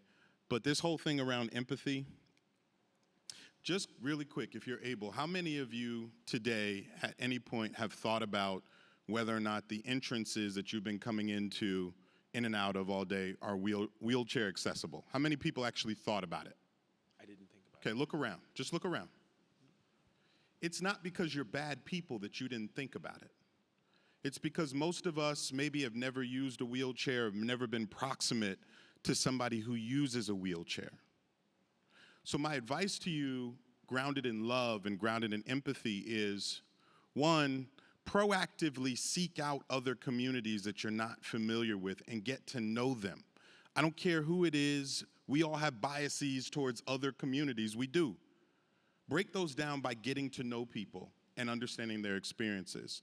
And then the other part of that is just simply, as this world continues to pump things into our heads that make us, that force us to retreat to our own tribes, think of an alternative reality where maybe just like you grew up hearing things at the dinner table, other people grew up hearing things at the dinner table, and none of that will change until you all walk in each other's shoes. And so really love and empathy, but you owning that is the cheat code that I think will help in anything that you do.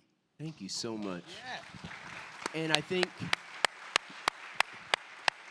you know, a beautiful thing about our stories matter, and people need to believe our stories, right? Because those are our lived experiences, and that's the way that we start to understand. So living in someone else's, it's not about their shoes, it's believing that they're in those shoes, right?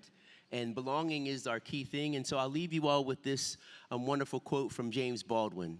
You have to decide who you are and force the world to deal with you, not with its idea of you.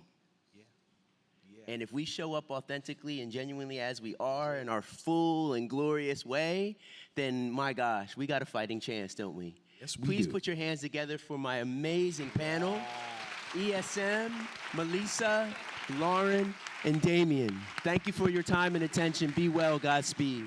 And give it up for Kevin. Give it up for Kevin. How about that? Catalyst. Yes. Huh? Woo. All right.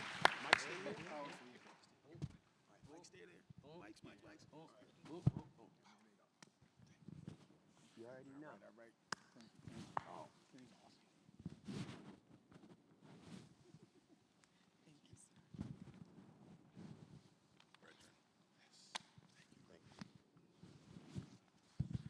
All right. How y'all feel about that? Good. Okay. I know y'all hungry.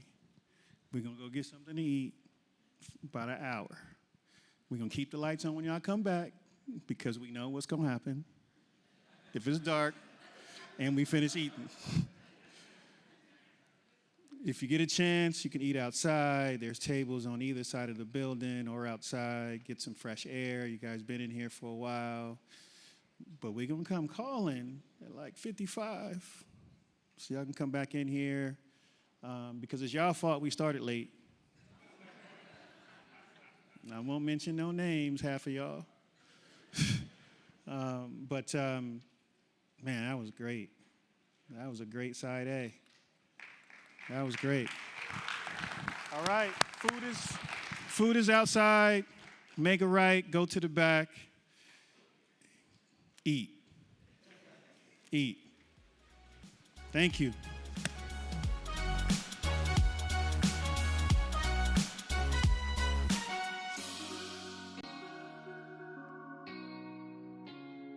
How was side A? Yeah? Okay, all right. B side. So when we were constructing the forum, as I mentioned earlier, the theme was 845 days later.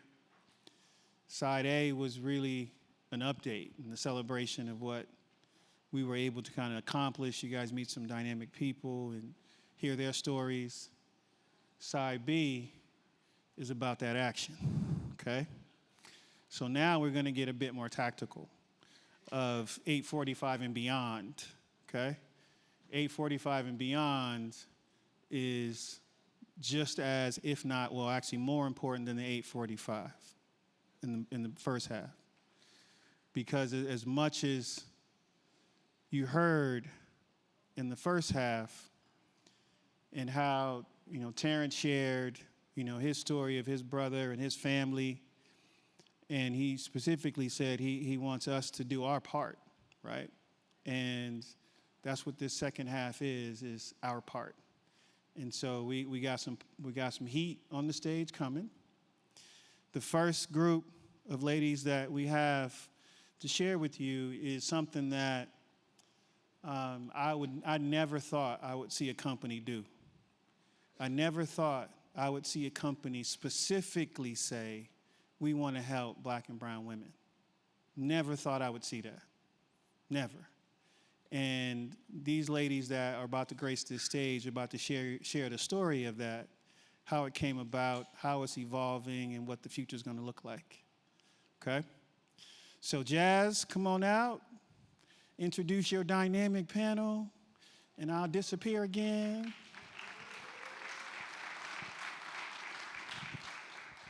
Hey y'all, I'm back with the amazing, amazing women of Seed. If y'all ladies want to come on out, I'm going to reintroduce you to them, Miss Sharice and Jessica and Liz. This is the Creator at the Center discussion. It is a discussion on the impact of the Seed program and its creator-centric approach. And so today we have one sidebar. I love when a black woman got a long title, y'all. Okay, absolutely. She said, I am everything. I'm that girl, sis. Okay, she said, I am the Seed co-founder and leadership development lead, as well as the current lead of Adidas North American Purpose Team, Miss Jessica Smith. All day I've been reading the long titles. I love it. We have Seed's other co-founder, Ms. Liz Connolly, who is also the Senior Manager of Design, Education, and Growth at Adidas. And right here, Ms. Sharice Thornhill Goldson, who is the Director of Design, Education, and Growth, as well as the Director of Seed at Adidas. So welcome, ladies. How many of y'all were at the conversation they had yesterday at the pop-up? Yes, so I kind of want to kick off for those that were not able to join us with Sharice. Let's talk about what is Seed. Explain it for the people in the audience. So Seed is actually a program I think I've been preparing for my whole life, but didn't even realize it. I think sometimes when you are just going through life and you're chasing your dreams, you never actually know how it's going to materialize into something much greater later in life. So Seed stands for School for Experiential Education in Design, a 2-year program for women of color to gain access into the footwear industry. So we actually pay our students to learn. And at the end of the 2 years, they are offered a full-time role within the brand. Yeah. Woo, okay, that's a paid opportunity for women of color, a 2-year track to get into the industry. And once they're in the industry, this first question is really about preparing the next generation of creators. So in the age of silent quitting and the Great Resignation, how are you guys engaging and preparing the next generation of creators?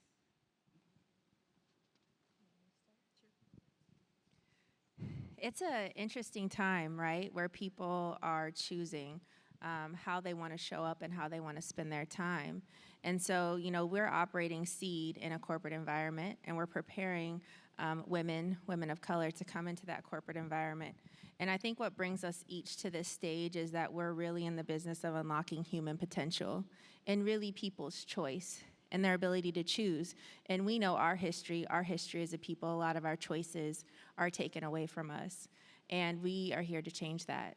And so I have spent the entire of my career with a sharp point on leadership at different spaces. So worked in higher education as an educator and administrator, and I've worked at the intersection of higher education and industry the majority of my career as well, studying what allows people to unlock their potential, what allows people to be successful. And you'll hear me say it over and over again, this concept of leadership.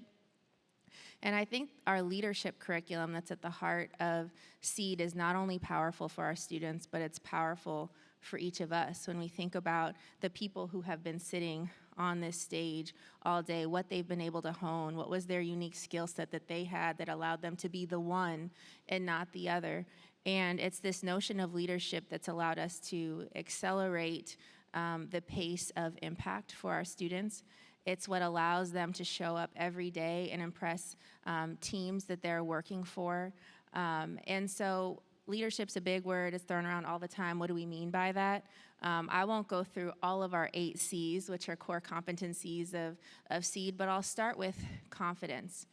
Where are we taught confidence? Some of us on the basketball court, some of us with our parents, right? Confidence is at the heart of our curriculum. And if you were with us yesterday, you heard our students say, I needed to know that it was possible for me. There's this notion of self-efficacy, which is just believing in our ability to do something. Believing in our skateboarding self-efficacy, our design self-efficacy, our public speaking self-efficacy. And just by changing someone's thought process about their ability to do something is a huge unlock, and that we see that every day. Collaboration, right? Sharice went to one of the top design schools. How much time did you spend working in teams versus silently sketching in your dorm room? We know in the creative space, we have a lot of introverts. We've heard that on the stage here today, right? From the beginning of your time in SEED, it's not I, it's we. And that's something that sets our students apart as well. Creativity, another piece, right? Now y'all probably know how to practice that. You probably have your toolkit. You know how to continue to refresh and gain new insights and stay relevant. But that's a piece around curiosity and creativity that's important for us as well. Courage. How do we take risks? How do we continue to stand up, take our seat at the table, even when it's only us? So these are the pieces when you talk about creating the next generation of leaders. It's refining and honing and teaching these things that are oftentimes silent and hidden from us. They're the things that are exchanged in cultural capital, social capital, right? And so we're really excited, not only for ourselves, for our students, but we've also started to bring some of our leadership curriculum to mid and executive level audience as well, because we don't believe that you should already be a leader to be able to be taught these things or access them or refine them. And I will do a little plug for our workshop tomorrow where we'll be workshopping and introducing some of these pieces. But this has been the heart of what we believe. Amazing, amazing. I want to talk about a little bit about the traditional design path. So, Sharice, if we could kind of start with your journey, what was that experience like at traditional design school, and in what ways were you prepared for corporate America, and were you not prepared for corporate America? Yeah, I'm always going to be an advocate for education wherever you can find it and get it. And I think growing up in South Florida at the time that I grew up down there was this chase for college, right? You had to go to a 4-year institution, and that was pretty much pushed, in my own family, then also in the high school I attended. So the high school I attended was Design Architecture Senior High in South Florida, and we had a lot of us that actually migrated up here to Detroit to attend College for Creative Studies. And, I learned a lot. It was a great education. I thought I was 100% prepared, right? Because I'm still paying for that education. But I learned very quickly that there were gaps. I had a great technical skill set that I acquired here. I met a lot of other amazing designers, and I learned from them from all over the world who I would have not have met otherwise, but I realized very quickly that I didn't necessarily have the soft skills I needed to advocate for my own concepts, to ask questions when I didn't understand things. I had a lot of great mentors like Jeff I see over there in the corner, and E. Scott, and J. May, and Dwayne, and Kim, like I said before. Without those mentors actually really teaching me the game, because there is a game and that you don't learn it in college and you actually can't pay for it, someone has to actually invest in you so that you're able to learn and be successful. So a lot of ways I was prepared, in a lot of ways I wasn't. And in terms of leadership and what Jessica mentioned, I didn't learn what leadership meant at my level until my 5th year in the industry, because I was a part of our Black Employee and Friends Network, which is a great organization. Wherever company that you're in, I really suggest joining that so that you can build a sense of community. And then you have access to other leaders, and you gain those nuggets that's going to help you get from step 1, to the 5th step, because what you get in college is great to get you in the door. It's tough to move up thereafter because you don't have the skill set to be able to build those relationships, really learn, the other things in terms of leadership that you need to get to the next level. And I think those skill sets, that kind of leads to a great point. We talked about the leadership, but Liz, kind of going to you, have you found a gap in the skill sets that the brands were in search of and the skill sets that the kids coming out of college had? Yeah, so I mean, you hear Sharice's story, and I think we'll never say that the university model isn't a good pathway to be coming into the industry. It always will be, but even the top talent from the top art schools, most prepared to enter the industry in a design role, they were still missing a lot of the development on some of the areas that Sharice pointed out. So a lot of the future leadership skills, some of the C's that we talked about with Jessica. So we started to look at, okay, if we're hedging so hard on our early talent, who should be our high potential talent, right? The future leaders of the brands of the industry that we're working in. Why are we so focused on finding those that already have these hard technical skill sets that also require access to a lot of softwares and resources that you're only able to get if you have access into certain lanes, certain educational opportunities, certain work opportunities, certain communities, certain social capital networks as well? And so we said if we could then instead focus on who has the highest potential for leadership, who has these qualities of the courage to take steps forward, the creativity, the confidence, the collaboration, et cetera. If we could see people with those values and then create a program that actually accelerated the hard skills that are all teachable, and then continue to develop the soft skills and create a balance where we actually lean more leadership rather than technical skill set in our recruitment, we could find that we could get future leaders for the entire design org that way. I kind of want to lean in there a little bit more with Jessica, who I know probably is the perfect person to speak to this, but I want to talk about human-centric design, if you can kind of overarch that for the people here and how that informs your creator-centric approach at Seed. One of the C's that I didn't talk about really connects to the concept of compassion and empathy. And I think a lot of what brings people to design as opposed to art is their desire to create products that are going to impact people in the world, right?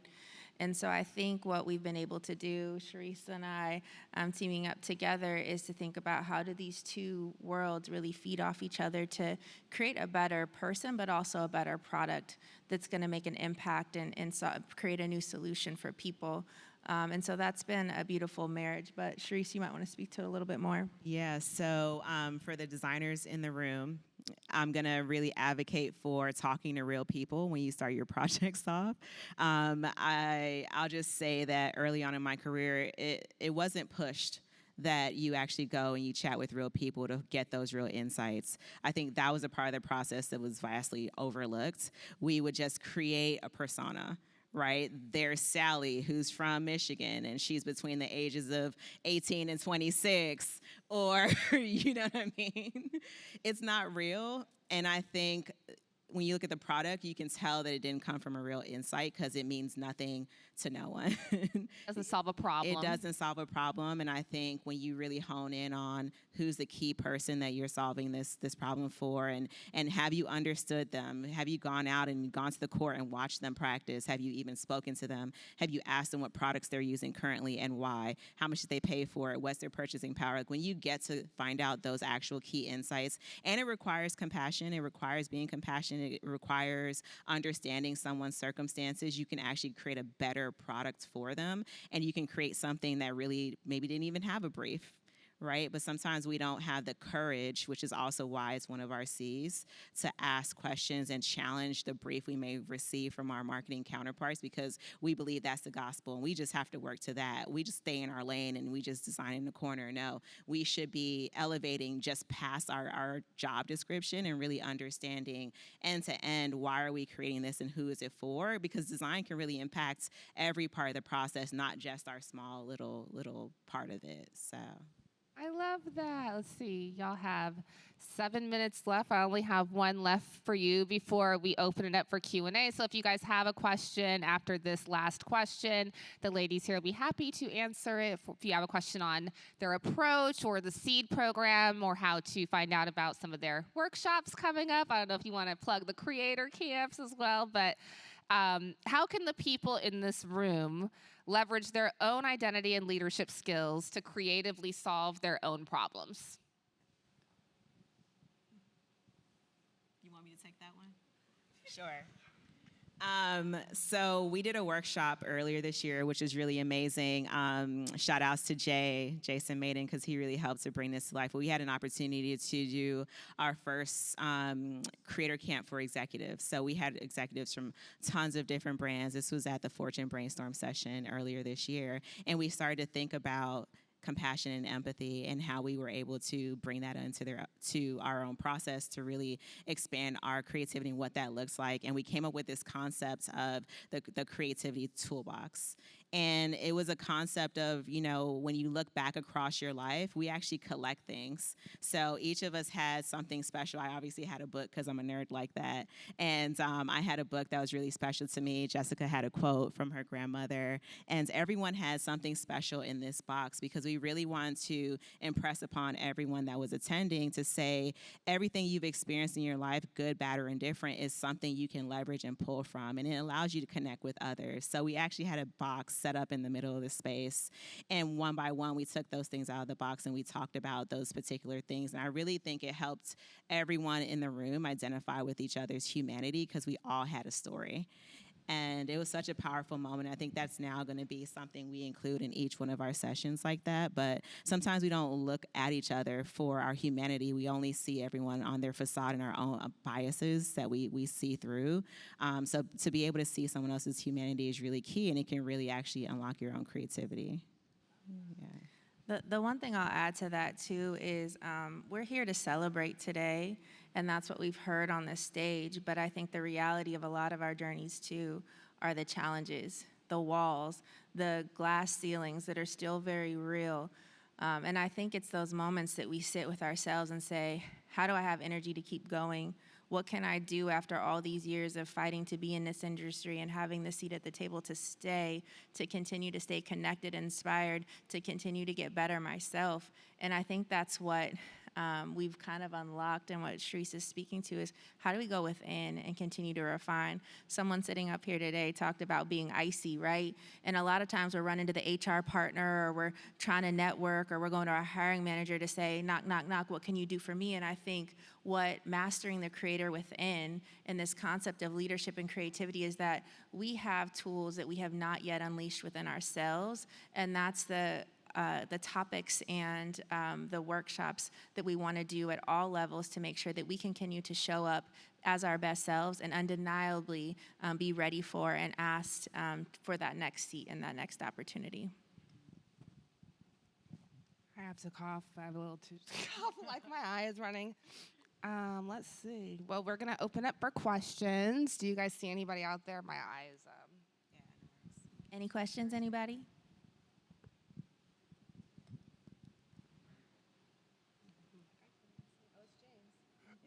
So I just got in, so my apology. I hear a lot of comments about working with, and then I think I understand from working with a lot of our partners that there's a huge void in our industry for female entrepreneurs. And I may have missed you guys talking about it, but do any of you got a thought or point of view on how women can help fill some of the space that right now is primarily being burdened? It's not a burden, but I can't speak for women the way you guys can, right? And I think it would be helpful if we had more female entrepreneurs in the industry. Is that something you guys spoke about or something you got a point of view on? I think I can share at least that in all of our creator camp concept is about doing workshops, educational awareness around creative careers, and we build different communities across the nation. People that maybe sneakers and sneaker design brings them in, but that's not necessarily it. And I'll just say that I meet maybe 70% of the people who do our creator camps are female Black women in entrepreneurship or pursuing it. So they're there. And if I can be a direct liaison, I'll give you my phone number. You can reach out to me anytime, and I'll connect you to the people I'm meeting because they're everywhere. So I'll say that to start.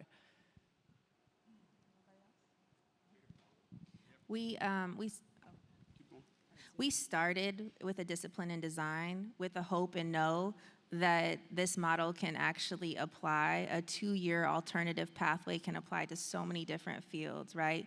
And that's why we're so passionate about it, coming and sitting and connecting with each of you, because we want to see it grow and expand to potentially entrepreneurship or development, if you will.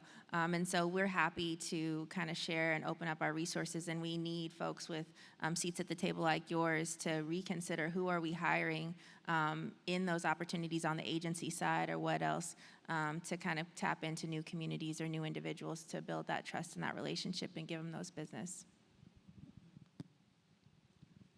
All right, you guys have 1 minute left if we don't have any other questions. We have one right here.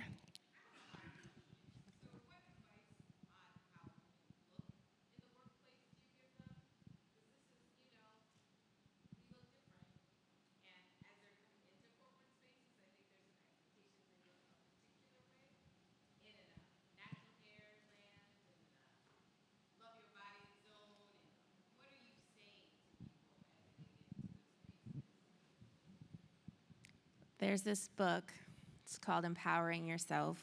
It was written by a Black man and talking about the game.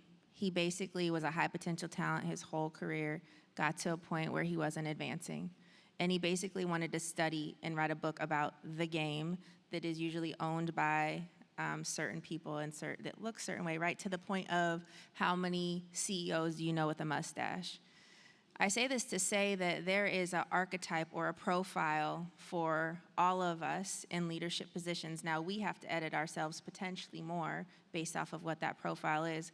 We don't want to tell anybody to say, you have to wear your hair this way, you have to dress this way, you have to speak this way. What we want to say is, this is the norm in this space, and you have a choice to decide how you want to show up and how you want to operate in this space. Sometimes there might be trade-offs for that. At the end of the day, know your goal, own your authenticity, and know what you are willing to do and not do in pursuit of your goal. But really at the heart of what we try to educate is, what is this corporate culture? Who are you?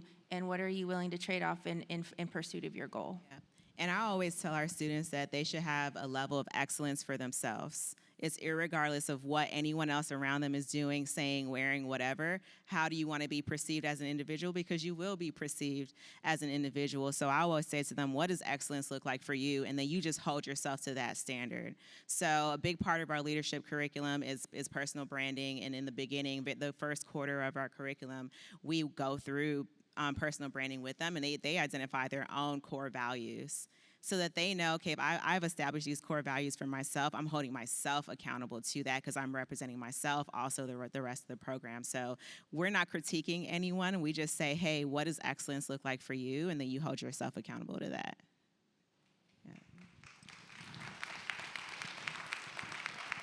You guys want to plug your workshop tomorrow before we get out of here and give it over to, I don't know who's coming up next behind us, but I know we have 2:30 tomorrow, right, at the pop-up, at the StockX pop-up. Seed will be having a workshop. So we're going to be leaning into our leadership curriculum tomorrow. So we're really excited to bring, for everyone to come, those of you who are able, and if you've signed up for it. What's also really exciting is that we're going to have our Gen 2 and Gen 1 students there as well, co-leading with us, which is always really fun to sit back and watch them lead, and we're able to see how much that they've grown. So excited for anyone who signed up for it to join us tomorrow. Amazing. So if you guys haven't seen, some of the Seed ladies are right here in the front. So if y'all see them this weekend, please motivate them. And let's get a round of applause for the amazing women who make it happen every day for the Seed ladies, Sharice and Jessica and Liz. Thank you so much. Who is going to come up next? Do you think? We are going to get up out of here, but I think you guys have another panel right after us. Coming out? But yes, thank you all so much.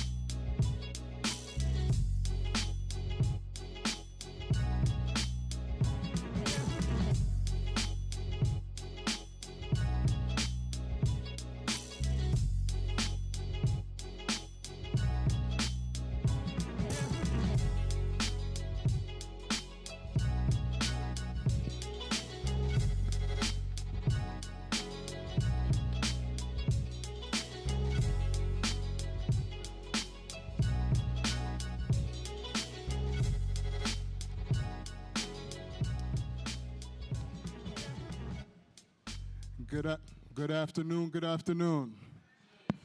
How's everyone feeling? I know we all had some food, so it slows you down a little bit, so I just wanted to make sure everyone's up. My name's Dion Walcott, the Partnerships Director for Pencil Lewis College.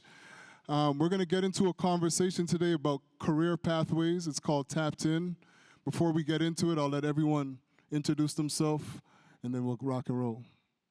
Chuck Young, I'm the Franchise Operations Director with the Athlete's Foot and currently facilitating our START program, which is our Strategic African American Retail Track, where we seek to bring in African Americans as our next retail partners. Hey everyone, I am Sarah Waston. I am a senior color materials designer in the automotive industry. I am currently at Ford. Good afternoon, everyone. Delana Atkinson with Puma North America, and I'm the Director of Brand Heat and Culture and a proud HBCU graduate. What's happening, everyone? I'm Gary Thaniel. I am the General Manager for sneakers at eBay. There you go. Give them a quick round of applause. So when we were designing this panel, our thought process was like career pathways in terms of like everyone here, we didn't design it this way. Like you didn't think this was going to be the career that you wanted to go into. I think a lot of times when you start thinking about your career, you have a very specific pathway. And you're thinking, if I do A, B, C, D, I'm going to get this result, which 9 times out of 10, it usually doesn't work like that. So for me, for example, like I'm the director of this beautiful school for partnerships, but I actually started as a social worker. And when I was doing social work, the whole thought behind social work is how do you get young people to do things that they don't necessarily want to do to drive change? Then about 10 years after my social work career, I started getting into like doing partnerships with museums and realized that social work is actually the same skill set and mindset into marketing and partnerships. Because when you're doing partnerships, you're actually still trying to drive people to engage them to do things and spend their money and drive action. And that's when I realized that, you know what? You can't actually you could go to school and get the education, but it's really not a career forward. You're always building your career backwards. And that's how you can explain it. You could usually explain your career backwards better than you can explain your career forward. So that's what the discussion is going to be about. Chuck, that being said, explain to them how you got there. Sure. So I started out in sales as an account executive with Nike and with Jordan. And I kind of always had a passion for how your guys' great product kind of showed up at retail. And there was a point in my career where I said to myself, there's no such thing as kind of a parallel move. There's no such thing as a lateral move. It's all kind of building cachet in myself. And really just kind of had a passion to get into the retail side. So that's kind of what led me to the Athlete's Foot initiative. So for you guys that know, this is my second time around with the Athlete's Foot. So it kind of comes full circle for me. So that's kind of, that was my introduction. And that's what brings me here, man. Thank you for that. Sarah, I mean, hold on, before you go, I'm gonna give you your flowers, right? Who knows what a Wrangler is? Everyone say, uh-huh. Right. So when she starts to talk about herself, like, you're gonna have a totally different perspective on what a Wrangler is when you see it on the street, so go ahead. I had no care or knowledge of the automotive industry at all when I was in school. I went to school for fashion design, and I got my BA in fine arts and fashion design. But coming back home, I needed an internship, and I landed a paid internship, $70,000 at Chrysler. I had no idea what color materials design was. I just saw the word materials, and I applied. I then became responsible for a lot of large nameplate brands at Chrysler, including the Wrangler, Jeep Wrangler that you see on the road today, because like we worked like 5 to 6 years out. I know Crystal also was talking about that. Wrangler, Jeep Grand Cherokee, Renegades. I then went to Ford, was responsible for the Lincoln Navigator, Nautilus. I did just actually recently, and I didn't tell you, Dion, I did the advanced portion of the new 7th Gen Mustang that just launched this week. Okay, humble brag. That's it. Oh, no, I thought you had more. Right. D, Director of Brand, Heat, and Culture, right? That's it. All things black. Oh, okay. All things black. Explain that backwards. How did you get there? I get this question a lot when people hear my title. They're like, brand, heat, and culture, that is dope. What is it? And I think when I think about the career and the opportunity, I think about two things. One, someone somewhere is recommending you for a job you didn't know existed. The work that you do, the vision, the creativity, the passion you have. I had no idea when I started out as a PR major at Bowie State University that this is where I would end up creating for Black consumers, thinking with them in mind, finding ways to introduce partnerships, vendors, anything Black, I want it, I want to be a part of it, and I want to connect it.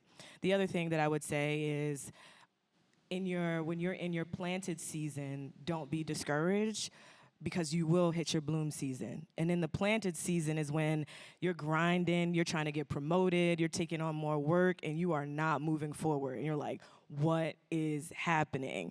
Then all of a sudden, there's a moment where Puma creates Director of Brand, Heat, and Culture, and me helping to build departments from ground up, me setting vision, developing strategy, galvanizing internal teams to rally around new ideas, bringing leadership along on new programs and initiatives they've never heard of. It all makes sense now. So in that planted season, don't get discouraged, because the bloom season's coming and you're gonna be ready.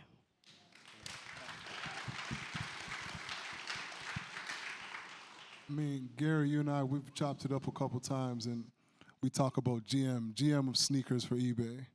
And we said 20 years ago when you first started your career, that wasn't even actually a job, right? So like, speak about it backwards. Yeah, when I look backwards, it's interesting because I've always been super passionate about sneakers. First job I ever got in my life was to get a pair of Concord 11s. Like, that's the reason why I got my first job, is because my mom wouldn't buy them for me. But I also realized that coming out of college, you know, there just wasn't a job that I could have said, hey, this would be the perfect role for me within the sneaker sector. At least I didn't know about it. If there was, I didn't know about it. So I followed what I was interested in. I was interested in retail. Like, I like retail. Like, retail's like, you know, I used to play football. Once I stopped playing football, retail became my sport. Like, the work I do is my sport. And by that, I mean the same level of dedication I tried to become the best football player, I want to become the best professional. So when you train for a sport, you develop like different skill sets, right? And you work on different muscle groups and all that other stuff. And that's how I approached my career.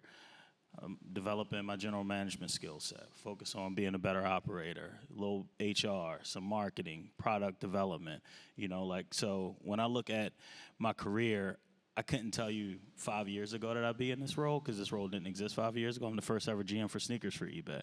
But what I can tell you is what I've tried to do throughout my career is build a skill set that's super transferable, so that, like, regardless of where the journey takes me, because I don't know where the career journey takes you. And I think most people on this panel wouldn't have told you, hey, when I started, I thought I would end up here.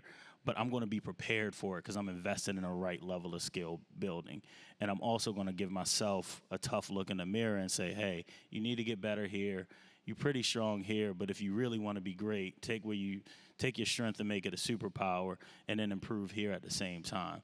And invest in either education, mentorship, or, you know, job experiences, and take a year and invest in yourself and go do something you never thought you would do, so you can build that skill. One thing I always like to do when we talk about careers, especially, is like, everyone here is established and they've gotten where they are, right? But we don't really talk about the dark side of it, where it's like the gaps. And that's the truth, where all the gems are that you need to share. So G, I know me and you talked about it before, is like, how do you close some of those gaps when you're in a moment where you're like, shit, I don't know what to do. I don't even know how to move forward, because this is completely new to me, right? Like, what are some of the tips that you would give? Yeah, I would say the first thing I do when I call it getting lost in the curve sometimes of life, the first thing I do is seek counsel. Like, I've been really fortunate, from mentors to, former bosses, to professors, people who can help coach me through it. Because even though it's foreign to you, it probably isn't foreign to everyone. So reach out to people, be a little vulnerable, let them know, one, where you want to get to, because they can help you navigate where you are to get to your destination. And that's one of the things I've tried to lean on. And also, as Dee said, just staying focused on the fact that, like, every day ain't going to be easy, and the journey continues. Like Nipsey said, the marathon continues. Like, you might hit mile 21 and think about quitting, but, you know, keep running.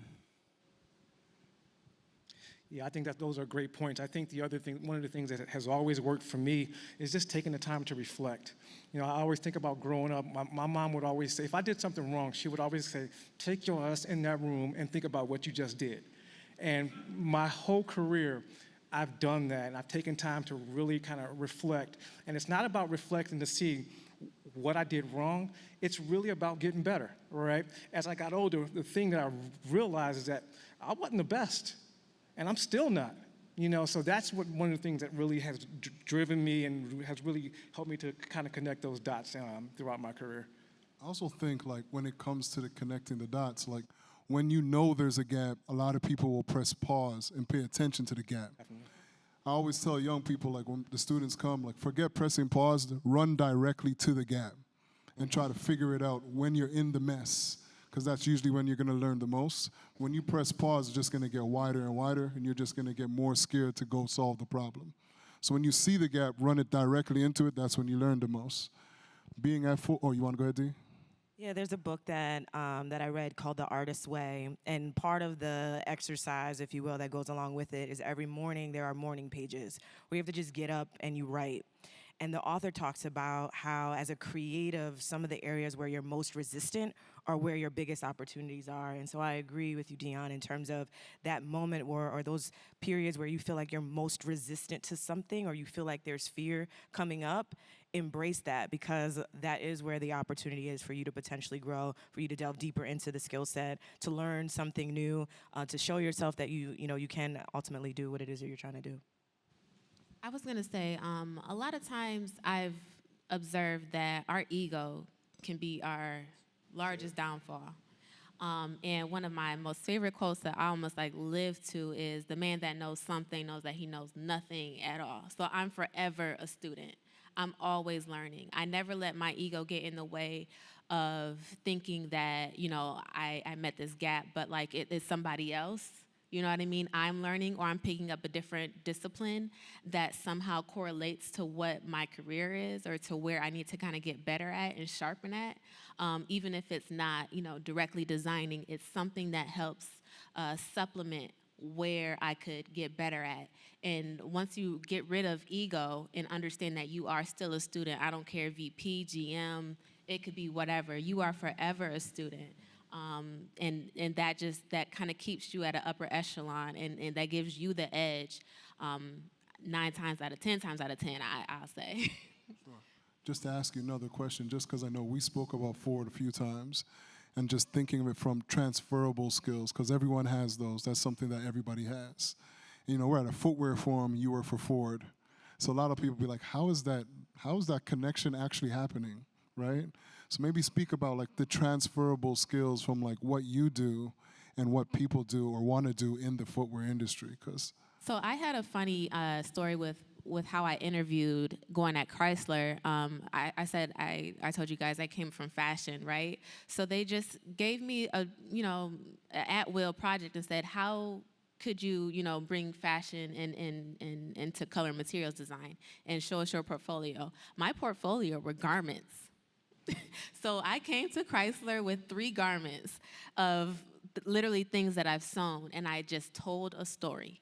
And I told the story of how these materials were applied, what the placement of the materials meant for me, and how I could translate that to automotive, right? I didn't know what I was talking about.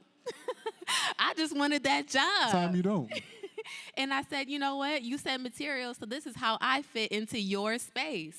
And that's essentially, ground level what that was. So sneaker application is looking at how the colorways work with certain materials, making sure it's not too heavy on the blue, little light on the accent. You know, there's always those types of relationships between automotive design and sneaker design that I see a lot of crossover, actually. Like one of my friends, she works at Nike and she came from automotive.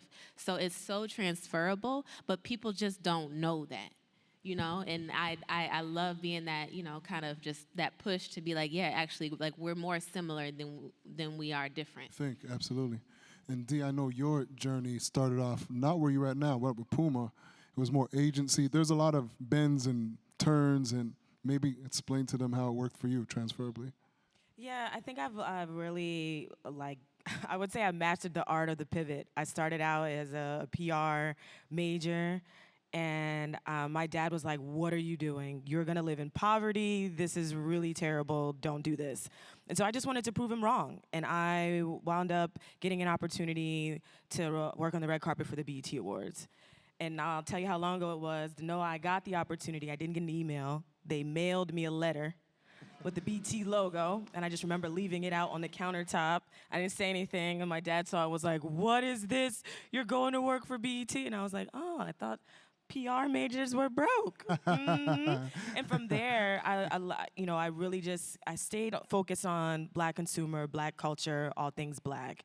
And what I did was just delve deeper from PR to marketing. And I wound up going from the BET Awards to work for the DC Convention Center doing marketing communications. Then from there, I found a love of marketing, and I went over to TV One. And I was like, ooh, it's Black and it's marketing together? Let's do more of this. And then I went over to the LA Rams, and I got a chance to start their multicultural marketing department. And then went over to Facebook and got a chance to help them start their DE&I marketing department for the metaverse. And then went over to an advertising agency and helped them start their inclusive marketing. And so really the love of Black culture and love of marketing has been that guide. And regardless of what industry I'm in, I'm still doing the same thing. I'm connecting these incredible brands, this amazing consumer that's driving culture, and everything else takes care of itself. That's great. G, GM of sneakers, right? When you got there, and you're looking backwards, like, talk about 10 years ago, was GM of sneakers, was that the goal? So the goal for me was to always be an operator. Like, I like running businesses. That's my thing. Like, I'm not the most creative person in the world. I told you, I thought, we were talking backstage, I thought when I graduated college I was going to be the next Puffy, but I can't really sing or make a beat. So I was like, I'll be Puffy on the business side. Can't stop, won't stop. I can't stop and I won't stop.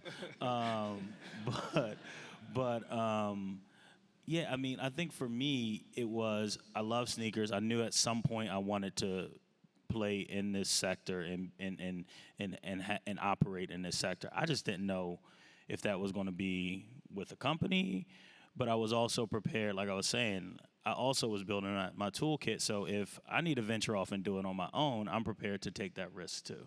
So, like, for me, I didn't know that this role would be available 3 years ago because it wasn't. But, you know, what I tried to do is, you know, make sure that when the opportunity presents itself, I'm prepared to take advantage of that. And by that, I just, like I said, just continue to invest in me. Like, I got really comfortable with my journey. Like, and I think looking back on, you know, my career, people probably would have been were really critical in the moment. Mm-hmm. And I could explain it, and I was comfortable explaining it, and I was comfortable with the risk of everyone else not being able to explain my journey except for me. But I got to where I wanted to be because I kind of navigated and made the moves that I felt comfortable making and that my risk tolerance allowed me to do. A lot of people, if I didn't just like come and say, all right, so XYZ company, what path do you want me to get on? And I'll stay on that path. And like we talked about backstage, like I didn't do that because I don't know if I wanted to stay. Like particularly when I'm in my 20s and 30s, someone was like, you sure you want to do that? And I was, you know, you can, you know, grow at this company without, you know, going back to school or doing XYZ. I was like, I don't know if I'm going to want to be at this company in 5 years. Like I need to make sure that I am, you know, laying out my career path in the way that I can get to where I want to be, even if I don't know where I want to be is. No, absolutely. Chuck, I know we spoke when we had that Zoom call, the rehearsal call, and you actually went to school for something completely different. Yeah, which is crazy. And now where you are, like, you got to share that part. Absolutely. So as a kid, I had a speech impediment, and I stuttered horribly. And so I studied speech pathology in college and sociology. And from the day I graduated to today, never stepped foot in that world. Ever stepped foot in that world. But I always considered myself a bit of a salesman. Even as a young kid, I think I would overcompensate for the impediment by selling stuff. You know, it was like I was a dude selling candy, right? I was missing lunch period, going to the candy store, coming back at the end of the day on the play lot. It's me selling candy. It's Chuck selling candy. And the thing that kind of struck me was that I never got disciplined for it. I never got disciplined for it. And when I started to think about it, I said, you know what? The reason that I didn't get disciplined for it because it was so different. And I was trying to make the whole exchange totally different. So I would literally package candy. I mean, it'd be one little now later, but I put it in a box. I'd take my mom's jewelry box, a ring box, and I'd put a red now later in there, and I'd sell it. Sell it for a nickel. Exactly. Sell it for a nickel. Sell it for a dime. And so I think that was the start of me just kind of understanding what sales meant, kind of understanding that, you know, the way this product shows up is what sells it. It's not, I mean, it's outside of the wonderful design that you guys do, but the way it shows up at retail, and I was retail at that time, so that kind of was my, you know, when I reflect and look at the genesis of who I am, that's where it all started. You know, so, and again, so as I kind of went further on in my career, it's just that stuck in my mind. It's like, you know, there's an art to this thing. There's an art to this thing. Don't try to perfect it. You know, just evolve. Just evolve, but be as best as you can at that. So, yep. So we're at the footwear industry. We're at a conference about the footwear industry, I should say. And what I always say is you don't have to be super creative to work in creativity, right? So it's how do you find a lane and do it super well? All of you guys work in similar industries, sort of. Maybe just share with people, like, where do you see some of the opportunities for careers that people don't know exist, right? Because that's a big part of it. Yep. Half the time, like when I was in school, I didn't even know what a partnership was. Right? I know what a director of partnership was. Like, what's that? Sure. Right? So, like, just even knowing what the titles or what the jobs are is half the battle sometimes. Absolutely. Yeah. So I think when I look at the retail landscape right now, it's kind of undefined, right? I mean, we see retail coming back. You know, I've embraced the fact that, you know, we came out of this pandemic and folks were eager to get back into stores. And that is really kind of where the shift happened with me as well. And again, like I said, it not only the experience, but the opportunity to kind of lead different aspects within a store. So for me, I see like visual merchandising is huge right now. I mean, it is huge. It's a huge opportunity, but there's so much of an emphasis from our brand partners, again, about how that product shows up. So I think visual merchandising, that field is absolutely one of the bigger opportunities in my retail space That's right where now. there's space. Yep. I think the beautiful thing about that I didn't even see, like when I first graduated college, was the expansion of social media and how people are really creating their own lanes. So even if you don't see a certain a particular title, that doesn't mean that you can't go out and create it. So when I went into color materials design, it was really just at that point in time searching my likes and what feels familiar to me. And even like if you're not in that profession or in that field with your degree, it's whatever you like to do and find the synchronicity to it. And companies respect how well you could, you know, show up as your authentic self and then be able to kind of, you know, find the lane within, right? So I don't know. I just feel like I don't like to cap titles anymore because like we have that freedom now, you know? We have so much range. Absolutely, and I think, you know, there's a very big difference between, well, not big, but there's creatives, then there's creators. And we're living in very much a creator time period. We're like, if it's not there, create it. They don't have that job, create it. Pitch it, create your own job title, own job description. Like, that's very much what's happening right now. So I agree with you. D.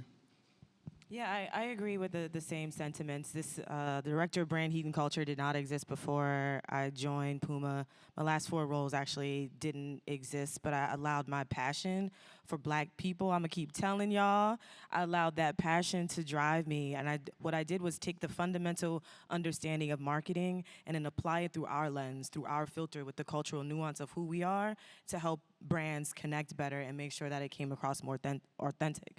So I would say that within this marketing space, multicultural marketing is really becoming not just niche anymore, but just general marketing. So there are huge opportunities there. I think you're seeing some brands call it inclusive marketing, DE&I marketing. I wouldn't worry about the name, but if that's a space that you're passionate about, I would just say just dive headfirst into it. And it looks like brand strategy. It looks like experiential. It looks like influencer. Anything that you feel like we want, we desire, there's an opportunity for you to help us create and connect to that audience through everything, down to hair weaves, y'all. It's possible.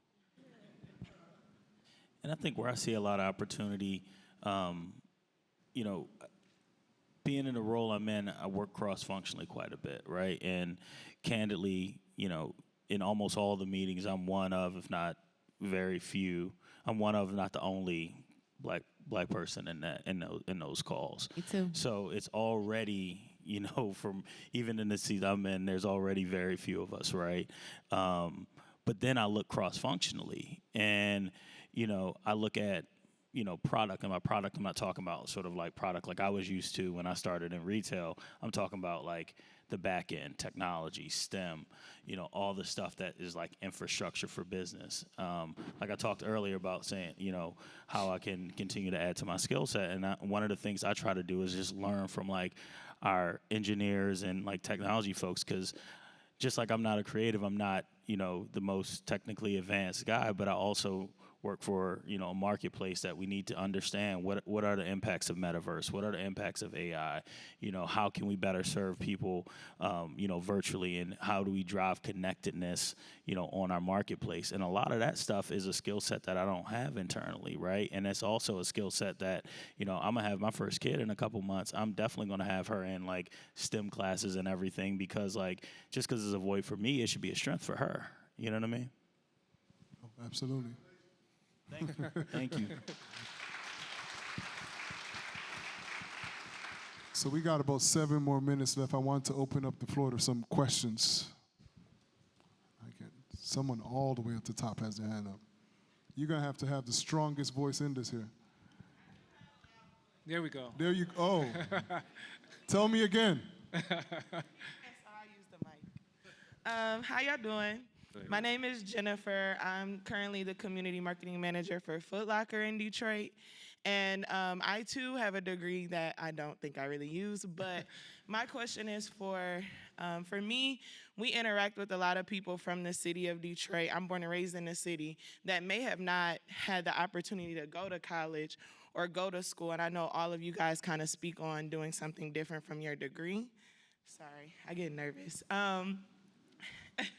So my question is, what advice do you have for those people who are equally talented, kind of taught themselves out the mud how to do those things, but on paper, they don't have that degree or that backing, but in the streets, they're doing it. They're their own creative marketing agency, you know, but they may not necessarily know how to word it or do it.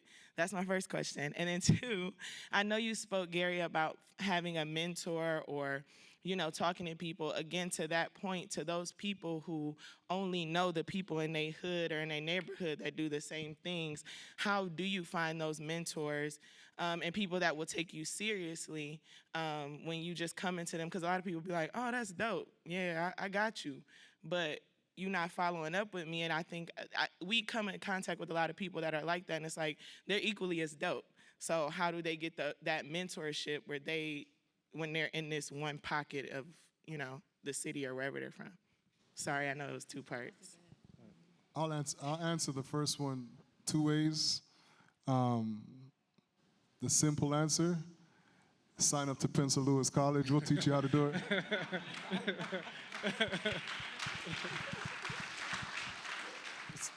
The second answer, and I'm not joking, but I think, you know, when you start to want to do things on your own and you meet dope people, find a team of people. Sometimes people don't want to share information, but like if you can team up with people and not only make them your teammates, but look at them as your vendors, you can go super far.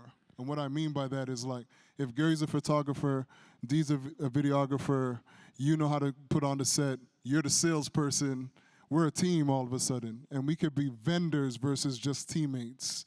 We're like, I'm gonna hit Gary and get used to spending money with Gary. So we could have that conversation, and I call it co-opetition. So like, we're gonna cooperate, but we're gonna compete to move forward at the same time. Because sometimes you're looking to get information from people and they just ain't gonna share it. For no other reason, just because they don't want to. They got their own shit going on. So if you could build your own squad and not only look at each other as teammates, but look at each other as vendors, and then don't forget to check out Pencil Lewis College, you good. Just really quick, I would say that, so Puma has a collective of all Black designers. One of them, his name is Yafet. He's from Chicago. He was going to college and unfortunately had to drop out because his family couldn't afford it. He taught himself how to design via YouTube and now has designed for Puma, for Adi, and for Under Armour. Self-taught, no formal degree, and is now designing footwear at the highest level. So I would say to anyone who is interested in doing it, yes, sign up for Pencil, 100%, and then do it. 100% do it. Just do it. Just quickly on the mentorship piece, I would say a few things. I think it's super important that you have mentors with an S. Like, you should be relying, the same way we talked about a team, you should be relying on a team of people to help guide and provide advice and provide guidance, because everyone has different experiences and really complement everything. The other thing I would say is, first, continue to come to events like this. You're going to meet so many people. The fact that y'all are spending Saturday here, please take advantage of the folks y'all have here. Reach out to people, get cards, and be persistent about following up. That's one thing I'll say is that, like, everybody here is super busy, has a million, and people, if everybody had time, they would want to get back to you immediately. But sometimes, like, email chains and inboxes get full. So be persistent about following up. Like, that's one of the things I learned super early on, is that, like, people want, like, the more you know, closed mouths don't get fed. So the more that you, like, reach out and, you know, continue to let people know that, hey, really want to, like, connect with you on this, or really want to build this, that persistence typically does pay off. And use your social, use it. That's you posting the pictures, y'all look good. You can reach out to us, DM us, tweet us. If you want to get to us, we're, you know, whoever it is, not just us, but use your social for sure. The last thing that I would add is you got to fall in love with being uncomfortable. I mean, that's one of the things that has really kind of got, I believe, got it kind of all of us is kind of not even trying to figure it out, but that process of being uncomfortable, that's kind of when you discover yourself. I mean, I can hear the frustration in your voice and in the sentiment that you express, but I do believe that, like I said, that whole process is building what you are going to become. You know, but you can't define it, and don't try to define it right now. We just spoke earlier about the amount of times that we've changed majors. You can't ask an 18-year-old or a 25-year-old to tell you what the next 10 years looks like, you know. So I'd say get comfortable with being uncomfortable, and then throw yourself at projects that you have no idea what you're doing. No idea what you're doing, because guess what? At the end of that whole thing is, again, another layer to who you are. You build your cachet in that way. So I'd give you those two pieces of advice. That's where you learn the most. Yeah, absolutely. Sure. Go ahead. Peace, family. Peace.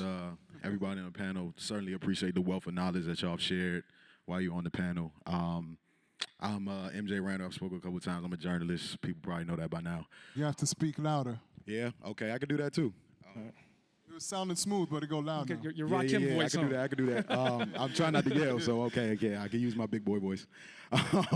So in addition to being a journalist, I mean, I started my brand.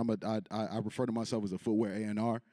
Like, I look for, you know, brands. I look for designers to, you know, not only share their story, but share their work. You know, share what inspires them. But I made that shit up. It's just something I made up. And I heard you guys speak about making the positions that obviously you want to, that define you and define the work that you want to do. So in terms of, and shout out to you, D. I heard you said you went to Bowie State. I'm a DC native. Shout out to the DMV. I always shout out the DMV anytime we in the space. So yeah, like in terms of, when you make these spaces that don't exist before you, same thing with you, Brother Gary, like that GM sneakers, like that didn't exist right before you. So how do you all, for those positions that didn't exist prior to your existence, how do you, what gives you the confidence, what gives you the fire, the energy to step in that purpose, even though it didn't exist before you got there? Because I prepared for it. I was like, not to make it too short, but like I invested in myself and I prepared for it. So when the job opened up, I was like, look, I'm prepared for this. Not only do I have the skills to do it, I got the passion to do it. And if I mix skills with a high level of passion, then I can make magic. I feel that. Yeah, and I would say your tribe. I have an amazing group of people around me that when opportunities like this come up, I can go to them. One of them might be in the room, Tyrell Kirkham. The opportunity came up, and I'm like, hey, what do you think? What is the what are the strategic opportunities? And so I think having that council of people around you, whether they're mentors or colleagues, that you can go to, also help you and encourage you to maybe take, step out on faith could be great too. I feel that as well. I mean, for me, I always say, be crazy enough to try it, but then also be crazy enough to continue to learn it. Because, once you learn how to learn, there's no position that you can't create. Straight up. Thank you. Thank you, everybody. We're wrapped up.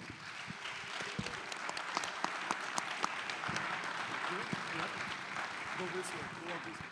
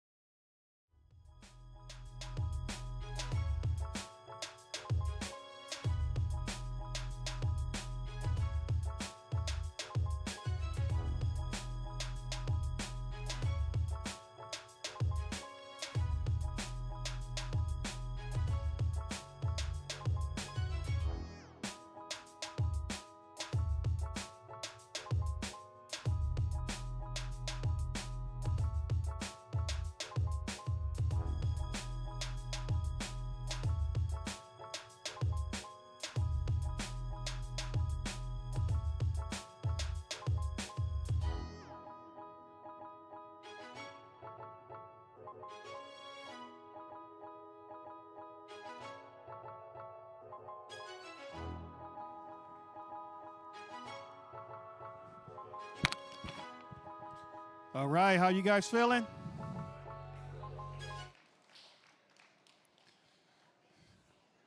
Got some career advice? You guys armed with some ammo to be even more special than who you are now? So our next group, they're gonna have fun up here, y'all. All of my brothers from, which is crazy to say out loud, like all of my brothers from Oregon. That don't even make sense, right? That don't even make sense. But it's actually true. It is actually true. All right. Come on out, Mr. Jason Mayton, my little brother. Little brother. Ooh, man. So good to see you here. Man. Yes, sir. Thank you. How y'all doing? I need more energy than that. How y'all doing? That's what I'm talking about. We got all these illustrious black people in the building, and y'all gonna give me that mediocre greeting? I need more energy. All right. So, thankfully, if you guys can go ahead and click to the next slide so I can see the pictures, because I want to bring them out in sequence. There we go. So what we're gonna do next is we're gonna introduce Jeffrey Henderson. Come to the stage, my brother. Come on to the stage. Yes, sir, yes, sir, yes, sir. Then we have, come on, take a seat right here, Jeff. You well-educated, brother. Go ahead and sit down. We got Mr. Scoop Jackson coming to the stage. Yeah. We got my ace and my CCS alumnus, Mrs. Sydney James, come on to the stage. Let's go, Sid. All right, then we have Kenneth Anand coming to the stage, my brother that protects all my intellectual property. So holler at him if you need any legal advice. All right, all right. Yeah, so the reason why we wanted to convene this panel is that the topic of entrepreneurship needs to truly be explored in the context of this industry. Too many times we demonize people who are employees, and we do not educate people that you are sovereign and you can control your destiny once you know your worth. This industry does not give you your worth. We give this industry worth. I don't need any company to give me value, okay? We are the culture. We don't need them to sell it back to us. Each person on it, y'all gonna get this energy all day. This is me in the morning. This is me in a quiet place. I'm on 10, and this is not even 100. So imagine when I'm really turned. And the reason why this is important is because for far too long, we settle for scraps instead of saying that we want the full meal. We settle for things that they give us instead of creating space for one another. We look at each other as collaborators and competitors instead of a community where all of us collectively can be better when we put our ideas in motion, okay? So this is 20 years. 20 years of a strategic decision that we made in Oregon to never, ever, ever hate on one another, to push each other forward and to celebrate each other. And oh, by the way, as black men, we're men. We have to make space for the sisters. So look around and realize that this couldn't exist unless a group of us decided to put ourselves to the side and make space for each other. So with that, I'm gonna calm down before I start preaching or making y'all run some 100s to do push-ups. But with that, I do want to plate out there. I do want to make sure that you guys know, each person up here is an entrepreneur and has gone on a tremendous journey. And what I want to do first is I want to kick it off with the concept of ownership. So the first person I want to speak to is Sydney. Could you please talk to us about how you view ownership and why that's critically important in the context of our culture? Well, thank you for making me first, I guess. I look at ownership in the whole of it, from small things like, big things like owning your property, like keeping your bills low, owning your car, because that gives you creative freedom to move about how you feel, right? And that way, these companies can't really dictate your moves because you're not like constantly chasing a check. But also owning your work. You could literally own a piece of artwork and make a shit ton of money off of it just by licensing, and you still own your work. So copyright, licensing, which this Esquire here will get into later, is super important. And then owning your brands. Like if you watch that Bob Ross documentary that came on Netflix, he didn't even own his name when he died. His sons still don't own his name. So once you become the brand, because it's not just your work, after a certain point, it's you, especially now that it's social media. So it's what you're putting out there, it's what you're putting out there as far as yourself. You are the brand. So you got to own yourself, own your name, own your work, and, make sure you read your contracts and keep your bills low. You heard her. You heard her. You heard her. You heard her. Key emphasis on manage your operational expenses, okay? That's your personal burn rate. Do not live beyond your means. It's not cool to be broke and stylish. Just be stylish and wealthy. Or choose something else besides spending your money on something that really holds no residual value. So moving over to holding value, I want to talk to Scuba about ownership. Like in your capacity, you have a unique situation with a large corporation. Could you explain how that works? My situation, I'm ESPN. My situation is a little bit different because technically I'm an independent contractor. I started my own company in 1991, and I functioned everything I've done through that. I learned a long time ago as I came out of school. Nothing against school. But as I came out of school, business respects business. Business does not respect individuals. So you have to present yourself as a business. So I incorporated a business the minute I got out of graduate school, and I functioned through that. So everything I've ever done over the last 30 years has been with and through my business. So I function as that. And it gives me, to your ownership piece, it gives me a sense of ownership in things that I present and things I work with the people that I happen to work with. Ownership in my situation and how I flowed allows me to never use the word boss. I do not believe in the word boss. We work together. I don't work for you. And that's the way my mentality is. And I think we all should have the mentality, but you have to be in a position to have that mentality. So that's kind of how it's worked for me, and working with companies as big as like ESPN and Disney and, all the stuff we did with Slam Magazine, XXL, all the stuff that we're able to do, I look at everybody that I've had a relationship with from a work standpoint, I look at them as business partners. And I look at them as, to a certain degree, clients. Because I'm providing work for them, and that's how we roll. But last thing I want to say about ownership, that was just my thing. I think generally we need to understand from a perspective of creators and content is that there are two types of ownership. There is physical ownership and there's spiritual ownership. And as black creators in this room, you're gonna do stuff that you own, but you're doing it for somebody who actually physically owns it. The ownership that we have is the shit we take to the grave with us. The stuff that we put out there that nobody else can do. That's our spiritual ownership.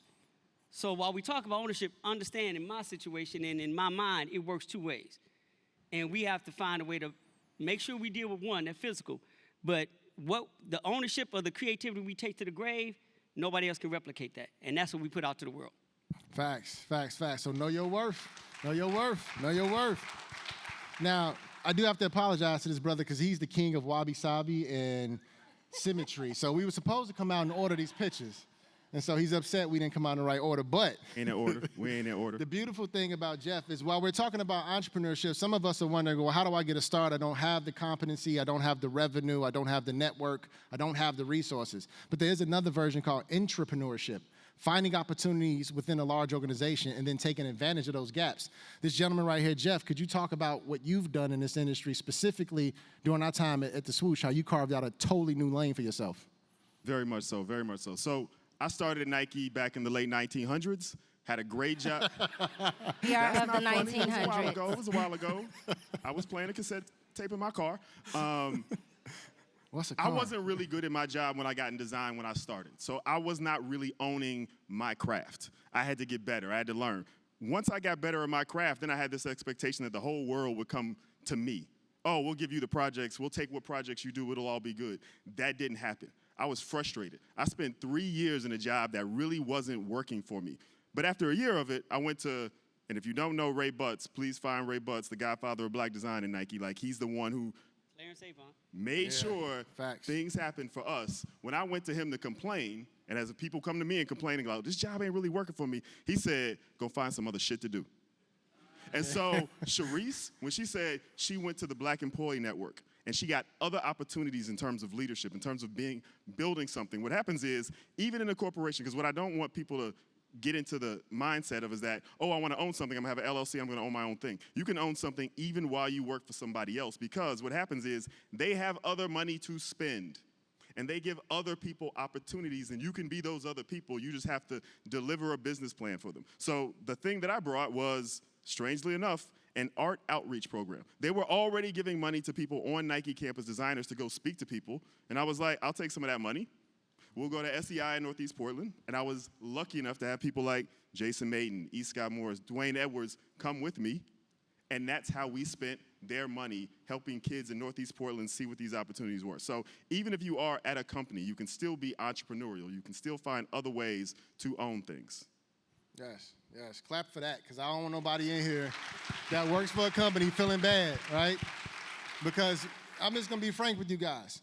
We're watching the media, and we see people demonizing folks who are employees. Like, that is a bad word, okay? It is not a bad word. It is not a bad thing to start somewhere. All of us have to take a shot. All of us have to get a job. All of us have to make a living. The interesting piece is there are some of us that protect the ideas and set up new structures, that build new entities so that we can generate new opportunities and create new value. Kenneth here is a person who does that exceptionally well. I would love for you to speak about how you've done it, what you're doing, and why it's important for us to understand truly the various definitions of ownership that you actually have a command over. So thank you for that. I mean, I think we've heard from all very talented and creative individuals with their own concepts of ownership. Each one of you out there will have your own journey through ownership as you progress as creatives. You may be an employee and you may be making products that are for the masses that you don't own any of. Or you may work for yourself and you may own all of it, but are for a very small group of people. Now, the amount of ownership that you have is directly related to the amount of control you have, but it could be also inversely proportional to the amount of distribution level or the reach. When we created Sneaker Law, and it's a book that we wrote about the sneaker industry, we decided we wanted to own our own masters because we would be hypocritical to be making a book about entrepreneurialism and not own our own masters, not tell people this is how it should be done. As an aside, if I went with a publisher, I probably would have had a much larger reach. And Jared and I would have had a much larger reach, but we made this decision. So we're growing our brand slowly. We have more control, we have more profit, but our reach is lower. So you have to make a decision as a creative in this business. Am I gonna go the route where my reach is very large and wide, but I may not own things, or I may not own as much of it? Or do I wanna own all of it, but serve a specific community or a specific target group? And I think that's incumbent upon you as designers and creatives to understand and know, and hopefully we can help with that. Yeah, I think that also goes back to your why. I know we discussed it on Thursday. Yep. The creatives always having a why, or should have a why. Even if your why, I just want to do something pretty, that's still a why. And that always helps guide whatever your journey will be, whether it's entrepreneurship or working for somebody else. Your why is going to drive all of those things. Both completely valid. Both. And keep in mind, you can do both. Yes. You don't have to do one or the other. Yes. You can do both. You can provide content and provide and give and loan your creativity to somebody that you're working for, and you can still have your own and do it that way. Now, you're going to be up 24 hours a day, but if you got to do it, that's what you got to do. That's the creative way anyway. That's right. Yeah, sponsored by coffee and no sleep. Brought to you by Insomnia. Now, the interesting piece I think you all should double click on is you've heard every single person that spoke talk about we. It takes more than just one person to bring a vision to life, right? If it's just you, it's a hallucination. If someone else sees it, it's a vision. If someone else believes in it, it becomes an organization and a brand or a partnership. Now, switching gears from ownership, the concept of partnership is something we've heard a lot about in our culture, but I don't think people really understand the structure of partnerships and what that truly means. So if we could take a second and come back to Kenneth from an attorney perspective, and then each person speak to their own unique experiences. How do you see partnership, and what do you see a healthy partnership being? Sure. Well, I won't bore you with the legal aspects of partnership. You can read about them in my book or other books. Cop the book is what he's saying. Cop the book. It's an entrepreneur. Available where? Support the man. Available where? Where's the book at? Amazon, direct to consumer. No, but the concept of partnership is really, it's a communion. It's working together with someone on a common goal, and just like in a marriage, just like in a friendship, you have to pick your partners wisely. And, I've had experience with all kinds of partnerships, some that worked, some that didn't. We've seen certain situations play out in the news lately about partnerships that haven't gone right for certain people. And we can understand those dynamics, but the contracts that go behind them are only one part of it. It's really how you act and how you carry out things and how you work with your partners to make sure you achieve a common goal. So, there's the legal side of it, but there's the practical side of it. I'm sure all of these fine people will have great things to say about the practical side. Sydney, I would love to hear your perspective. So I've had several brand partnerships from Under Armour, Vans, Pepsi. Talk your talk. I know. Go on, sis, talk your talk. This is really dropping right now. Ford Motor Company, GM. Talk your talk. Yeah. Hey, when else we get to brag on ourselves? Talk your talk. So I go back to say, I said all that to say, the reason why most of my brand partnerships are successful is really work ethic, being timely with my paperwork, of course, being a dope artist. Many people think that that's all it takes. Oh, I'm so great. They should just want to pay me, and they should just want to work with me. But that is not true. You have to be good to work with. That means W-9s, 1099s, whatever the paperwork they asking you for, you deliver it before the due date. Now, and you make sure you know your specs. Just with my Vans partnership, we had to deliver the artwork had to be a certain size. If you're not sure, ask questions. Never be afraid to learn. Never be afraid to ask questions. Never be afraid to reach out to your client just to double back and make sure you got it right. And read your contract. Hire a lawyer, pay whatever, try to find somebody reasonable, or somebody that, at least a paralegal that can help you with the language, because it's always wordy, words. And it's overwhelming, you know what I mean? And But this also goes back to paperwork to ownership, making sure you're not getting played out of your, out of your situation. Don't, because you might be accidentally signing a work for hire contract instead of a license agreement. And make sure your license agreement makes sense. Like, you getting enough, like the right amount of money for like a year, a limited amount of time, but not a little bit of money for them to license your shit for 10 years, because then it don't make no sense, right? So just make sure that you have the right team around you, or the right folks around you, and make sure that you're a help for those others. As soon as you learn something, you make sure to teach it too. Facts.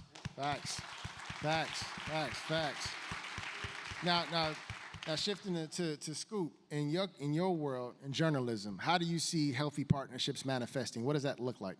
That's interesting, because writing can be a very individual, solo, lonely experience. But in order for your writing to be placed out into the world, you have to partner with somebody. So you're partnering with a publisher, you're partnering with a site, you're partnering with a magazine, a publisher of a magazine. You're partnering with somebody because your content has to go somewhere. So your job as a journalist is to find out what's in the best interest for your content and for what they're trying to do on their end with it. So you have to, it's almost like a dance. You all have to be in sync with one another to make everything happen correctly. We always say in the I'll say the publishing business, it's very simple. It's about ideas and execution. That's your partnership. Your ideas, somebody else's execution. If you lay that out, everything will be fine. But that's from a journalism standpoint. From an entrepreneurial standpoint, partnership to me is the minute you pick up the phone. The minute you shake somebody's hand or give them a hug. That's when partnerships, especially with us as black creatives and black entrepreneurs, the minute we say, hey, you know what, here's my number, call, and that phone rings and you answer it, that's when the partnership starts. And you have to, as an entrepreneur, you have to be there for that person throughout the entire ride that they're going through, because they called you for a reason. Or somebody walks up to you today and say, hey, it's a pleasure to meet you. I'm trying to do this, I'm trying to do that. Yo, let's build. When that let's build comes out of your mouth, it has to be real, and that's when that partnership starts. So whatever interaction you have, however you all communicate, that's what partnership is. And you're there with them when they started off. You're there with them 5 years when it fails. You're there with them for 50 years when they picking up awards and like owning whatever it is that they do. That's the entrepreneurial side of partnership. Thanks. Clap for that, man. Yes. I think the key piece, that's real. The key piece, what he's saying, I hope you picked up that gem. If not, I'm going to give you a second to dig it out, process it, is accountability. We live in a world where people say things that have no substance. Holla at me, dog. I never answer my phone. Yeah, G, I see you and we going to get up. I never show up. The interesting piece about an idea is it dies the moment you hand it to someone else and they don't believe in it. Now, talking to Jeff specifically, he's in a position now to bring people's ideas to life. He's going to be in a spot very soon as one of the only, if only, black-owned manufacturing services, large-scale manufacturing services in the United States.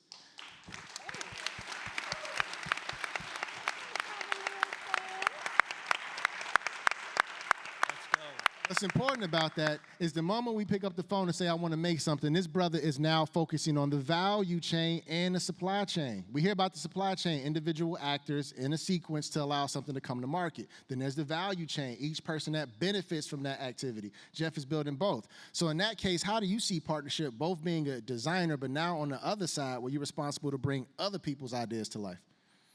So appreciate all the love for that. I think one of the biggest things that I've learned with a few partners, and that's become a learning experience. I want everybody to know that none of us just showed up and said, oh, we know how to have a partnership, and it worked immediately on everything we did. We all had stumbles. We all had, oh, this partnership didn't work. We don't talk to that person. It might be my fault. It might be their fault. Those are things you learn. It's their fault. She's talking about our partnership. Petty LaBelle. Petty LaBelle on stage, ladies and gentlemen. But the reality is you learn. I had a friend who said, you want to know that your personality matches the paperwork. And so what comes with that means that some of the conversations I get into with some people, when we have the agreement, just verbally, this is what we're going to do, that was enough. That was a big deal. The paperwork then matched that conversation. But there were some people who didn't work like that. Until we got to the paperwork, they were never really into it. And I watched how everything would unfold before the paperwork even got there, because they were so worried about all these little things, and then I would understand that our personalities aren't gonna mesh. And I think that was a learning experience for me in terms of what partnership would mean, in terms of how you work with somebody that's willing to work with me. Not everybody is gonna work with me well. I'm not for everybody, and everybody's not for everybody else. So I think that, to me, is how partnership comes about. Can I say something? Ask you No, please, brother, go I want ahead. to also put out there that everything we're talking about on partnership does not necessarily have to mean that you all have to work together. And I'll give you an example. Have you and I ever worked together? Are we partners? 100% facts. Now, not just like friends partner, but we've like. No, we throwing hands. If we need to throw hands, we throwing hands. And it's like, I Right. got your back. That's I'm what I'm saying. uncomfortable right now. But you'll holler at me, I holler at you. We bounce stuff off of each other. What time? And that's partnership. Now, we've never worked on the project, so understand partnership does not have to mean just a work relationship with somebody or somebody else, another group. It can be just about being with and there and for each other. All these years, we ain't never worked on anything together, but we have a work partnership. I love Because this.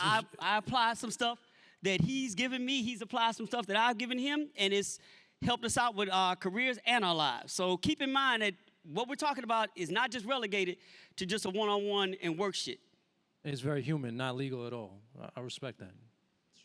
It's the Till you truth. break the law. Call Kennedy. Be partners then. More of We'll this. still be partners then. More of this and Then we're less calling paper. that guy, right? No, those are accomplices. Do not confuse a partner with an accomplice. I do want to point that out there. That's totally different. There's no paperwork Feels there. like the same thing. It's totally not. Coke versus Pepsi. Now, the interesting piece of what everyone has touched on is we talked about ownership, partnership, but the topic that I really want to make popular in culture is stewardship. We do not own anything realistically. We are just stewards of the gifts and blessings that are bestowed to us from the Most High. And when you understand that,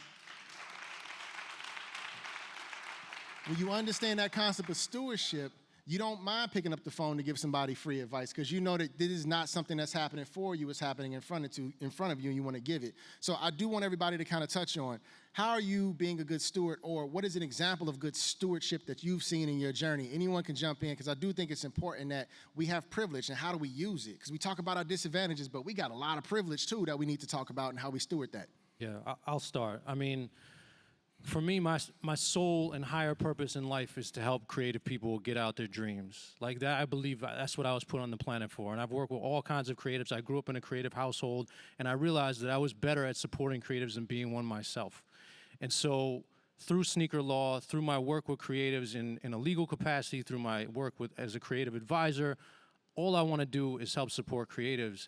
And I feel like I'm now at the point in my career where I can give that back, and I can hand out gems, and I can be there for people. I can answer LinkedIn DMs. I can do these things to just make life a little bit easier for creatives coming up in the game, because you'd be surprised. I still see people at the highest level struggling with legal issues, with business issues, because they didn't spend time learning it and because they've been taken advantage of. And so I devote probably 80% of what I do in my life to that now. So you're talking about somebody with a purpose and turn that purpose into a vocation. Sydney, you are a steward of stories visually, which means that what you put out can live in perpetuity. So I'm how a do you steward of space too. Oh, talk to him. Go ahead. What does that mean? So earlier today, I witnessed a beautiful thing, the Adidas panel this morning. I woke up for that. And several of the young women up here were CCS graduates. Yes. They are maybe, 6, 7 to 10 years after my experience there. And I know that I couldn't have a panel like that. Like, not coming from, and it's just, I'm just a generation after me, but it didn't exist for me. No. Right? So for many, many, many years of my career, any of my careers, from art direction, at advertising agencies, to even now mural painting, because that's what I know I'm known for now the most, is I'm a muralist. I would circulate all of these mural festivals, even in Detroit, and I would be one of very few black people, but always the only black woman. Always. from here to Hawaii to wherever I was traveling to in these situations. Always, always, always the only black woman and very, very, very few black people. So several years ago, like I want to say 19, we're at several now. That's crazy. Wow. 2019, I was painting out in Denver, Colorado at Crush Walls. And another artist, Max Sansing, it was like 3 of us there at the same time. Like 3 out of 100 artists. Like, oh, we were just so geeked to see each other in the same space, same time. Because oftentimes, too, the same 5 to 10 black artists circulate the same thing. So it's not any new, you ain't gonna meet new faces because they only pulling from the ones that they know. But that don't mean that other dope artists don't exist. They just weren't pulling from those cities. So myself, Max Sansing, and Detour 303, we co-founded Blackout Walls Mural Festivals together. Let's go. We had our first, our inaugural festival last year in Detroit, here in Detroit. And it was the first of its kind for all of these super talented. Let's hold space for that. Let's hold space for that. That's important. That's important. Like, cause they might be the shit in the city where they from, but they never get invited out. And so we had all of those like living legends, like geeking out over each other in the same space, same time. And if I know many of you aren't from the city, but if you go travel through the North End, like Grand Boulevard, New Center area, you'll see all the walls. When you see beautiful black people painted beautifully, you'll know exactly what it is. But I say all that to say, and even with, like, we had brand sponsors, like the companies that I work with, that's who sponsored the festival. That's the partnership. But it's also the partnership working towards the stewardship, creating space, making introductions, and also teaching the artists that participate how I did it, teaching them about contracts. So my biggest practice, part of my biggest practice now is not just the act of creating, it's literally creating space for other people and teaching, and then making them like forcefully pay it forward if they don't want to do it naturally. That's real. That's love. I think, so Scoop, you're our griot, right? You're the sneaker culture, sport culture's James Baldwin. You allow people to know we exist. Like, you gave a word and a voice to a culture that was just used to promote beverages and sneakers. Could you talk about stewardship and how important it is in the work you've done, how you've allowed us to exist on the page the way you've done it? Yeah, thank you. Appreciate that. It's more about just, to me, as far as stewardship is concerned, and what I've tried to do is walk with purpose and pride in every motherfucking thing I do. Yes, sir. Yes, sir. And, you know, that's what stewardship is. You know, it's kind of corny to say lead by example, but you have to have a sense of establishing your worth. Not what you feel your worth is, but establishing your worth that has nothing to do with anything monetary. It has something to do with what I was saying earlier about what you take to the grave with you. That's stewardship, and you walking in that. There's a joke around ESPN that we've had for years. LZ Grandison, Jamil Hill, well, Jamil's not there anymore, but it's an old joke, between ourselves and myself. LZ is Martin Luther King. He calls us, we have nicknames for each other. LZ is Martin Luther King. Jamil is Malcolm X. And they named me Crispus Attucks. They said, because you the nigga that's going to get shot first.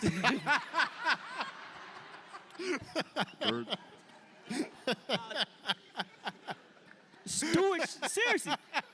But stewardship in real conversation is owning that and walking with that and leaving that legacy and that footprint in everything that you do, so that anybody who sees that, whether they're above you, behind you, right next to you, they recognize that footprint and know that there's another footprint moving forward to that, so they can move forward if they decide to follow that path.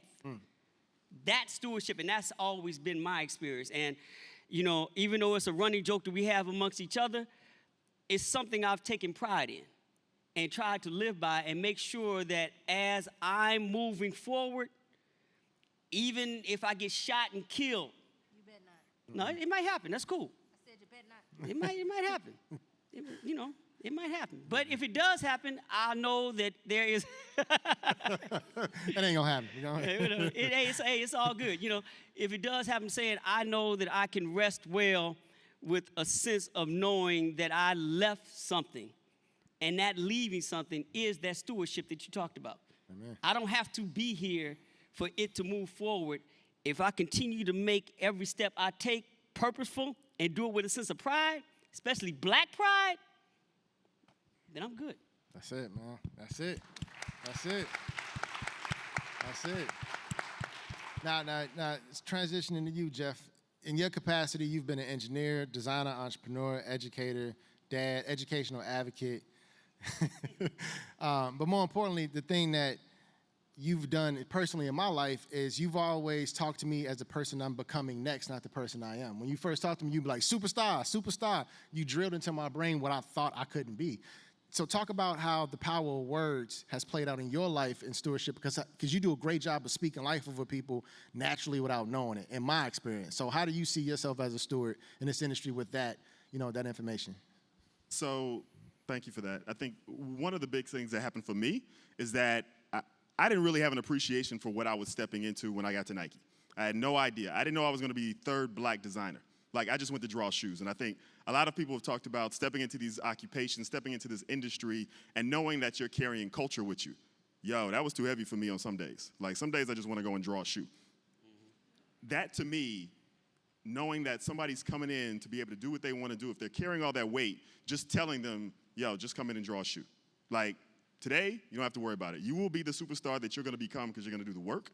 And I think as I've gone through this, I've had the opportunity to go back and forth of who I was, whether I was a leader or just an executor. There were some days where I was in China working on the shoe that, Sam, the shoe that she's wearing right now, I got to go in and just work. I didn't have to do anything else but just work. Those were good days. I watched other people then say to me, you weren't here last week. You're our boss. And I'm like, no, I'm just a contractor. I just come in and like hit man for hire. They're like, no. You just dragged us all into a room, told us what to do, and left. And then we did that. I had to learn that that was a skill that I had. I had to learn that was something. So even now, as I built my team, I built our creative team that is in Harlem based on, you don't get those opportunities everybody else gets, let's walk into the room. Come sit and be part of this. And now that we're building a factory, the sense of ownership, like, that's a lot of weight. Because now, I don't know what half of these jobs are. But I do know who to call. It goes back to partnership. I do know who to call to go, help me figure out how we're going to pay these people.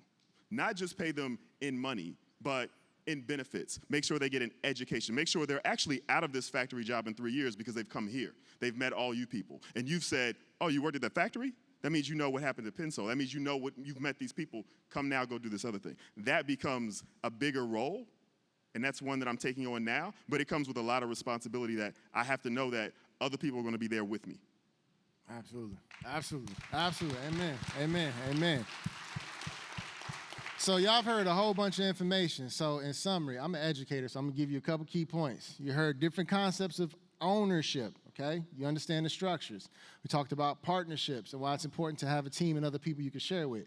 Talked about stewardship, knowing that you truly don't own anything. You're just the person responsible for sharing it and making sure it grows. But the key word that I want us to walk out of this auditorium understanding is relationship. Relationship. I showed up in Detroit in 1998 from the south side of Chicago, Wild Wild Hunnets. Going to see south side, there we at. Yes, sir, yes, sir.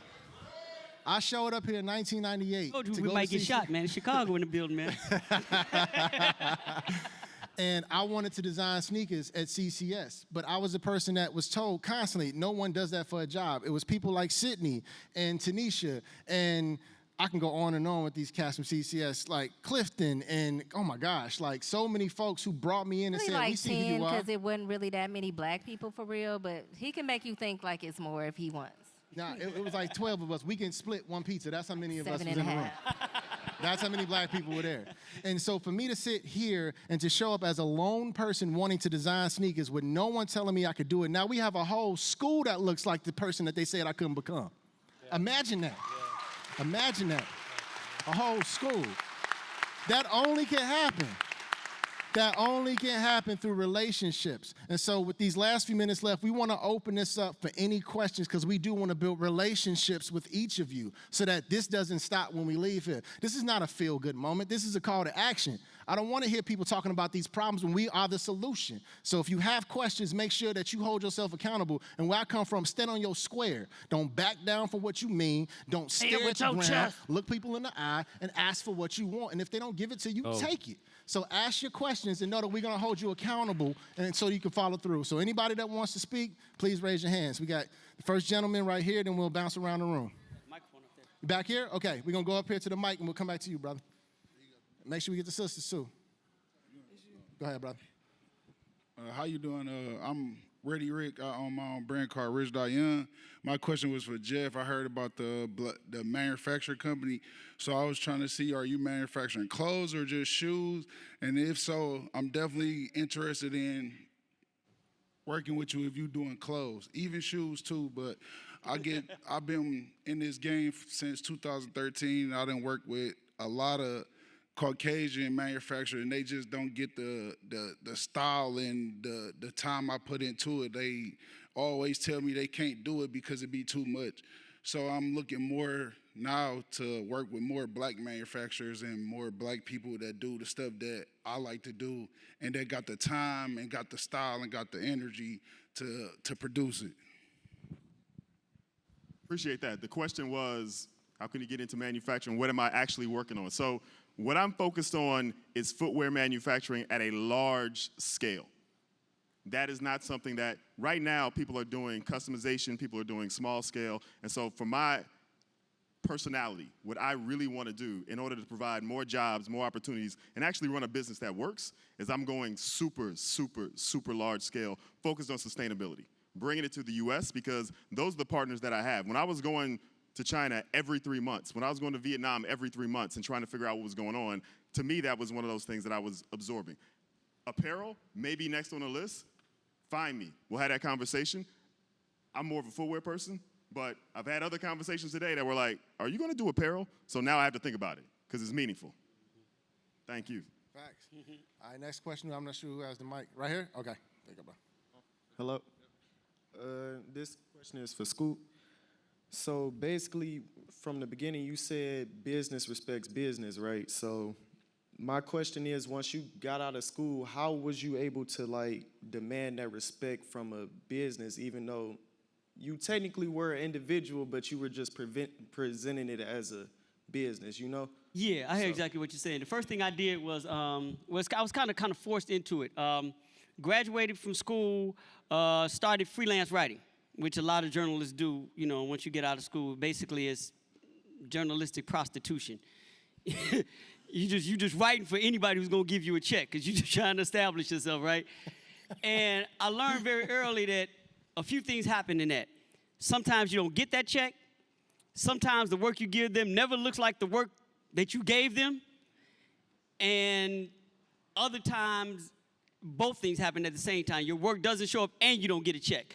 So I just really basically was like, you know what? Why am I doing this, trying to find an audience when I can do this myself? So instead of writing for all these other magazines, I was always teaching classes during the day, but I started basically investing in myself.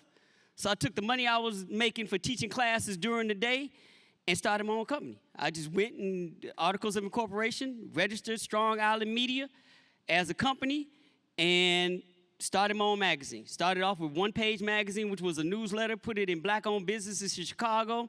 Then about 2 years into that, it became a 36-page magazine that I had in like 5 different black-owned stores across the bookstores in the country. And once that started, everything bounced from there. So that's what I basically did, you know, and it's, you know, it's still functional to this day. While the company is still small, it's still basically me, it is still a company, and I do have representation. I've always had a lawyer that always does everything. Every deal I sign, you don't speak to me, you speak to my lawyer. So every deal is signed that way, and they don't know if I got 500 people or a fifth of a person. They don't know. None of their business. Right. All they know is that, okay, we're dealing with Strong Island Media Shy. That's the agency we're dealing with right now, so we have to function and look at them as that. And Scoop represents that, but we don't speak to Scoop. We speak to his attorney. Now, the attorney gets 10% regardless of what goes on, but it's a 10% well-earned for me because businesses do not respect family. I'll say it that way. And when they don't respect family, when it's family, I'm talking about people. And I'm talking about family like us family. That's not what business is into. They're not into family, they're into money. And that's all they respect.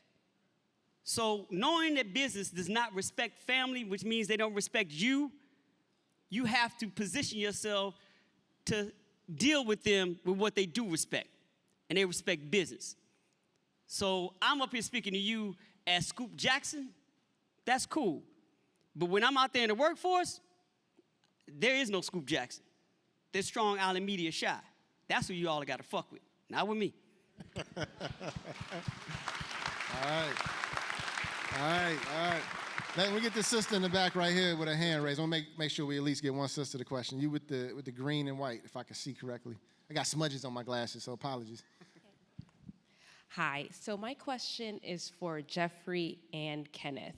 So as an entrepreneur, what is your advice from a legal standpoint and from a manufacturing standpoint on how to get started? What would be the first 1 or 2 steps to get started? I would start with the lawyer, so. I would not start with a lawyer. I would start with a business plan because you can't get to where you're going without the proper plan. And oftentimes people have great products that they don't know what to do with when they're made and when they need to go out into the marketplace. So you need to look at your life cycle from beginning to end and where you want to go. Then I would put the legal pieces in place. I would incorporate, I would look at your intellectual property and what you need to protect, whether it's a trademark, a patent, a copyright. And then I would kick it over to Jeff to get your product made. So I'll start with this question. Where are you at in your process?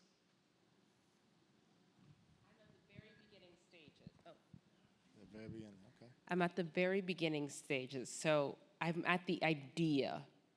Okay. That's it. But I Have need the help. idea. Huh? You have the idea. I have the idea. Has anybody ever made something that in the ballpark of what you want to make? Not together, no. But they've made pieces. They've made pieces, but they don't want to do what I want to do. So I would suggest, for me, so the example is, and I'm also hyping up my own shit, is that, so this shoe Yes. right here, me going to factories, in one factory I worked with, I threw a flyer out and was like, yo, I made this shoe for you. Can you just make one in high-tech materials? If you do it, I'll buy it. I was basically talking shit to the factory owner. The next trip I took to that factory, he hands me a box and says, how many pairs you want? I had no brand, I had no nothing, but I had talked shit and I gotta back it up. So I bought 2,000 pairs. On the flight home, I named the brand 99 Products because 99% of the people I know don't have access to all the cool shoes that come out.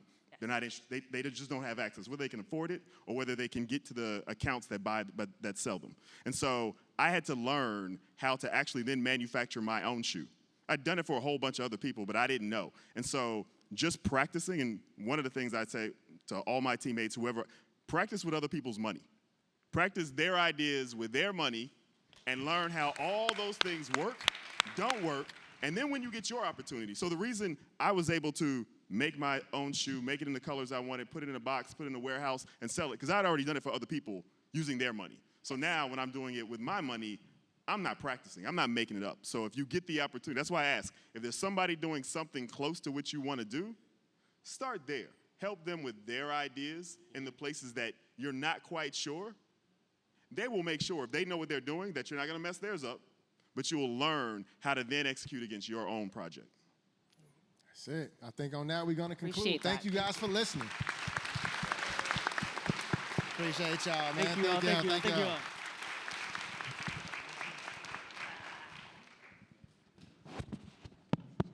That was great. I knew it was. Yeah, I was getting heated up there, too. I love that part, too. Okay, I'm gonna say one more thing before I leave because I happen to talk a lot. This gentleman right here, you want the 2-word definition of stewardship? Dwayne Edwards, that's it.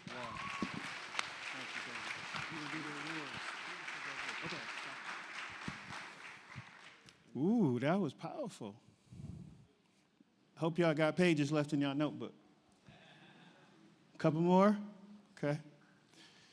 So what we're going to do next is, as you've seen these awards up here all day, we're going to introduce you to the people that they were created for.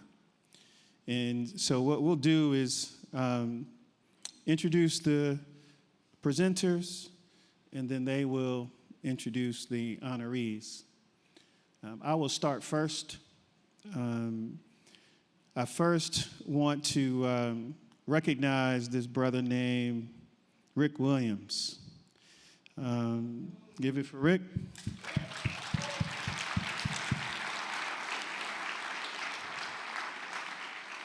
So Rick and I have crossed paths over the years during his Burn Rubber days, during my Jordan days, and then during my Pencil days, and now with our Pencil Lewis days. And he's always been the same person, and that's important.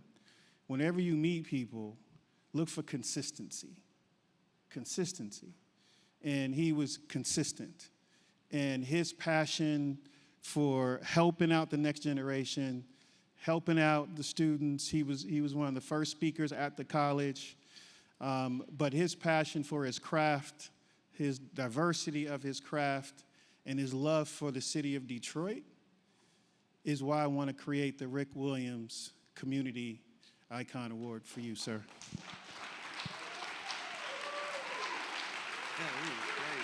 Yep.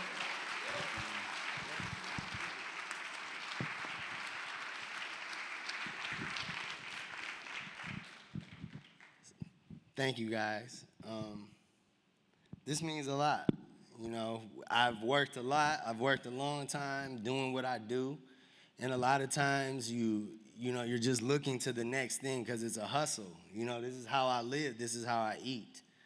So you don't really take the time to really appreciate all of the work that you do. And I'm here to inspire. Like I mentioned, like I say all the time, like you see, that's our job. You know, and I have people that work with me, work for me, that I try to impart all of the knowledge that I've gained, you know, through the experience, through the people that I know. And I believe that I've heard a lot of that, you know, during these panels today about paying it forward and helping the next person. And I believe that's my job. That's our job, you know, for each one of us to see the goodness in each other and help it grow. So if anything, you know, I'm here committed to helping this school and what's going on here, because I believe if I had something like this, I would be even more different. Because my journey is different than most of the people that were out here. I bought a store and then convinced these companies that we needed to collaborate. I didn't do it like anyone in here said this. The way I move is the way the Most High tells me to move. So when he puts an idea, they weren't doing collabs when I started doing collabs. When I dropped that first New Balance, that wasn't happening all the time. I had OGs that I looked to like leaders that were doing that stuff. And now we're able to carry that torch and do that same thing from here, and hopefully have more and more people from this city coming through this program and the programs that are available to us to do the same thing. Thank you. Thank you, man.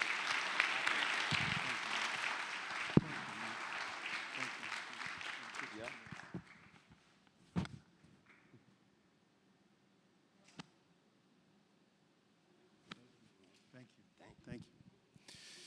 So the next presenter I would like to invite, we created an award for this gentleman in 2019, and he gets a chance to present his award to someone next.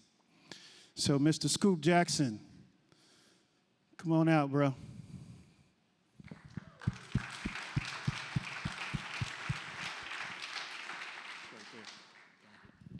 Look at that. That's amazing. Wait. You sure? I'm sorry. All right, yeah, there you go. All right, there it is. There it is. There it is. There it is. That's what I'm talking about. All right, cool. All right, how's everybody doing? Again, sorry. I am going to read this because I wanted to make sure I was on point with this presentation. I didn't want to freestyle it. You know, this is important personally to me, but I think it's important for the culture and for all of us. So I wanted to be very specific in this. So forgive me, and I really didn't have time to memorize all this, and I'm getting old. I would have messed it up, so I ain't going to do that. So 5 things to know about Jacques Slade. Yes, you can clap.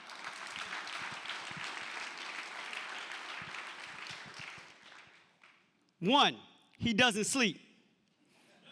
He doesn't believe in it. Sleep is for sneakerheads and hype beasts, not sovereigns. Number 2, he's really Pharrell. Think about it. Have you ever seen Jacques and Pharrell in the same place at the same time? Neither one of them age. They look the exact same for the last 20 years. They share the same level of talents and expertise. They both stay fly as hell. They're both cerebral and creative geniuses at what they do. I'm just saying. Think about it. Number 3, at his core, and Jacques not gonna like this, but he is a reporter. Something in this culture that doesn't exist anymore. There's something to be said about a brother who makes himself transformative in the media, who's beyond the hyphenate, who's beyond a multitasker, someone who takes the task, the true task, of finding and gathering information and turning that information into art. Number 4, he had his own Jeopardy category. Y'all, I don't know if y'all saw that. The brother had his own Jeopardy category. That's some shit. Number 5, the only thing stopping him from being on the cover of Fast Company, Forbes, and one of Time 100's most influential people is that he has not found a way or found the time to turn Kanye's whole Yeezy story into Hamilton. Yet. So, it is my true honor to bestow on this brother, who I had the honor of receiving this award from first, the 2022 BFF Scoop Jackson Media Award. 2, the Don Lemon / Stuart Scott in this business of footwear culture. The king of tech specs. The only person who would compare Kevin Durant and Russell Westbrook in their OKC days to Goku and Vegeta on Dragon Ball Z. And make it make sense. And for the record, Jacques, I'm a freezer guy. I'm a freezer guy, so there you go. The man who we will never, ever, ever, ever, ever give a hard pass to. Mr. Cousteau, the incomparable, entrepreneurial, legend in the making, sneaker philosopher, cultural savant, Jacques Slade.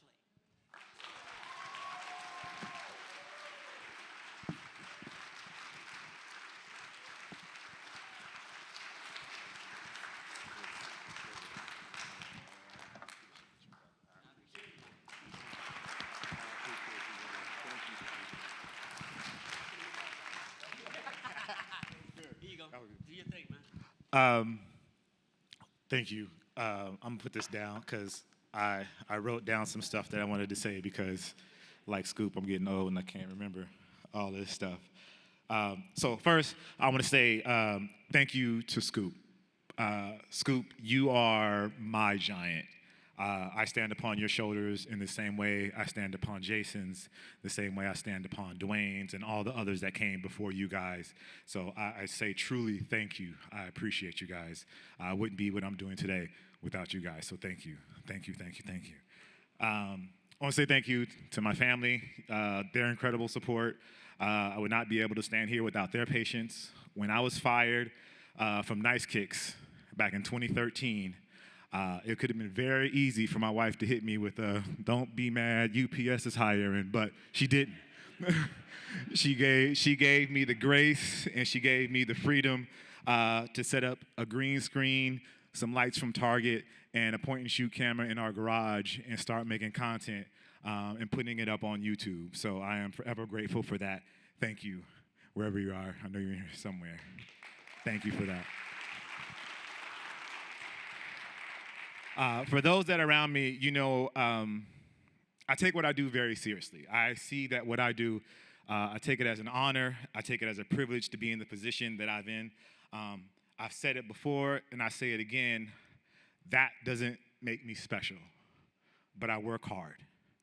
I do not possess a skill or a talent that a million other people in this world don't possess in some way or another, but I'm passionate. I am, in many terms, or in the way that I see it, I am blessed. And if you don't believe in that, then I'm lucky. And with that luck or blessing comes, and I'll be totally transparent with you guys, a certain amount of guilt, feeling that I don't belong here. Why me? What makes me special? What have I done to put me in that position? And while I do not have the answer to those questions, what God has put in my spirit is to be what Scoop and many others have been to me, to be a giant, to be a shoulder on which those that come after me so they can see into a future that I never thought was even possible. I know that the scope of my journey is still being written. The great scribe up above has ideas and circumstances that will change me from the inside out, and I can't wait to see what's in store for me on the other side. So while a part of me stands here right now in front of you screaming that this is not something that I deserve, I know that there's a meaning behind it all that has yet to be written, and one day it'll all make sense for those that come after me. So I say thank you, I am grateful, I am humbled, and I appreciate the flowers. Thank you, guys.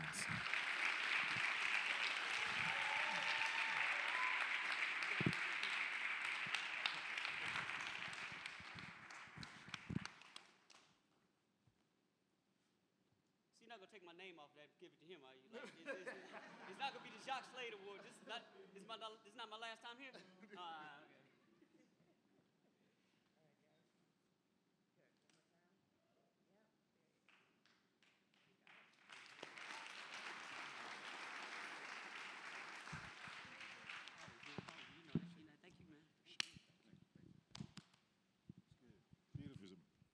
Thank you, sir. Thank you. Ooh, both of them are writers, so they, want to write some stuff, right? Yes, yes. So the next person I'd like to bring out is Portia Blunt to introduce a very special woman.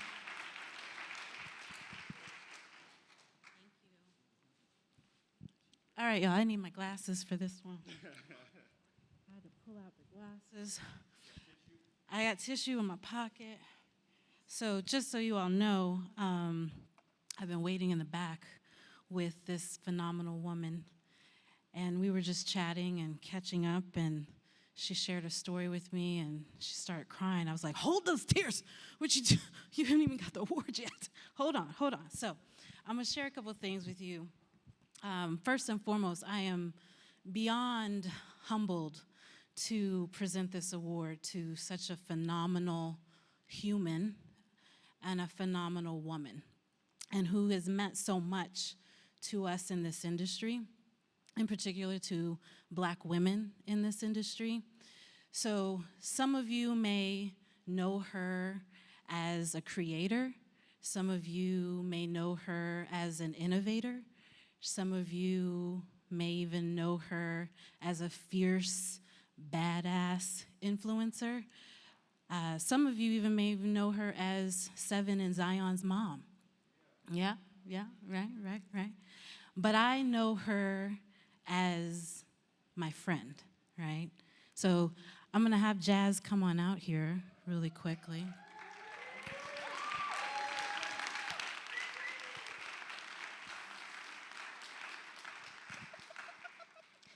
So what's important about this award, even being established, is that I don't even know that Jazz realizes the impact that she holds and exudes for all of us.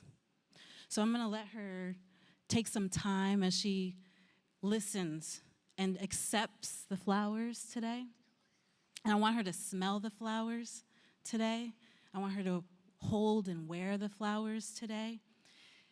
I know this woman to be exactly what you see is who you get.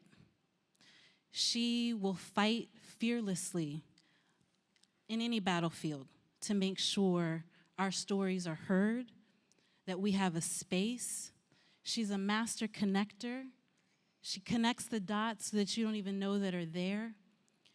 And I have to tell you, the vulnerability, so someone so strong to be so humble and vulnerable at her core. I've had phone calls from this one. Whatever you need, babe, I got you. Whatever you need to just let off your chest, I'm here for you. And what's a beautiful thing about her, she's there to pick up the phone when I call too. And what's even more important, when you call her, she's gonna pick up the phone. So when you give someone an award for being an advocate for women in sneakers, you need someone who's gonna always be there, who's going to give voice to those of us who aren't necessarily going to speak up for ourselves. So today, Jazrae, first of her name, House of Alan Lord. Yeah. We present to you the Advocate Icon Award.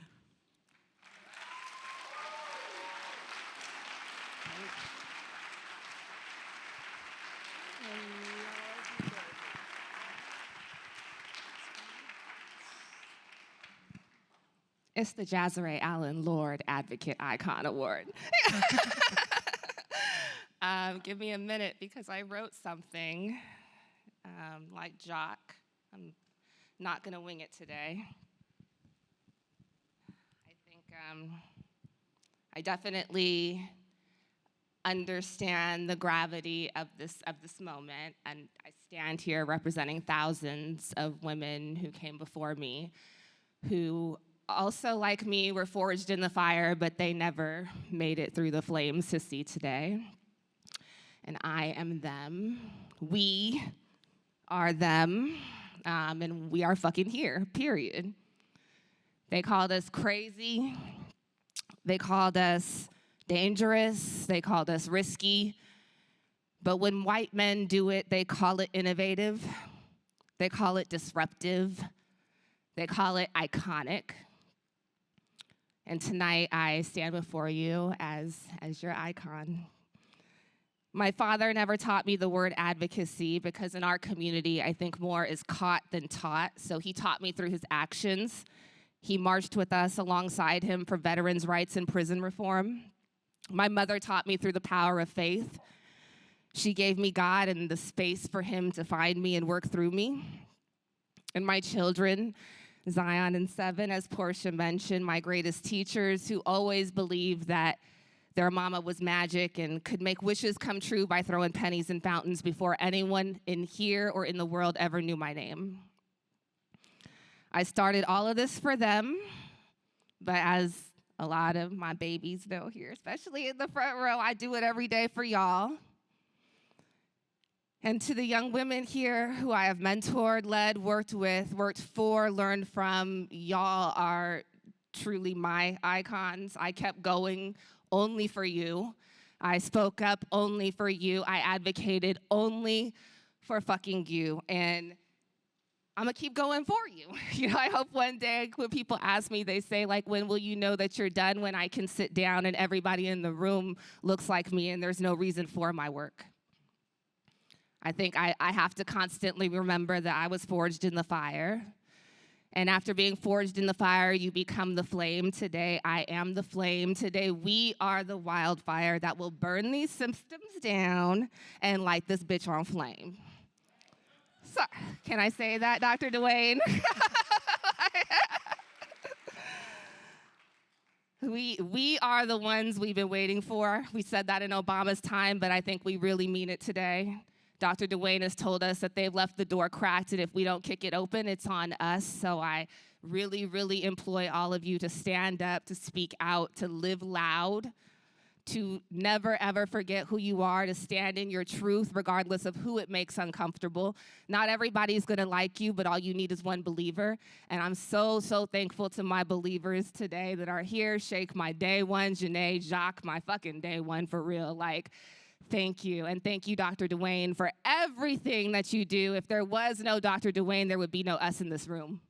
And I think that his walk should inspire all of us every single day to be more and to do more.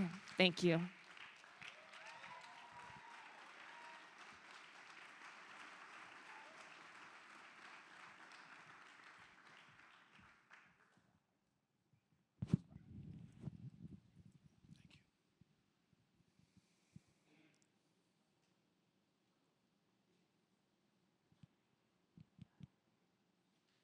Ooh, thank you. That was great. That was beautiful. That was beautiful. You know, I forgot to mention why we call it the Black Light Awards.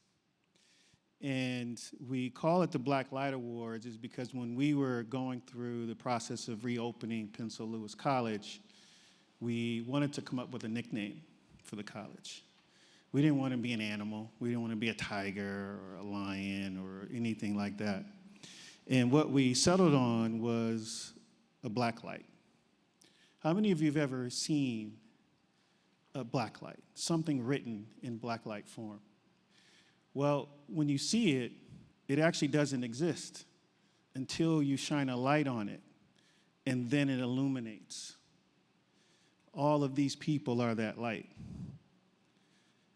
And every student that comes through these doors is also a light. Because in a lot of times we are hidden in plain sight, and we just need someone to shine a light on our greatness. And so that's why it's called the Pencil Lewis College Black Lights.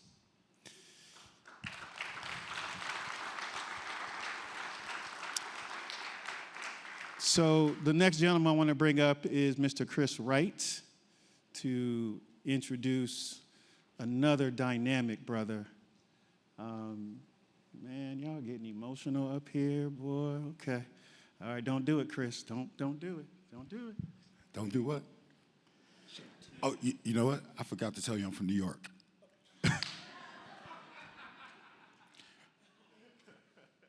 I'm humbled to be here. It's beautiful seeing all of you here. So thanks for coming out. Thanks to Dr. Edwards for putting this on. I'm really humbled to present this award to the person that is going to get this namesake award. I've had the opportunity to watch his growth over the last almost 20 years. And like, when I just think about everything that he's done, it's been nothing short of amazing. When they say actions speak louder than words, this person is the personification of that term. When I think about the communities he serves, through product, through storytelling, through service and experience, I haven't seen anybody do it on this level in a long time. He's truly an icon and a pioneer in the retail space. With that, I'm going to bring out James Whitner to receive the James Whitner Entrepreneur Icon Award.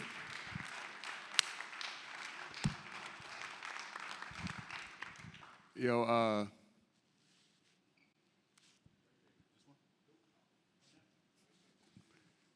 thank you, everybody. It's humbling, and I honestly wrote what I was going to say, and then I ripped it up, and I left my phone back there just so I could talk to the room. Entrepreneurship for me is probably a big term. I think I speak a lot and try to give the information back because I remember starting. And for me, entrepreneurship is about passion and about belief in yourself. And it's about acting. Where I'm from, you can't talk about much. You just talking, it's just words.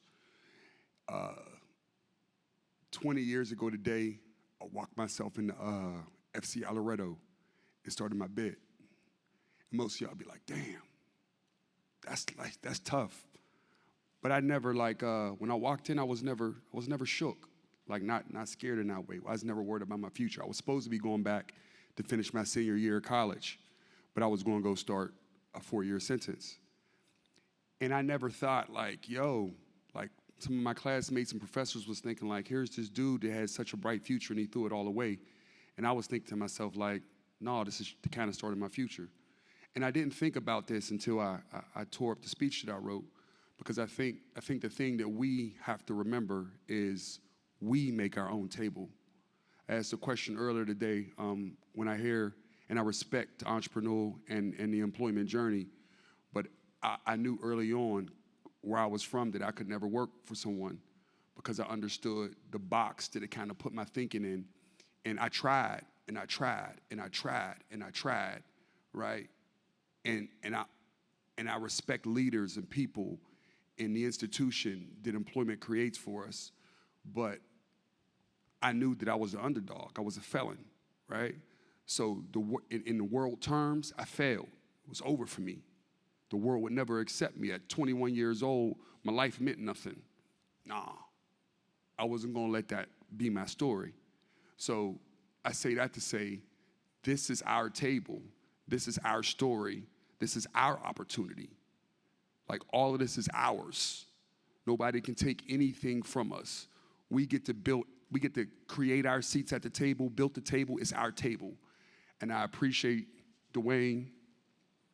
It's a very high honor to put my name on the award, and I will continue to earn and build legacy and put meaning behind it. Chris, thank you for always believing in me. And all of you, I couldn't be anything without you, so I appreciate y'all. Thank you.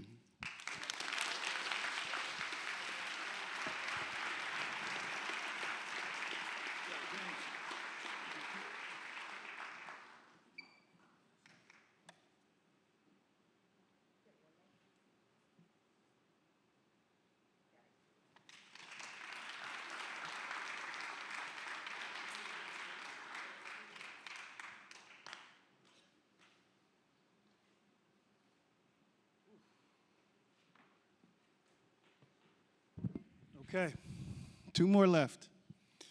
So earlier today, I explained to you how the students are going to create this college. The students have the opportunity to design all of our spaces. This morning, I introduced the Kevin Carroll Student Lounge space, and we have 2 more spaces we would like to dedicate today to 2 more amazing people. The first one would be to Miss April Walker.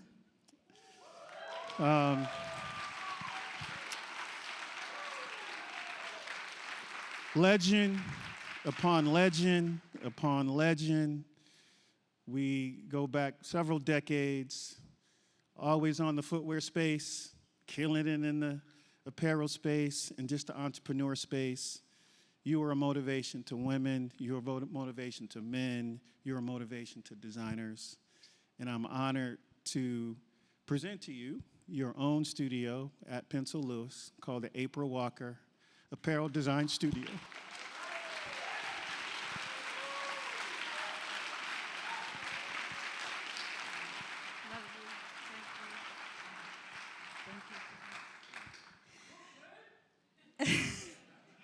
Thank you, Dr. Dwayne, and thank you, Pencil Lewis College, and thank you, makers, creators, and educators. What can I say? I started this journey in 1987, and I wouldn't think I would be standing here right now accepting this award. I just believed in something bigger than myself, and that's how the journey started. And to see all of you beautiful people and young people, and particularly Black and brown people in this audience, is just the dream realized for me. When I see you, I see myself. And so, I do the work now for you, because I want you to see the possibilities that if I did it without technology, as a Blexican woman in an all-male dominated industry, and I kicked in the door, that you guys can do it even bigger and better. And I know that you will with a school like this, because this school is made with love, it's made with intention, it's made with greatness, it's made with everything you need. And when you come out of here, you're gonna see the world differently and be able to apply the world differently and be able to change the world differently. So I'm grateful to see what's gonna manifest from this school and from all of you creators. I will continue to do the work for the culture. I will continue to show up for Black and brown women. And if you're a maker and a creator, and all the creators, raise your hand. Okay, do me a big favor. Can you all take out your phones real quick and put on your flashlight and just raise it?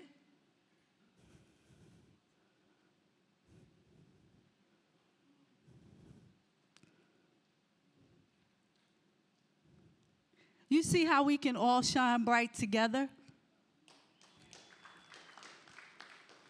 Shine your light on somebody else, because you already have the light. So let that create contagious behavior, and that's how we help create a healthy ecosystem. I just want to say thank you. I'm going to leave you with a few things. Serve, and the people will find you. I'm honored to be with such greatness and receive the award with so many people that are doing service and being a service to our communities, our culture. Just in closing, that's God's work and that's God's light. Lateral cooperation creates vertical movement. This is a testimony to that. And as Killer Mike says, if all of us do a little bit, no one has to do a lot. Thank you. I'm so humbled.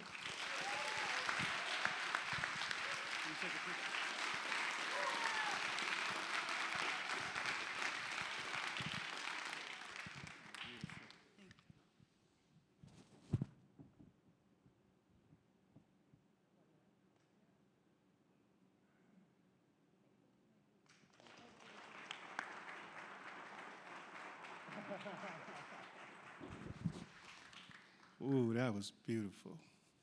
That was beautiful. All right, so the last award that I want to present is to a gentleman that I didn't know existed. In 1989, I became a footwear designer in this industry. I thought I was the only one. For the young people, there was no internet in 89. There was no social media in 89. Just had the yellow pages. Look up what the yellow pages is, you'll see what it is. But I didn't discover this brother until in the 90s. And then I had an opportunity to sit right beside him for a few years when we were in Jordan together. And then discover this brother was the first Black footwear designer in this industry. And that is something that I admire this man for, because he's humble. He just did the work. I guarantee you, you have some of his shoes in your closet, and you didn't even know he did it. And I feel like it's an honor, and it's only deserving that we dedicate the footwear space to Mr. Wilson Smith.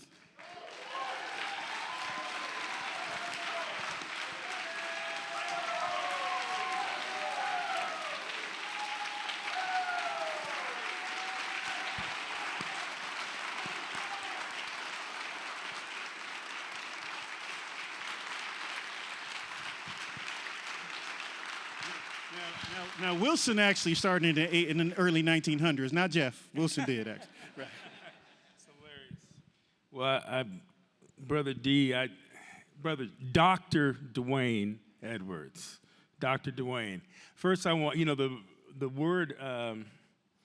word says let another man praise you, not your own lips. And so I'm gonna praise you. Dude, I think what you've done is unbelievable. I mean, everything that your vision and what you're all about has just been so inspiring. And I'm in the shadow. He talked about me being the first, black designer, and Dwayne was the second. It's like Elisha kind of exceeded Elijah, considerably. And so I'd say number two, you are highly, highly respected, and I love the work that you have done. And I was so blown away. I'm proud. I am proud of you. I am proud of. I'm proud of each of you in this room. I'm proud that each of you are bold enough to come here. I'm proud of each of you and your futures that are going to exceed all the rest of us. That's what I'm proud of. I'm proud of each of you.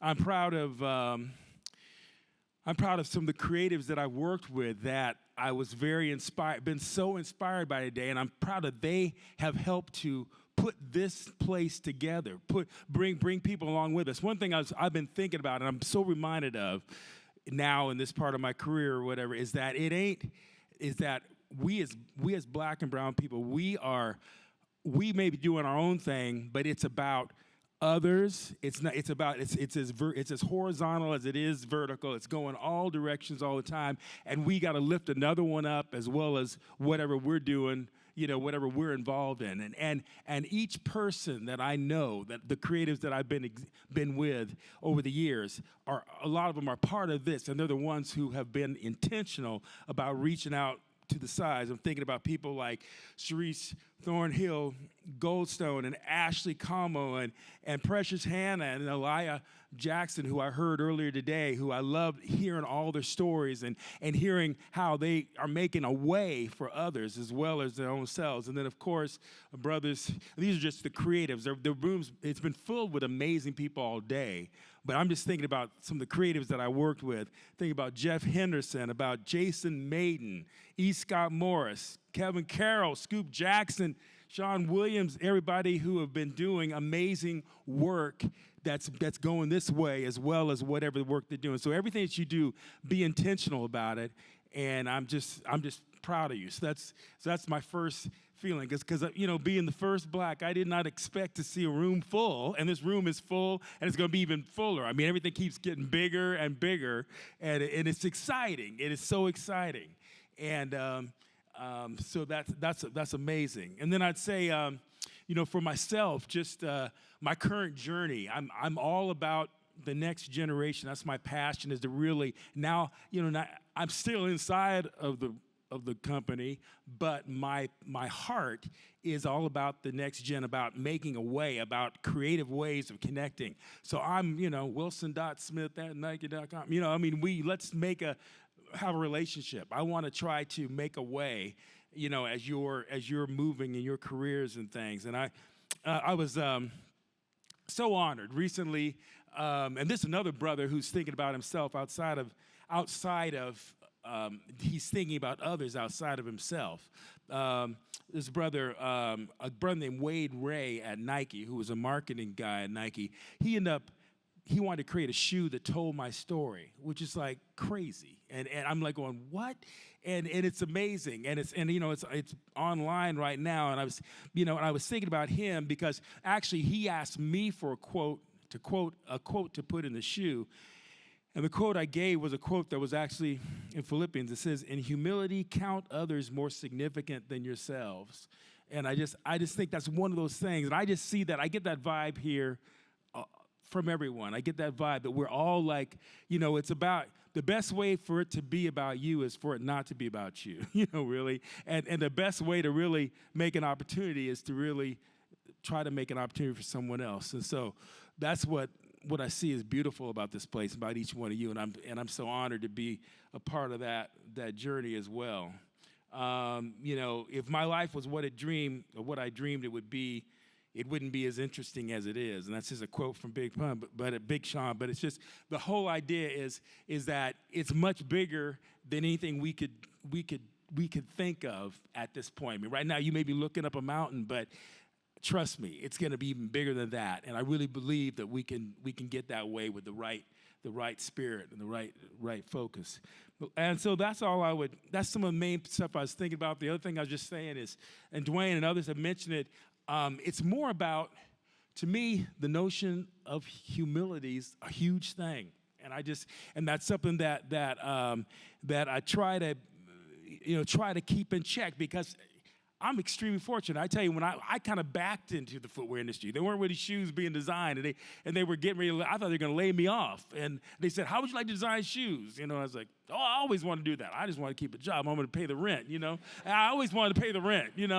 And now I'm like going, "Wow, that ends up being." I thought I had failed as an architect, and that ends up being the step into the new place. So I would say for each of you, to be thinking of making yourselves the kind of person who can do things that they say, like, they call it proclivities, the kind of skill sets, the things that you can apply to any area. It doesn't have to just be shoes, it could be anything. Like I think Sharice one time earlier said about, don't just design shoes. And that's true. Look outside the box that you can apply it to all kinds of things.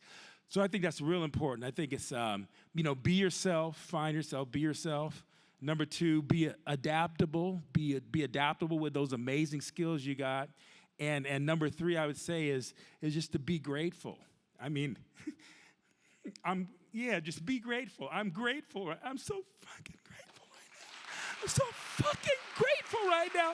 I mean, just gotta be grateful. I'm so fucking grateful. I'm grateful for the Pensole College of Design, Pensole Lewis College of Design. I'm grateful for the Pensole Lewis College of Design. I'm grateful. Just be grateful, because the doors are opening, and they're opening for you, and just march on through them and knock them out of the park. It's your day right now.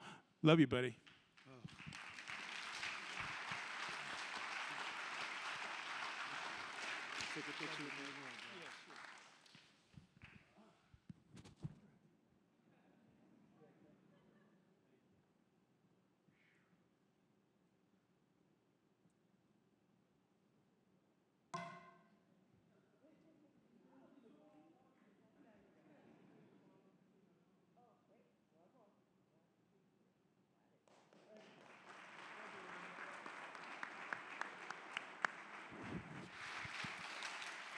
Ooh, that was great. All right, we're going to take a 5-minute break, and then we're going to close the day out, okay? So stand up, stretch a little bit. Up next, you got a treat. We're going to end on a high note. Get your energy up. Get your energy up. 5 minutes.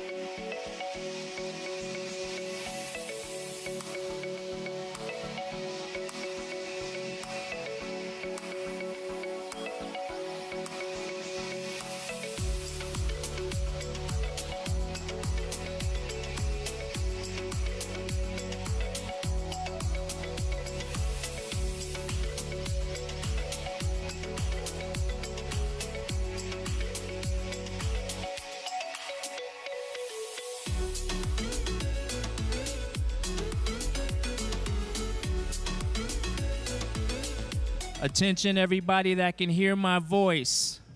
We have another lost phone. It is an iPhone. It has an extra battery pack on it, and the screensaver has 2 beautiful young children on it.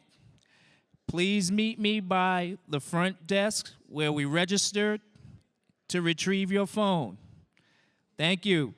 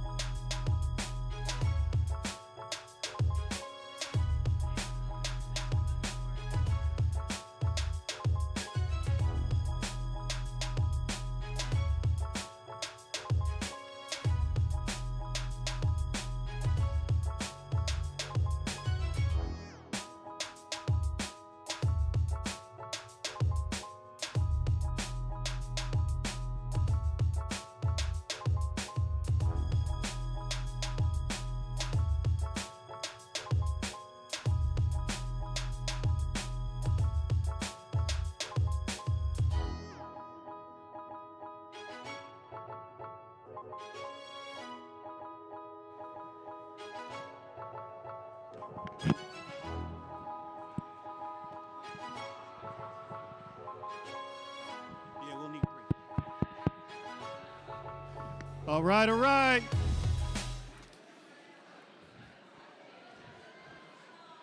All right, all right.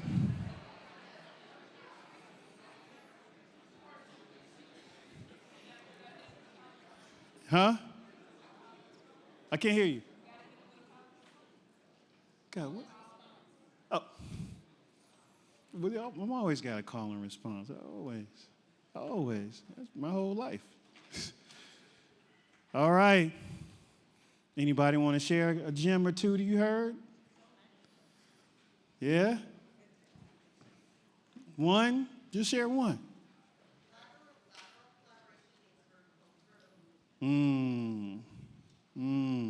Very good. Like that one. Like that one. All right. Our last session for the day. We got some heat on this stage. It's going to get warm in here quick. It's going to get warm in here quick. All right. I want to bring up Mr. James Whitner. Clap.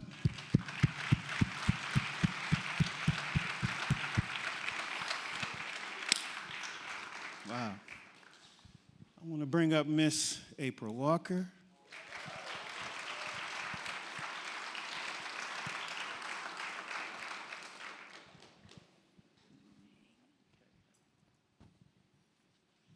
All right. Mr. Jalen Rose. Oh, he's coming.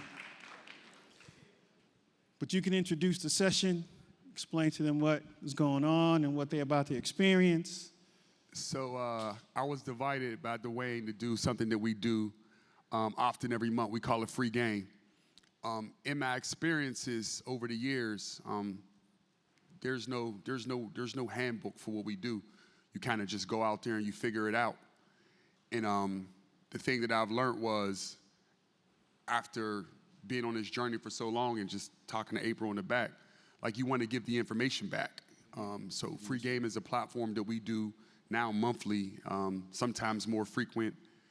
And the goal of it is just to give the information back. Today we're going to be talking about y'all. We're going to be talking about the future. And most importantly, we're just going to be talking about what it takes to move us forward. And the sessions is interactive. So please jump in. This is a conversation for us. This is not us talking at y'all. The clock said we got 49 minutes, and if we don't use all of them having an engaging conversation, I failed. I don't like failing, so let's get at it. April, you in the center. You in the center.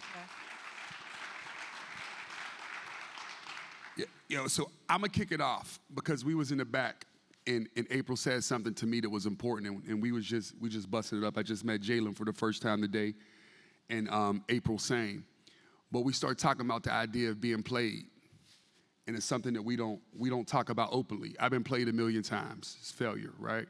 Like you walk in a room and you try to get a seat at the table and somebody curb you or make you feel like you don't deserve to be in a room or make you feel like you ain't in a cool guy committee or take advantage of you when you don't understand the rules of operation. I want to start there because as black folks in a white industry, white world, we're often the only people in the room. Right? And we struggle being our authentic selves and making sure that our values being felt in the room. April, I'm gonna let you jump in from there. I'm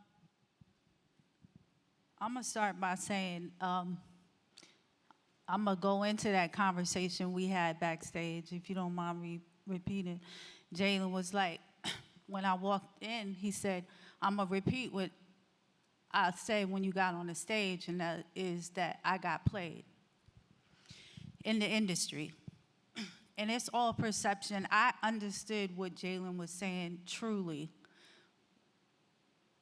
And I'm grateful that I feel like I never became bitter, but became better.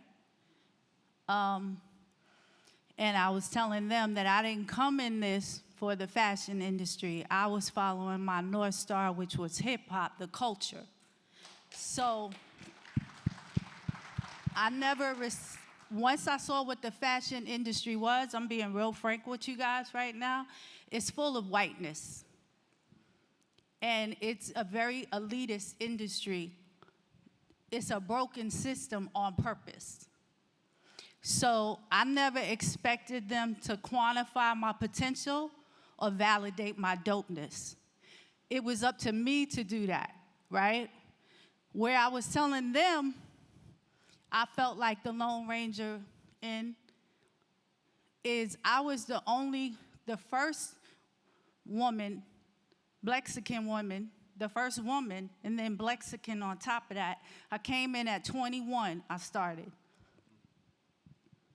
I did not feel supported by black men in the industry that were my counterparts at that time. They did not, I feel like, did not hold space. You guys, we talk a lot about code switching and about having to be fragile with our words when we walk in certain rooms. I had to do that every day, whether it was black or white, because I was the only woman in that room with a lot of egos, a lot of men.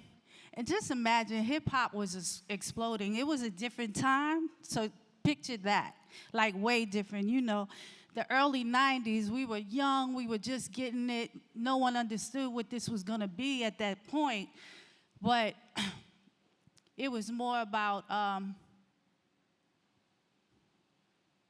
being seen and being seen, right? And I think that that system kind of set us up to be every man for himself, instead of understanding that until we all win, none of us are winning. Now pause for 1 second. Tell them what you said, what we need to do.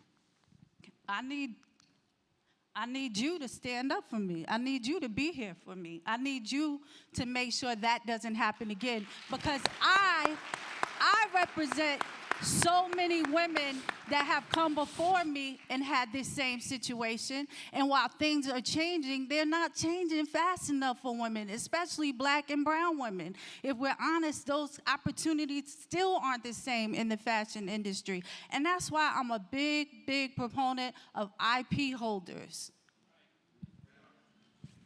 April, thank you. You're welcome. I'm gonna pivot something to Jalen, because we start talking, and you would think, you know, with his legacy and what he's built, he would jump in a conversation and it would be about something different. Jalen, jump in and please start talking what you started talking about in the back.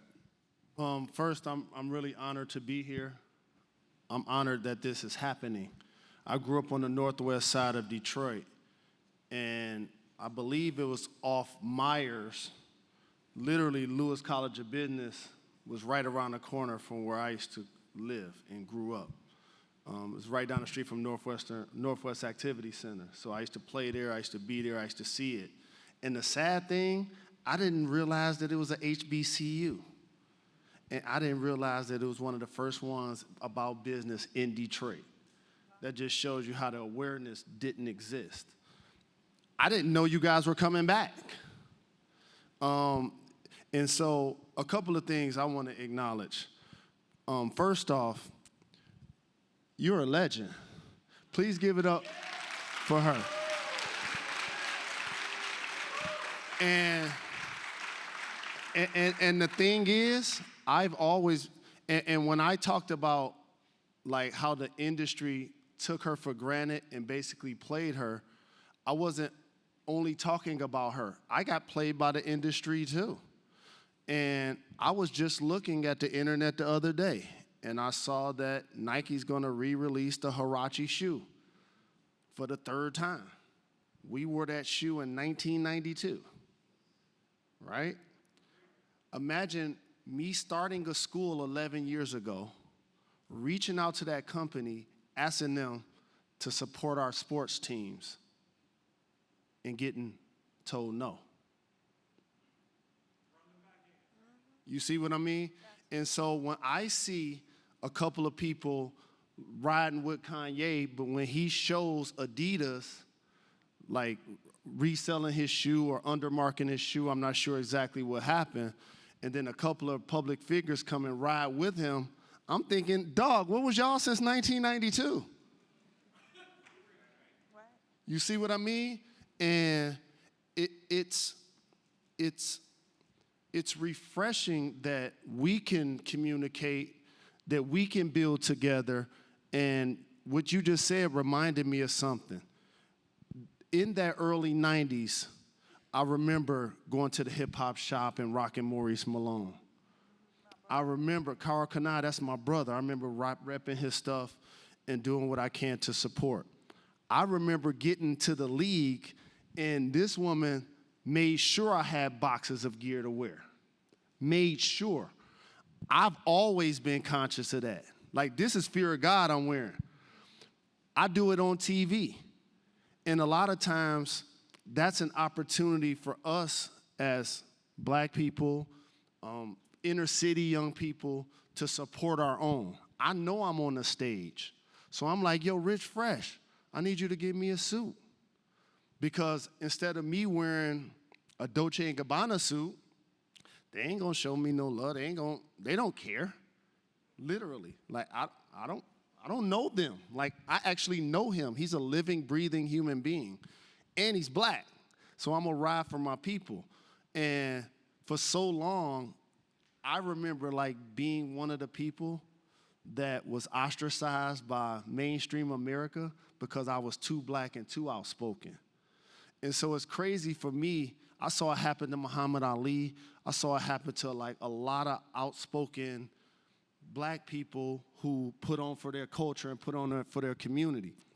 And so coming full circle and having a corporate job and having the opportunities that I have, it now makes me double and triple down. Like, I'm more ferocious about it now. It's more personal now. And so the first thing I thought about when I knew that this was happening today, I was like, first I'm gonna be there. And I'm glad that it's happening. But you know what really needs to happen? Like, we need to ride together and build together and not just be talk. Because you talked about like the people in the industry that look like you, that didn't necessarily support you. There's a show I want to do. I guess I'm going to say it in public. I've been sitting on an idea for 10 years. And it's a show called Not in Front of Company. I love that. Not in front of company. Like the stuff we really need to talk about, but it's like only amongst us. You know what I mean? Like it's like one of those things like when your parents tell you, whatever happened in this house, stay in this house, right? Like, I hope this becomes that. Because while we want to build with one another, and we should build with one another, we are the first to stick a gun in each other's face too. We are the first to hate. We are the first to rob. We are the first to diss. We are the first to comment and say something negative about each other. And so I hope this platform, this opportunity about fashion, about lifestyle, becomes an opportunity for us as people, for us as a community, to actually not have it just be talk. I'm tired of talking. And what I could say, I'm seeing now,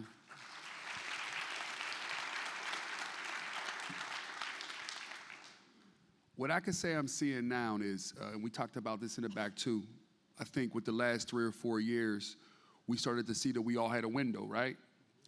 Everything that happened with George Floyd, it was an awakening for the world to understand our power and what it is that we add to the world. And I think all of us now understand the value that we bring when we walk in a room. But how do we own that power? Right? I would love to hear from both of y'all to talk about how can we take some of that power back, because what I'm seeing is it's a reckoning, right? It's real rap. I think each of you understand, y'all here on a Saturday, right? And I think more people now understand the importance of their individual value and their individual individual contribution, just not at work, but to our culture, right? But please talk to me about, and if any of y'all feel like to jump in too and got questions, because I said it was gonna be interactive when we've been talking at y'all a bit. Is that a hand? Go ahead. And here, that's you. Yeah, jump, stand up. Yes, so hi, my name is Imani. I'm from Chicago.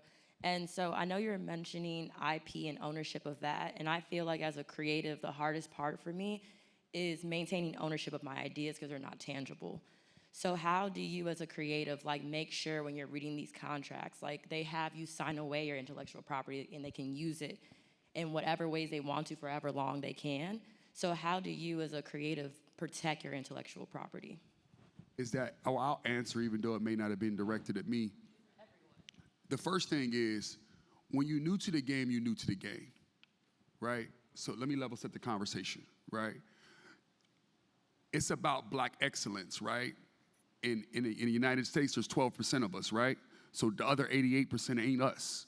So know when you come in, you're gonna have some throwaways, right? Like you gotta be, we talked about this in the back. James Whitner works for free today, right? If you see me, I'm probably giving you my number, right? If you got an idea, like, yo, shoot, whatever it is, whatever I got to do to help it, I'll help it. Like, you know, you gotta work for free.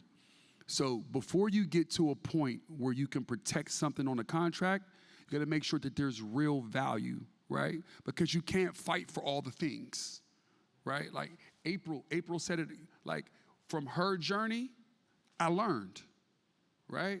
She talked about what she contributes. She's a legend, right?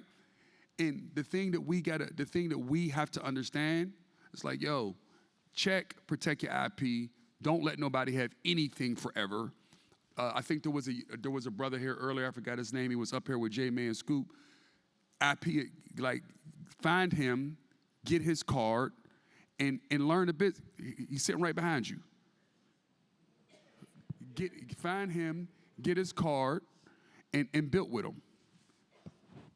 I was just gonna follow up. I mean, if I'm honest, like the creative industry, period, whether it's apparel, footwear, it's very hard, at least in apparel, to protect everything. But IPs are important in trademarks and your mainstays. There's your icons, your logos, there's domestic, there's international, there's your most important assets. You want to keep them in a secure, allocated folder. And that, to me, I would tell you to get with a good IP lawyer and someone that understands fashion laws to really have that conversation because there's different levels. And like he said, when you come in the game, you need to, I say, you got to pay your dues and know that humility and confidence can live in the same house. All right? And so you can know that I'm getting to where I need to get, but I'm gonna do what I need to do and get in where I fit in right now and put my weight up because I already know what I'm made of. So once I get there, it's a different conversation. But you gotta do some things to have a different conversation. 100. Thank you for your question, too. I got two over there. I'll just pass it off to you. My question, how do you think the essence of hustle and grit has changed in the fashion world for black and brown entrepreneurs?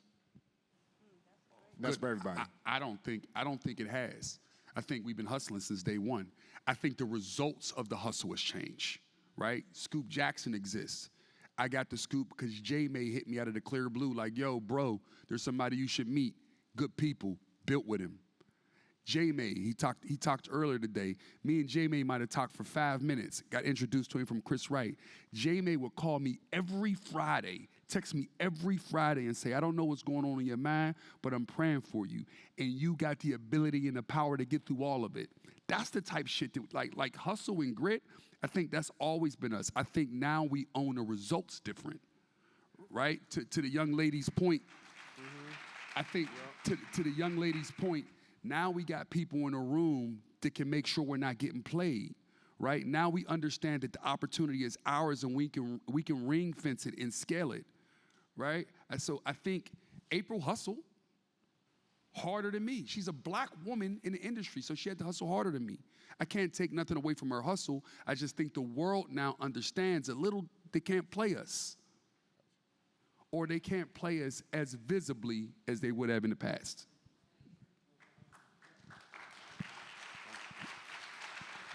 Can I piggyback something off of that? And I'm guilty of this. And that's why I'm flagging it, because it's something that I've worked to improve at. And once I work to improve at it, I hope to now make it a challenge to everyone else.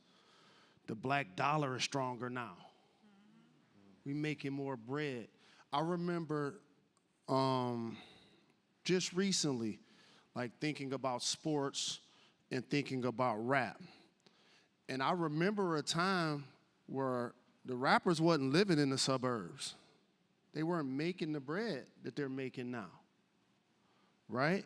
There were a couple of people who owned their own labels. Rockefeller had a label, Bad Boy had a label, No Limit had a label, Jay Prince had a label. And so, but other than that, you always heard rappers talking about either being in 360-degree deals or being undervalued or underpaid, and then having to do shows to actually make their money. And so now those artists, like us, have gotten more intelligent to now pick and choose. Do I need a label, or am I gonna stay independent?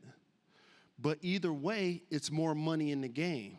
So to answer your question or comment about hustle, how are we spending that dollar? Are we spending it with each other? Because now that that dollar is stronger, we should definitely be doing it.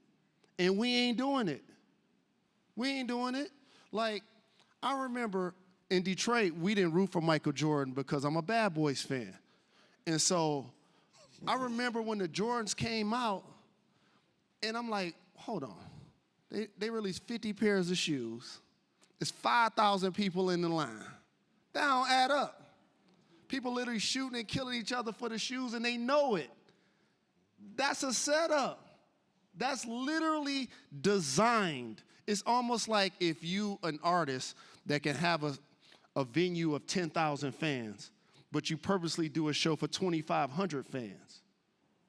That's what they were doing to us. That's what they're continuing to do to us. So what my challenge for me is, and I would say about the hustle, is if these artists, these creatives, these entrepreneurs, these people who are in fashion or whatever we're selling, my challenge is, what are we doing with the black dollar? We need to be more responsible with it. Thank you, thank you. I'm going to piggyback and push you too on this one. As we talk about, because what you just mentioned is demand planning, right? Tactical term, we all heard it. Everybody in here working. Understanding that I'm forming it and thinking at the same time. Knowing that none of us own brands. Well, no, I take that back. None of us own the big brands, right? Dior. Why? Why don't we, and this is a question to the crowd, why don't we support one another with the level of excitement that we're willing to support other brands? And that's a question to y'all, please. Hand. Okay, so this actually perfectly fits into my question. My name is Jerlisa Nicole. I do a lot of stuff with sneakers, honestly. I don't feel like going down the list. But most importantly, I look at myself as a voice of the community, of sneakers, of black people in sneakers. I creative direct, I style, and I'm a buyer as well for Complex and a couple of other productions and companies. And about a year ago, more than a year ago, James, you dropped the Raised by Women 3. The Jordan 3 is my favorite shoe, hands down. The story is amazing. I'm a mother of 2 black boys. They're teenagers. I get it. I went to the AMM store in Atlanta, and it was disheartening to see as a black woman, there was nothing for me to buy. There was maybe 2 T-shirts, and I'm not exaggerating, and they weren't attractive T-shirts. And I asked the staff, like, hey, is there a women's section? And they're like, yeah, it's in the corner. I said, them 2 T-shirts? And they was like, yeah, it's in the corner. And I said, okay, what else is there for me as a woman? Oh, that's all we got right now. We about to send the Ivy Park back. Okay, cool. I understand that things happen in business, so maybe it was just a bad day. I'm out of Dallas. I'll go to the Houston stores. It's generally the same thing. As a woman, unless I'm about to buy a big men's T-shirt, baggy cargo pants, there's no space for me to spend my black dollar outside of these hyped releases that I gotta go through Nike and Jordan to get. I gotta fight to pay a black man with my black dollar. And I love your brand. I love what you're making. I love what you're doing, but it hurts sometimes to sit back and be like, dang, that's it? I could get the Nike shoe? What else? There's no Walker wear in there? There's no, you know, there's so much that can be done. So when Jalen says stuff like, we not putting a black dollar in the black, there's nowhere for me, there are places to put it, but as far as the people on the panel, there's nowhere for me to put it in your store on a day-to-day basis, you know? Do you remember my question earlier? Was anybody here when the question earlier when the girls was, when the young ladies was talking on stage? I was in the other room for it, but you asked where the black women were, right? The question I asked was, where are the space for women entrepreneurs? I'm guilty of serving men. 85 to 90% of our business is based on the black male experience, my experience, right? We're moving into women, right? And you'll start to see women's spaces come online. But yo, look at every woman in the room, look at each other. That's on y'all. Just as quick as you say, I'm gonna challenge you back. Women have to stand up. Yo, if you know me, I'm making space. I agree. You can catch me as soon as we walk off, and I'll give you my number. You can call me Monday, and I'll make the space. We need black women in the space to create the space.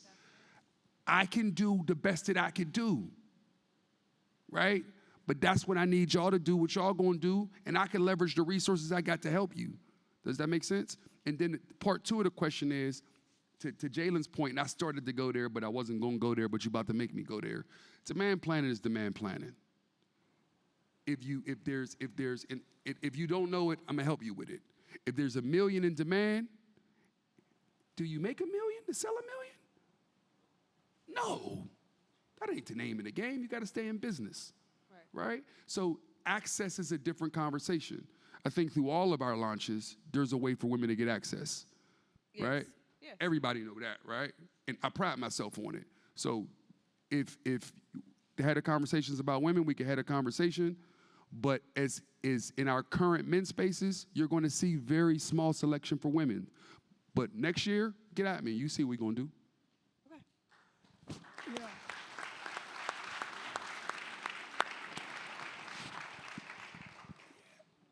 Yeah. Question. Center. Yeah. Oh.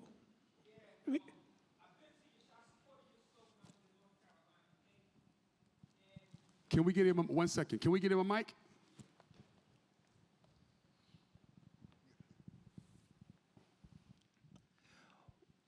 I visited your location in North Carolina, and I supported you, and I thank you. Nice spot. You know what I mean, Miss Walker.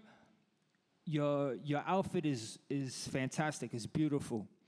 And Jalen Rose, the whole Fab Five, the Air Max, the black socks, the baggy shorts. All Detroit everything. Bang. That's all Detroit everything. The red and white draft suit, the red Gators, that's all Detroit everything. Okay, so Miss Walker, back to you. The whole fashion industry, I'm indulged, I'm in and out, I'm on Fifth Ave, Madison Ave. My pops did Ralph Lauren back in the 80s. Who dictates the fashion?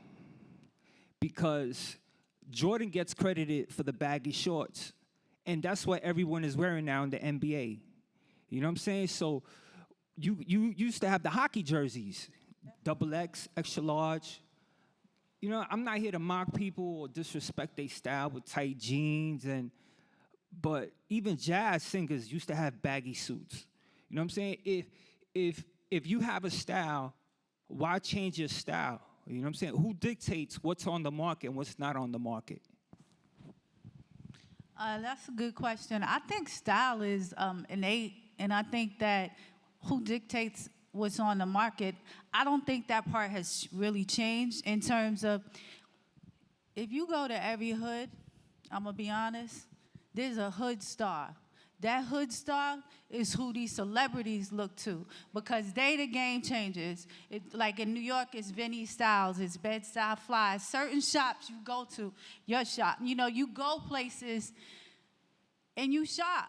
But they know where to look, and they know who's wearing what, and they know those are the real stars, and those are the people that set the trends. Now that we have Instagram, there's a lot of creative theft and a lot of drive-bys going on from these big corporations to see who's out here popping. Right now, I'm in a lawsuit with Off-White for my intellectual property, right? And that's been going on now for over a year and a half. But while it's stressful and while it's taxing, it's more important for young people to see that I'm taking a stand and I'm not having that shit, you know?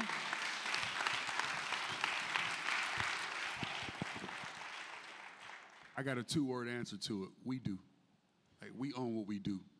And the more we realize it, to Jalen's earlier point, like, we own all this shit. This is our table, right? These is our insights. We inspire, we influence, and to his earlier point, we purchase everything that matters. So every time you choose wisely.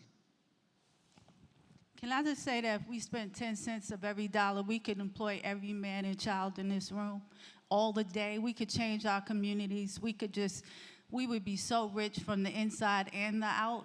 10 cents of every dollar. So let's be intentional.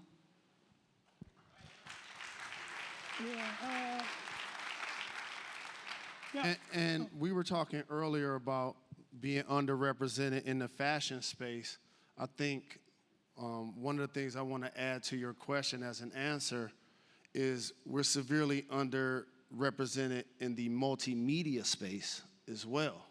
As somebody that works in the media, what ends up happening is they dictate to us what is perceived to be cool. And we already cool and fly on our own. We don't even need to consume what the masses think are cool because they're actually looking to us to follow our trend. And so what ends up happening is we think something is popular. So then when it becomes popular and we get that dollar, we go buy the popular thing versus supporting our own, and we know it's already fly. That to me, as a multimedia personality, I think we have to be careful. And you brought up Instagram, is that allowing other people, other voices to dictate to us in the community what is cool, what is fly, what is fresh, what is current. Like, we already know. We live it. We embody it. We get copied all of the time. All the time. Literally, our fashion, our jewelry, our hair, our body parts. Like for real. I'm just being honest. We allow people we make it, we allow others to take it, regurgitate it, and sell our magic back to us with a bigger price tag. That has to change. Say that again, the last part. That hurts, and it's true. And listen, and then hold on. That's a truth bomb. I'm gonna add it. And then That's a I'ma move- truth I'ma move bomb to the right there. question. That hurts. We said we got a rule in the back. Remember what's the rule? Right. Okay, What's the I'm just rule? gonna say, we make it, they take it, and this is not me. This is what my father and me were talking about, and this is him telling me. We make it, they take it, regurgitate it, and sell our magic back to us with a higher price tag, and we stand in line and kill each other over it. Young lady, can we get a mic for her?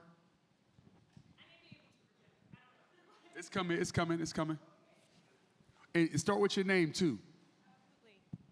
Yes, hi, my name is Paris Alston. I'm a multimedia journalist based in Boston, so I credit my brother Wesley here, who is way closer to the sneaker world than I am for my being here. But I'm curious because I have so appreciated hearing about dismantling these systems that we have to operate within.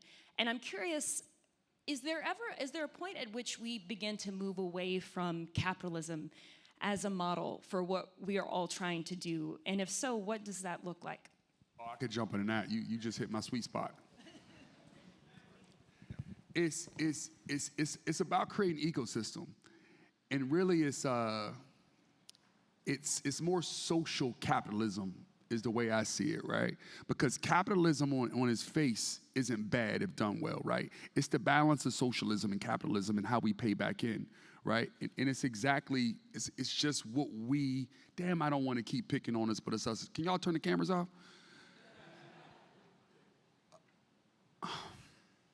Fuck. Yo. What happens is, if we invested back in ourselves, then we don't have the problem. Like, what we do is we work with brands like Jordan Brand, right? We work with brands like Nike. And I think there's an understanding that they understand that we about us, if that makes sense. And I'm comfortable saying, right? We about us. And for me, it's about investing in us, and I'll go to the rule. You ain't gonna never hear me say something bad about any of us in a room full of white people. Never. Never. Church. There's never an opportunity I'm gonna take off a black man or a black woman's plate. Never. Ever. When we get comfortable understanding that, like, yo, April, that thing you worked on, I'm gonna call April and tell her the thing. I'm gonna call April and offer my help and my support. No, free of charge, because we need her to stand up. Jay, we need him to stand up, whatever he got going on. It's less about the idea of capitalism. It's more about really looking and picking each other up. Like, it's enough space for all of us to sit in this room. Yo, as soon as I came into town, I said, yo, we're Ro, we're Rick. We're everybody from here. I'm coming to check in with everybody I know that I lived another life with. Whatever with, however I walk with them. I'm checking in to see all of them. Like, yo, we gotta get really, really comfortable supporting each other.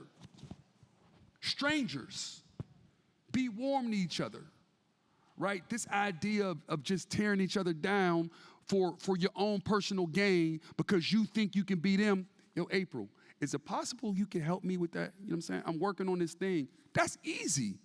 It's easier to do that. Like, yo, James, is it possible for you to create space? Yo, Jalen, I got this T-shirt I'm working on, bro. I would love for you to, like, yo, this idea that we got to be cooler to each other. Like, listen, motherfucker, I've been cool. I was born cool. We create cool. Fuck, I got to go walk in a room and look like I'm cool to them? Fuck out of here. What you think this is? Mm-hmm. This is our shit. Yo. Hey, this Rick again. Yeah, quick question. It's a kind of like a wellness question. As you know, we got all this energy in the room, and we're really excited, and we really want to go far with all our ideals and designs and own it. But as you know, James, there's a dark side to our culture, right? And you know, obviously, you know, I never experienced mass incarceration, but a lot of my family members have. So a lot of times we become real successful mainstream, we come back to a dark side. And it seems like it's not going to end. So what's the wellness factor, say, 10 years out as we build this? How do we pull those brothers up that maybe don't see what we see right now? How are you dealing with that? I think the thing that, and I'll go to Jalen, and because it was said, you know, I'd done my homework. Real street dude, right? He on real Detroit time. If you know me, I'm on real Pittsburgh time. My legs hurt right. Like, yo, my brother's doing 20 years. My dad died over crack overdose. When I go home, still with a hammer and a tool. Ain't nothing changed about that. Mm-hmm. My reality's my reality. It's never gonna change. I'm playing for something different. This ain't about me. If you ever think this is about me, you won't understand what's happening in front of you. Like, yo, where I'm coming from is dark. I got more friends that's doing life than I probably got friends that's walking around out here. Like, yo, this is not a fucking game. We're dying. Youngins is pulling pistols and going to go get work because they think it's their best opportunity. Like, yo, this is a beautiful thing to see. People who want to be gainfully employed or have entrepreneurial opportunities. The reality of where our culture is a lot different than the folks that sit in this room. And I think there's an understanding of that for most of us, right? So on the dark side of this, everything that I do is about that. Everything for me is about the conversation I talked earlier today about walking to go do that time. That time ain't moved me. You want to know why? Because I knew I was coming home. My brother got 20 years. He still ain't home. Understand what I'm saying? So for me, it's about us helping that. Like there's people still first generation in the projects right now. Ignorance only understands ignorance. In void of education, there's never going to be change. You know what I am where I'm from? I'm hope. I'm the face of hope where I'm from.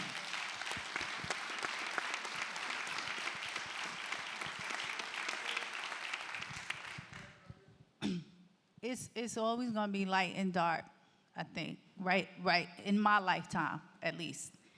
And so I have to work in the light and trust that being the light offers the hope.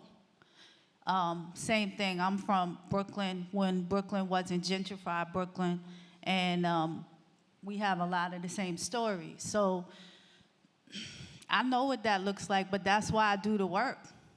And that's why I go to the worst school systems that exist, and I disrupt and teach a class called BYOB, Be Your Own Brand and Build Your Own Brand. And I see you, because I grew up down the block on Madison Street between Nostrand and Marcy in a rock. If any of you know about that, that's real, you know? And I'm talking to them kids, and I'm telling them, I don't care what your teachers say, I don't care what your mama say, I don't care what your daddy say. It's what you believe here. That's going to be the game changer. Your thoughts create your words create your world. So swing with aim and don't take no for an answer. Once you believe it, everything is possible. But you got to believe it. And so most of our young people, they just need to know it's possible. And by showing up, you showing them that it's possible. So that's the light.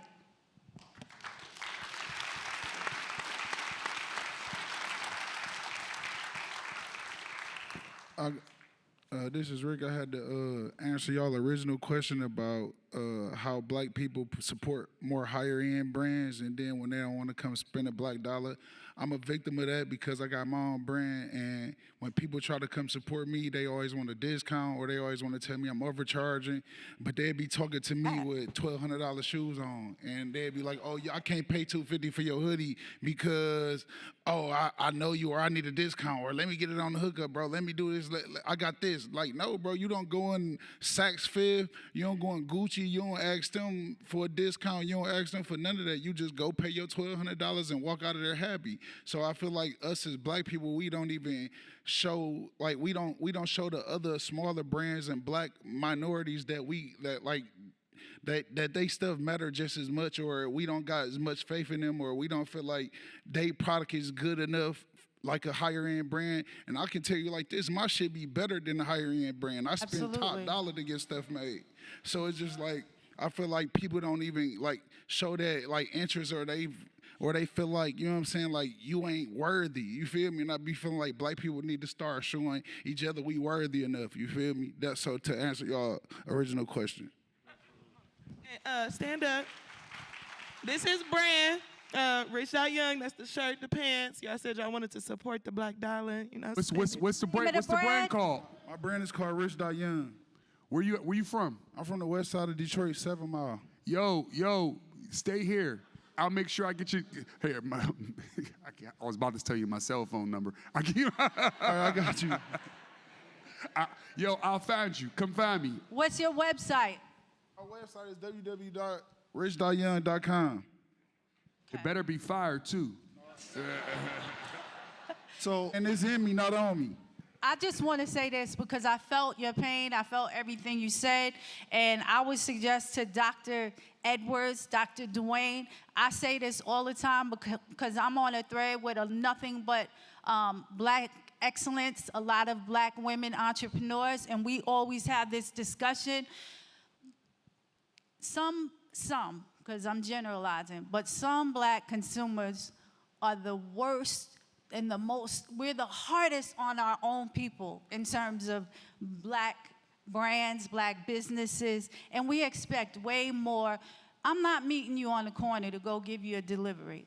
I'm not gonna do that. I'm not answering your DMs. Don't slide up in my DMs. Like, that's not how we do business. You're not doing that to Ralph Lauren. You're not hitting me with some hate mail like, and this better be quality. You know, I just think that there's so much on both sides that we can learn from because most black businesses are paying more for their inventory, for their labor, and they're not getting the same opportunities. The lack of resources are still real. There are more opportunities, but it's not the same.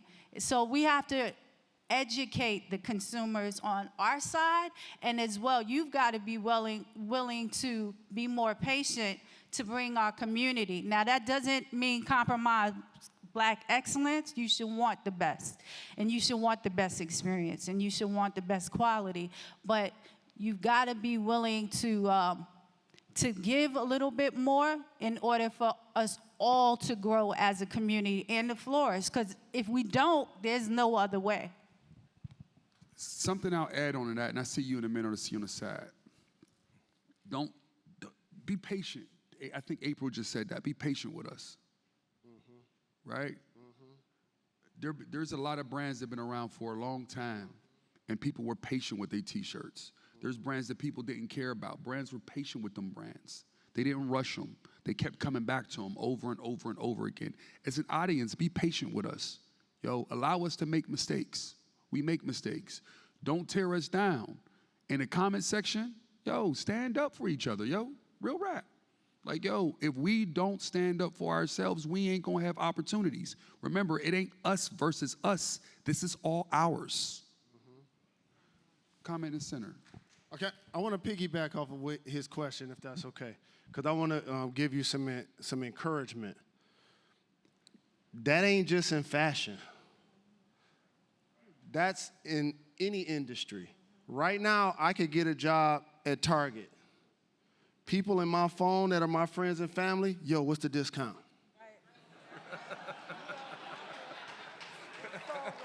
It ain't just in fashion. And so how about this? And this is something I should only be saying in front of a company, right? I started a school 12 years ago. Tuition free, open enrollment, public charter on the northwest side of Detroit. My school is 98% black, but my donors are 95% white. And by the way, there are so many black entertainers, entrepreneurs, millionaires, billionaires that know I got a school,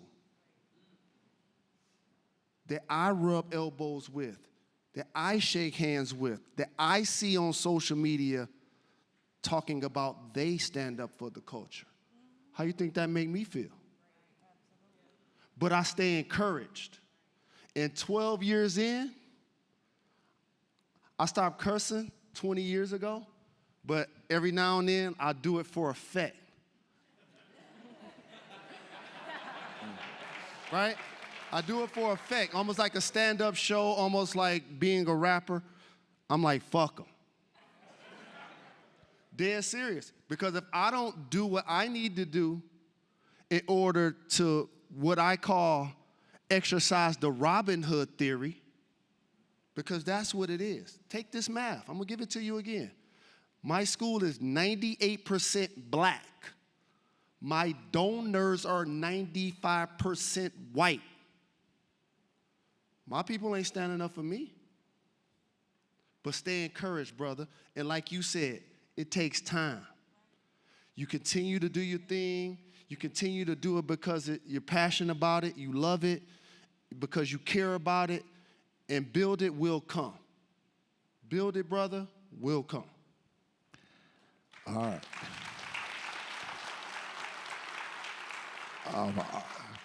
My name is Hodge Fleming. I'm the founder of Modern Athlete, and this question is for Jay Rose. Perfect timing. I've had a chance to speak to some of your students. We talked about returning the black dollar. So in this conversation with family, what can we do today to give back to the Jalen Rose Leadership Academy? Not tomorrow, not down the road. What can we do so we can support your school? Thank you for the question. I appreciate that. Multiple things. As I mentioned, when you're open enrollment, tuition free in your public charter, you get zero state funding for our facility. I remember launching the school and being in Lansing. I looked around the room, there's 150 people in the room, I'm the only black person. And I saw all of these people talking about legislation of what should happen in public schools. I'm like, hold on, I'm like, wait a minute. I'm the only person in here that live in Detroit, went to a public school, that started a school in Detroit, but all of these people are overseeing the legislation about what happens to our young people. That was off. But you know what else was off? That I was the only person in there. I was the only person in there. And so how to help? Time, energy, awareness, relationships, mentor, tutor, donor, come to a sporting event, buy a hoodie on the website, anything. What's the website? JRLADetroit.com is the actual website, JRLADetroit.com. And I must shout out my brother Ty Mopkins, industry tastemaker. Where Ty? Is he in here? He left? So Ty and I went to high school together. We caught the bus together in high school. And I used to tell him, I'm gonna make it to the league. And he used to tell me he gonna be one of the greatest fashion designers of all time, right? And so have a dream, build on a dream, and to support the young people that we have at our school is doing the things that I just said. You see them out in the street, you know, make sure they good. That's truly how you can support what we're doing. Everybody can support what we're doing. But right now, just think about this. And this is me talking to the gentleman about his clothing line. I've had a school 12 years, and we never played a home basketball game.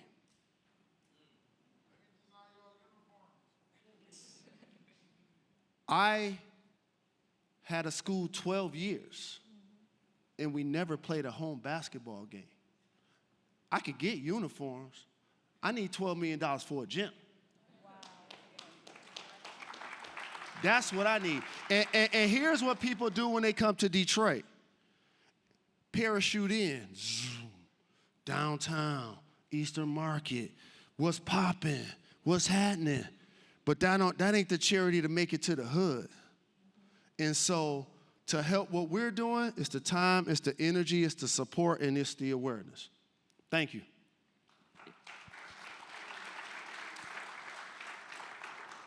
I wanted to circle back kind of to what he said in the question that you presented to everybody in the audience as to, you know, why don't we own those bigger brands? And I think personally, it comes down to the fact that as black people or just even as minorities, as people who don't, you know, belong in that upper echelon space, we don't believe in anything that doesn't have like that history or that repertoire kind of behind it. So I wanted to present the question back to you.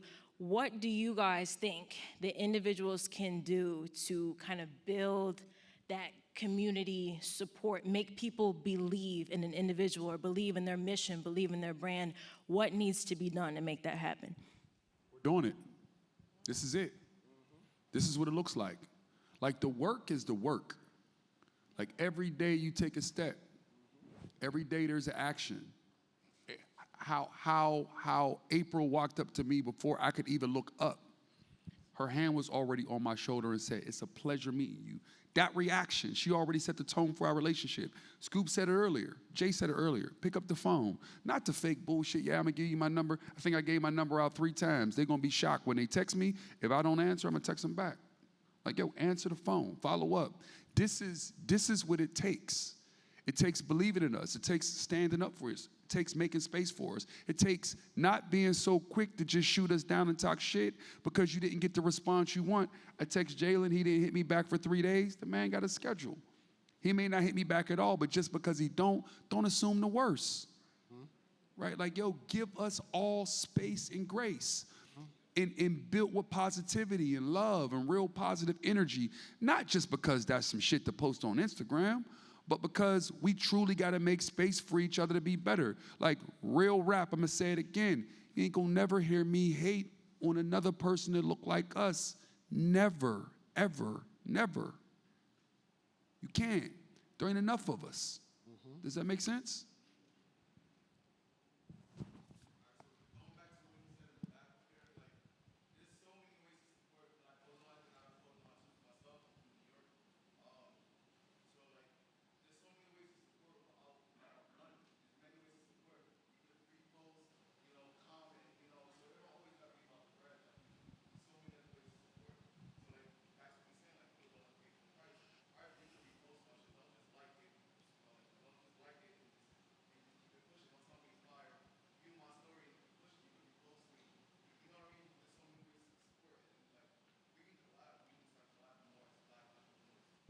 And I'm going to jump out there and say, collaboration means also, too, because we're built and we're learning. If I start something, yo, my first business was Flavor Factory, right? White people was like, what's that? Right? I was like, it's dope as fuck.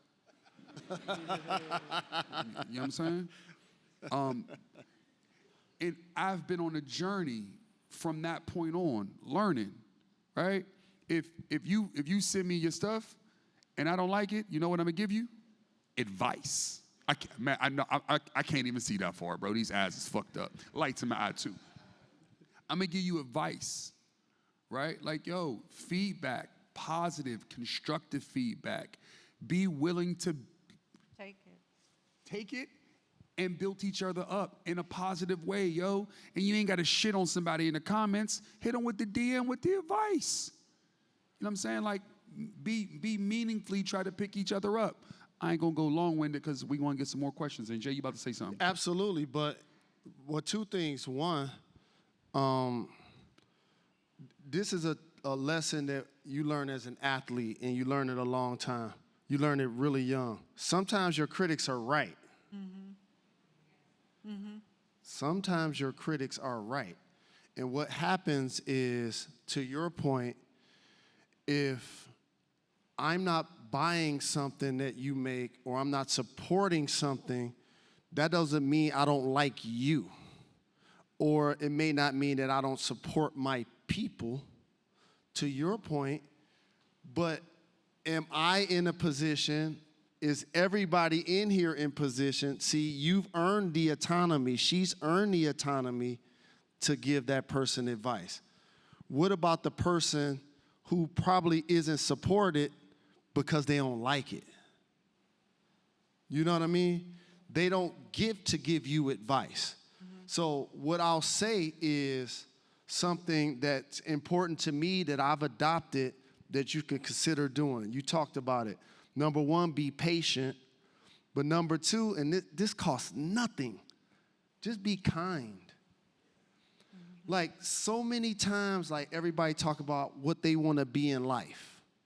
But when you kind to people and you move with integrity, I'm just telling you, just the atmosphere and the energy of what you're trying to do seems that karma finds a way to put you in position to chase your goals. And I must stress this. It ain't going to happen overnight. How long you been in this game? Forever. Okay, my point exactly. Like people see me on TV now and be like, oh, okay, that's my guy. Like, I've been doing this for 20 years. Like, I ain't no rookie. You see what I mean? So stay encouraged, stay patient, but you gotta be ready for the marathon. This ain't a sprint. Like, you ain't gonna put something out today, it's gonna clear the shelves tomorrow, and before you know it, it's like, I'm making $1 billion. No, you gotta stay low and keep firing. Thank you. Can I step in right here? Thank you. So my name is Philip Cusick, and I'm from Chicago. And I would like for the gentleman who's traveled with me to stand up. These are the men who work with those young people that are often victims of the darkness you were talking about. But Howard Thurman said this: a single light dispels darkness, and these brothers act as that light. And what they do, I met them earlier. I should say what we do, and I don't mind. I've been doing this 45 years, and I still look good, even if I'm almost bald. So, but what I want to say is this. We do what's called social-emotional learning. We're the experts in that field that move brothers from a sense of hopelessness to realize that that potential they were born with still is in them and can be realized into success. But we need spaces like this so they can have the access to be able to arise and ascend to a different kind of life. And so I just want to say thank you to the good doctor. I want to say thank you to all of you who have been on this stage, to those sisters, those sheroes, those ladies. I'm telling you, I was moved to tears, and right now I have more hope than I had when I got on a bus to come here to Detroit. There's no difference in the space of Chicago, Detroit, New York, Atlanta, LA. Wherever you go, the pain of black folk is the same pain, and we got to honor that pain to make some difference. And I'm sorry, I'm also a Baptist preacher, so y'all got to live you, brother. with it. God Thank bless. You. Please give them love. Hey, please give them love. And here's a media trick, brother. Here's a media trick, and I'm glad we're in a safe space. Since we don't control or really own mass media, what ends up happening is we get taught by society that it's only like 10 successful black people.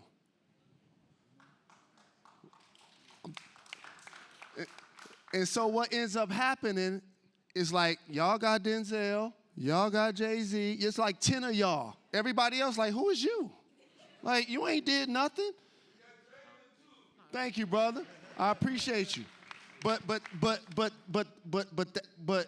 the symptom of what you just did is you just acknowledged some heroes in the community. They're taking their time, their energy, and their passion to influence others.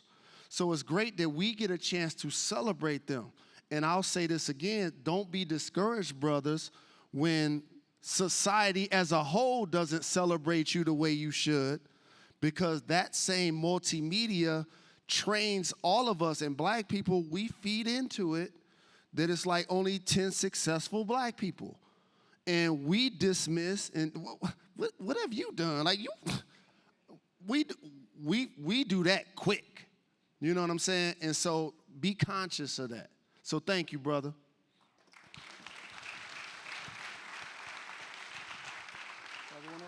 What I'll say to you, 6'2", I appreciate the work y'all doing, man, and it doesn't go in vain. And I know you feel like the fight's endless, and something that I've realized in the last few years is the pain that we feel is my privilege. So keep in mind, we fight, but this pain becomes fuel. It's the only thing that I've learned to do with it. So just keep fighting, and I appreciate y'all. Hey, you hear me? I have a question for Ms. Walker. My name is Willie Carmichael from Maryland. During the early stages of your journey and career, have you ever felt like your path was getting kind of wavery and you started to lose faith? And how did you overcome that? And what ways do you feel like you leaned on your community to persevere more? The last part you said was in what What ways? ways did you feel like you leaned on your community for streetwear, fashion, hip hop to continue persevering? So, if I'm honest, my life has been a miracle, and it's been God. You know, I can't tell you that I was that dope and that smart, and I had everything scheduled to sit on this couch right now. It's through the grace of God. But the one thing I had was a vision. And it's a great question you asked, because I was thinking of how I can impart this upon the audience, but you asked it. So this day and age of social media is allowing everyone to be a brand. But the thing is, I knew I was a brand in 1987. That much I was clear on, especially as a Mexican woman. The way I represented myself, the way I had to move in certain circles, the conversations we had versus maybe when I was in a boardroom with somebody else that didn't look like me, yeah, it was very real. And that's very exhausting sometimes, right? And then you're working, I'm gonna tell you what you're doing right now. You have a limited budget, I'm sure, an operating system, right? You're constantly pulling rabbits out your hat. And it's a thankless job. If you're an entrepreneur, more than likely you're doing this for service and community. Yes, you wanna definitely reap some benefits and be able to live a good life, but you're here for your community, to do something to serve, right? So I won't tell you it's not lonely sometimes. It's the road less traveled. My faith has been bigger than my fear. I've been naive to fear from day one, and that's probably what saved me. At 21, when I started out, y'all know when you're 21, you think you could do everything. And I never thought about what I couldn't do. I thought about what I could. So being naive, I didn't go in those rooms thinking, I'm the Mexican little girl in this room of all these people. I'm like, no, I'm dope as shit. Like, and my product is dope as stuff. You know what I mean? That's really how I felt. And humility and confidence can live in the same room, right? Because I think each one of you are dope. And I think each one of you have seeds that you need to plant. And that's God's work in you. It's a co-authored experience. It's your duty to share that with the world. And don't do that timidly, do it audaciously. Like, I'm supposed to be in this room. I'm going to edify this room when I walk in it. And if y'all don't like it, too bad, because I'm doing God's work. So, yeah, it gets hard sometimes. It gets hard sometimes. It gets hard. And I'm going to tell you this. I had 3 years of rice and beans when I started. My lights went out. My journey wasn't just like this. It was like this. You know what I mean? But was it worth it? I couldn't have it any other way. I think what I can offer you is you are the brand. Everything you can create twice. Once here, and then you pour it out into the world and you share that, right? You realize that. If you've done that, you've done your job. Don't give up. When it gets hard, pause, but don't stop. Because usually when we're stopped, we're like, right there. Right there. If you would have just hung on a little bit longer, you see it. And it's not your time. It's God's time with you. So knowing that, just keep doing it. And sometimes it might be wrong. Sometimes we have the ladder on the wrong wall. So it's good to be able to discern and to know, pause, reflect, do your homework, do the work, but don't stop.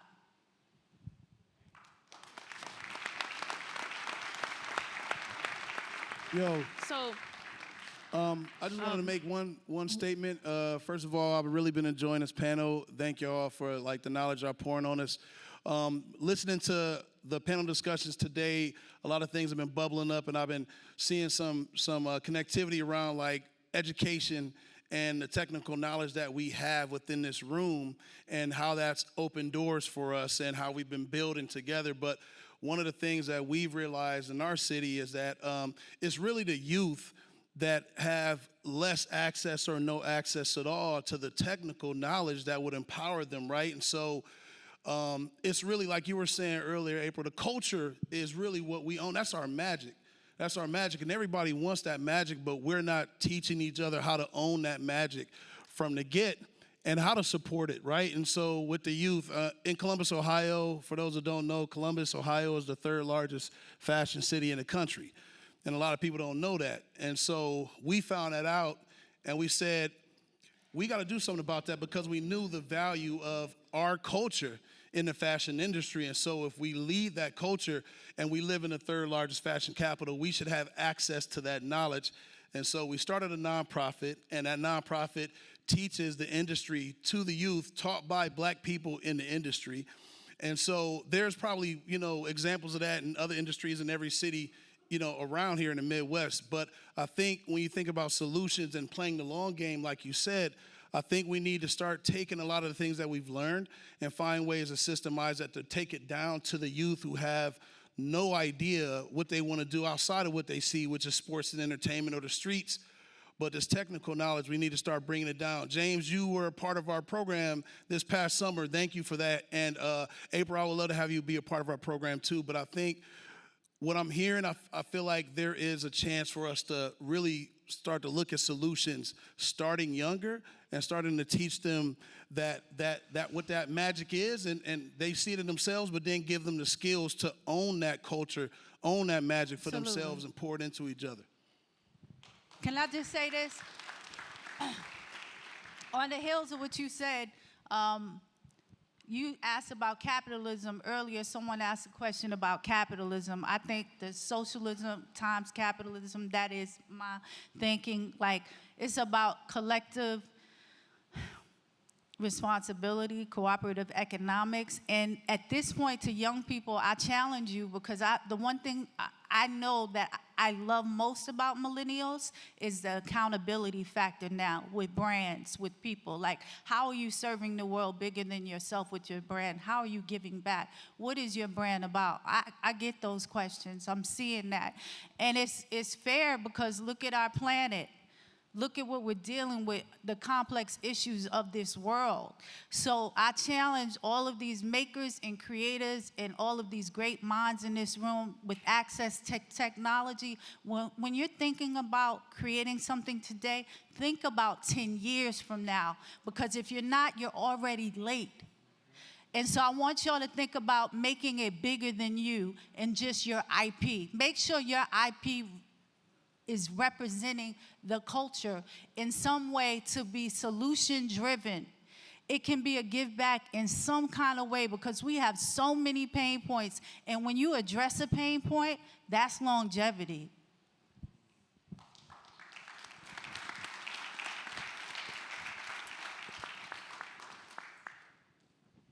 My man in the yellow hat, stand up. Go for it.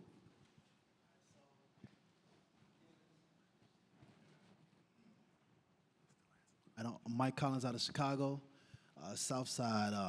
This question is mostly for Jalen. I have a prostate cancer foundation, right? So we specialize in, everybody know what prostate cancer is. It's deadly in the black community across America. It's insane, the numbers are, right? So we've been fighting for years to get the information out to the youth, because it's getting younger and younger. The issue we've been having is brand partnership, right? So Puma would just send shoes in, whatever it is. I get phone calls from NBA agents about recruiting the kids, college coaches as well too, because we have a basketball tournament, to kind of elevate this platform while we're teaching the kids. But I never can get that favor from like in NCAA, or sending letters off and doing everything we possibly can. This is our 7th year next year of doing these events and activations for the youth and black men and black and brown men in our community. So it's like we saw Susan Coleman get $36 million for breast cancer, but we can't get $1 for prostate cancer that's killing our community.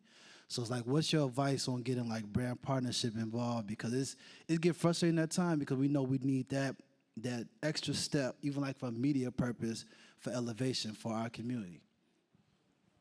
Thank you for your question. Thank you for your service.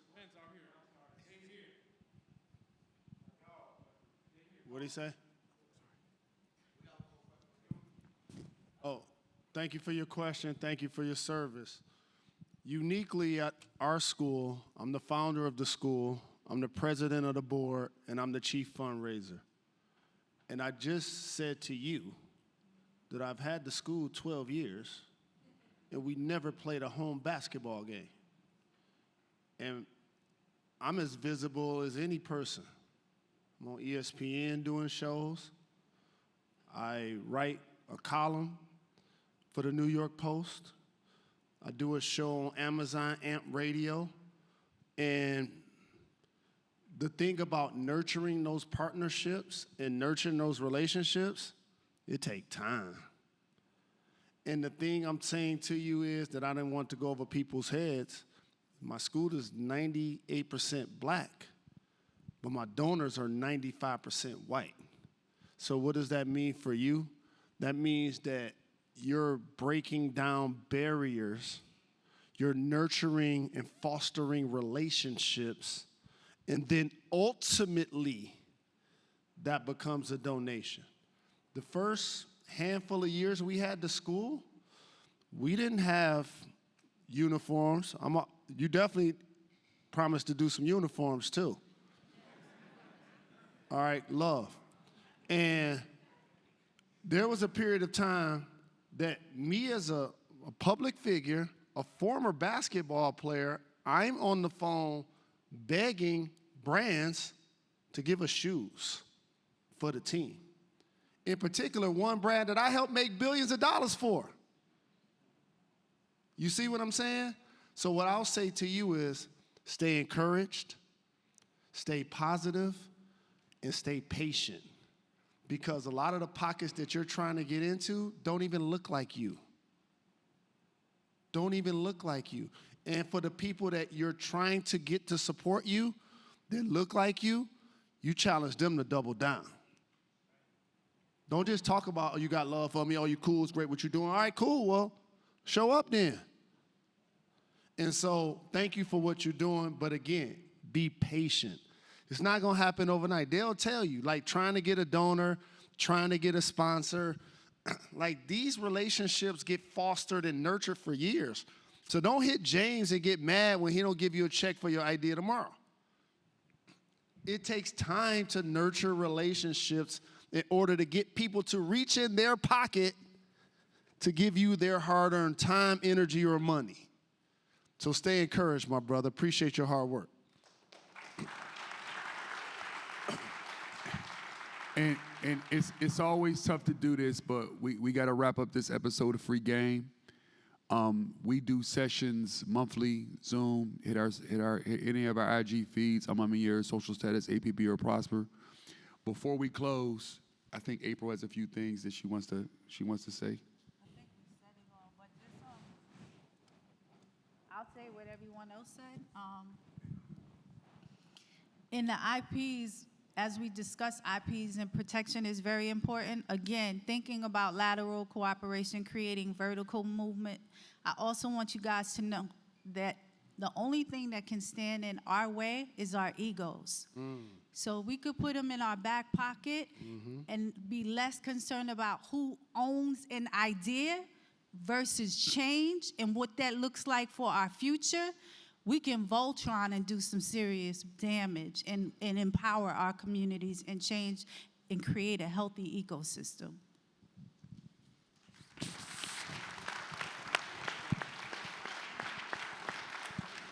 Dwayne, you want to come out for a second? Let's stand up first. Let's stand up. And let's get this man a round of applause.